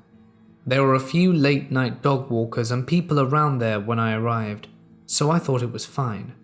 But by the time I got all the Pokemon in the area, everyone that was around there had left, and I was all alone in the dark. So it was about then when I was like, okay, something's gonna happen to me out here. It's time to leave. And boy am I glad I did. As I get about halfway down the driveway, a car passed at full speed, turns around at the dead end of the park, and then drives back past me. I was a little spooked because I was very aware of how easy a victim I am right now, but maybe they were just lost. As I continue walking and catching things, while I walk, the car drives past me 3 more times. There's nothing down this road except the car park and myself. So now I'm thoroughly spooked. The 4th and 5th time they drive past, they slow down right next to me and then zoom off again around a corner. In a moment of sheer panic, I ran to a nearby parked car, dove underneath it and lay still. Lo and behold, the car comes back around and slows down in the spot where I was before. A car door opens, and a guy gets out, walks around for a bit and then swears, gets back into his car, and then drives away faster than before. I laid under that car for ages before I ran home via a well-lit road. Although I've definitely learnt not to wander around by myself at night anymore, I have no idea who the creepy guy was in the car, and I'd rather never find out. I'm in the Navy, and I currently work on a base which encompasses an island called Saint Clement Island. The island itself is mostly deserted and untouched, but on the north end of the island is a town, for lack of a better word, where the Navy and contractors live. One night I was heading down to relieve a co-worker from watch. As I'm driving down the road, which is mostly pitch black, I see a figure in the street in my headlights. Naturally, I slam the brakes. I begin cussing up a storm because some idiot is walking in the middle of the road at night. Shortly after, however, I noticed it isn't a person, but more of a solid shadow. You could make out no features on it, but it had mass and was human-shaped. It was in the middle of the road, sort of stomping, almost like a weird dance. Then, suddenly, it was just gone. It didn't fade away, didn't do anything dramatic. It was just gone. I freaked out, and told a lot of my co-workers who didn't believe me. I never saw it again, but holy crap was I afraid. I've heard stories of people on the island having doors in their work areas open, and stuff on their own, but no stories similar to mine. I don't know much about the history of the island itself, but I do know at some point it was owned by Native Americans, and often remains of them are found or unearthed, often buried with the remains of foxes. My boyfriend was in the army before I met him. This is by far the creepiest story he shared with me. He lived in a 2-story townhouse on base housing in Fort Hood for about 6 months. Tenants always came and went because of deployment. Weird stuff would happen both at night and during the day, mainly thuds in his bedroom on the 2nd floor and shuffling. He felt uneasy being in his room. He also always slept in the living room couch on the 1st floor. On the weekends, he would be up late playing Xbox, being the achievement hunter he is, and due to insomnia, wouldn't fall asleep until 5 a.m. One night he was up late on his Xbox dashboard, sitting on the sofa chair smoking a cigarette. His Kinect was plugged in. As many of you know, there's a screen on the bottom right corner that shows an infrared version of what the Kinect camera can see. This lets you know that it is detecting. It's really sensitive, and although it is sometimes frustrating to use, surprisingly accurate. This is when the hair behind his neck stood up. He noticed the infrared screen. Standing to the right of him, alongside him, was a solid female figure. He wanted to add that he has never used his Kinect after this, even after moving back home to Chicago. I can attest to that. This happened a week ago. I was sitting in the living room, crocheting. I was out there with my mother watching cooking shows when she left for a bit. I was sitting quietly, just focusing on my craft when I heard something strange. Loud 8-bit music. I thought for a second it was my cell phone, but when I checked, nothing. I went around the room, even listened closely to my laptop that I had the crocheting pattern on, just in case it was a pop-up ad. Nothing. I eventually made it to my room, and the music is getting louder. I go over to this container that I had a bunch of miniature things in. Inside I find my old Game Boy Pocket Edition, one of those really tiny ones with preloaded games, and you couldn't change the cartridge. it had an alarm going off. I never set an alarm, and I hadn't turned this device on since I was 10. I got it in 2006. At the time, the calendar was chronologically correct, reading off 2006 when I got it. However, instead of reading 2019, it now read February 7th, 1998. I was born on February 7th, 1996. The date of this strange alarm was my 2nd birthday. It was one of the strangest things I have ever experienced in recent months. How peculiar. I was walking to the store at about 10 p.m. I left my house to walk onto the empty sidewalk, and I hardly saw any cars in the street. As I was walking up ahead, I saw a car with headlights on, but I didn't see anyone in or around it. The door to the driver and passenger seats were open. I noped out and decided I wanted to take the shortcut instead, which was to hop over this alley wall instead to get there faster. I didn't want to walk on the same street as the ghost car, so I jumped over the wall via these pile of bricks, and I find myself at the back of this building leading to the parking lot. I walk over to the side of the building to head over to the store where I'm planning to buy some snacks. So as I'm walking, I turn on Pokemon Go, because I realized there were nearby stops, so I pulled my phone out, catch a few Pokemon, get a few eggs and the like. Afterwards, I put my phone away, and as I'm getting close to the store, this car comes off the road, pulling into the parking lot and drives right by me. The driver looks at me, and I look at him. He looks like an older guy with grey hair, mid-50s. You want to get some action? If I didn't specify already, I'm a guy. I got scared as hell. It was so random and such a weird question. I replied with a firm, no. Right after I said that, he suddenly drives off the street away from me, all the way down the freeway. I then run back to my house from a different route to be safe. That was one of the weirdest, strangest, and creepiest encounters I've had to date. I was doing guard duty in the army one night. We had some training exercise in an abandoned camp facility, and my buddy and I had been assigned to watch over some vehicles that we had parked in a large empty warehouse. We were the only ones in the camp facility, as there was nothing else valuable that had to be watched overnight. My buddy and I had tied hammocks between the vehicles to get a bit more comfortable for the overnight watch, when we suddenly saw a pack of wild dogs standing outside the doors to the warehouse. Now, these doors were wide open, and nothing was stopping the dogs from coming in at all, but they just stood there. 15 to 20 dogs lined up at the entrance to the abandoned warehouse, watching us. Suddenly, as if someone had flipped a switch, they all started barking and howling in our direction. I say our direction because when I discussed it later with him, we both agreed that it felt like the dogs were barking at something else in the entirely abandoned warehouse.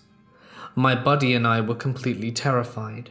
First, that we might have gotten swarmed by dogs, and second, whatever those dogs were barking at. We started to radio for help, but suddenly the pack of dogs stopped barking and left. It was as if they were never there. That was a long night of guard duty, I can tell you. When I was in Iraq, we were on patrol one night and stopped at an intersection pulling perimeter support for another unit who had requested assistance in our area. The mission went off without a hitch, and it was honestly a little boring just waiting around. Then it got really quiet. This was in Baghdad in the city. It's never really quiet, even at night. But it was as if all the sound was sucked out the area. Suddenly the entire block lost power, and it was very dark. Within seconds of the power going out, close to what I can guess was about 50 dogs flooded the streets from an alley and ran around our Humvees. They didn't bark, just growled as they ran. As soon as they entered another alley and out of sight, The power came back on, and all the normal city noise returned. It was incredibly unnerving, like a horde of demons had just passed us, in the form of dogs. I was a nurse at my county's prison. The area was having a drug bust every 2 or 3 days, it seemed. We get a batch of 10 in, and everyone clears except for this one woman. She was nodding in and out of consciousness and slurring her words. So I get one of the COs to obtain a urine sample to do a spot drug test. Sure enough, the whole test lit up.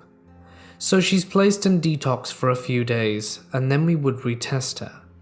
A few days pass, and she's not getting any better. In fact, she got a lot worse. So we drug tested her again, and the test came back positive for everything from THC to benzo. I have the COs search her thoroughly in case we miss something. And sure enough, this lady has 2 extra large condoms stuffed up her jail purse, and they both were torn open. We counted a total of 200 pills she was carrying. By all rights, the girl should have perished, but she recovered after that. I worked permanent night shifts in a large care home for 2.5 years. It was a really old house that had been converted and had bits added onto it.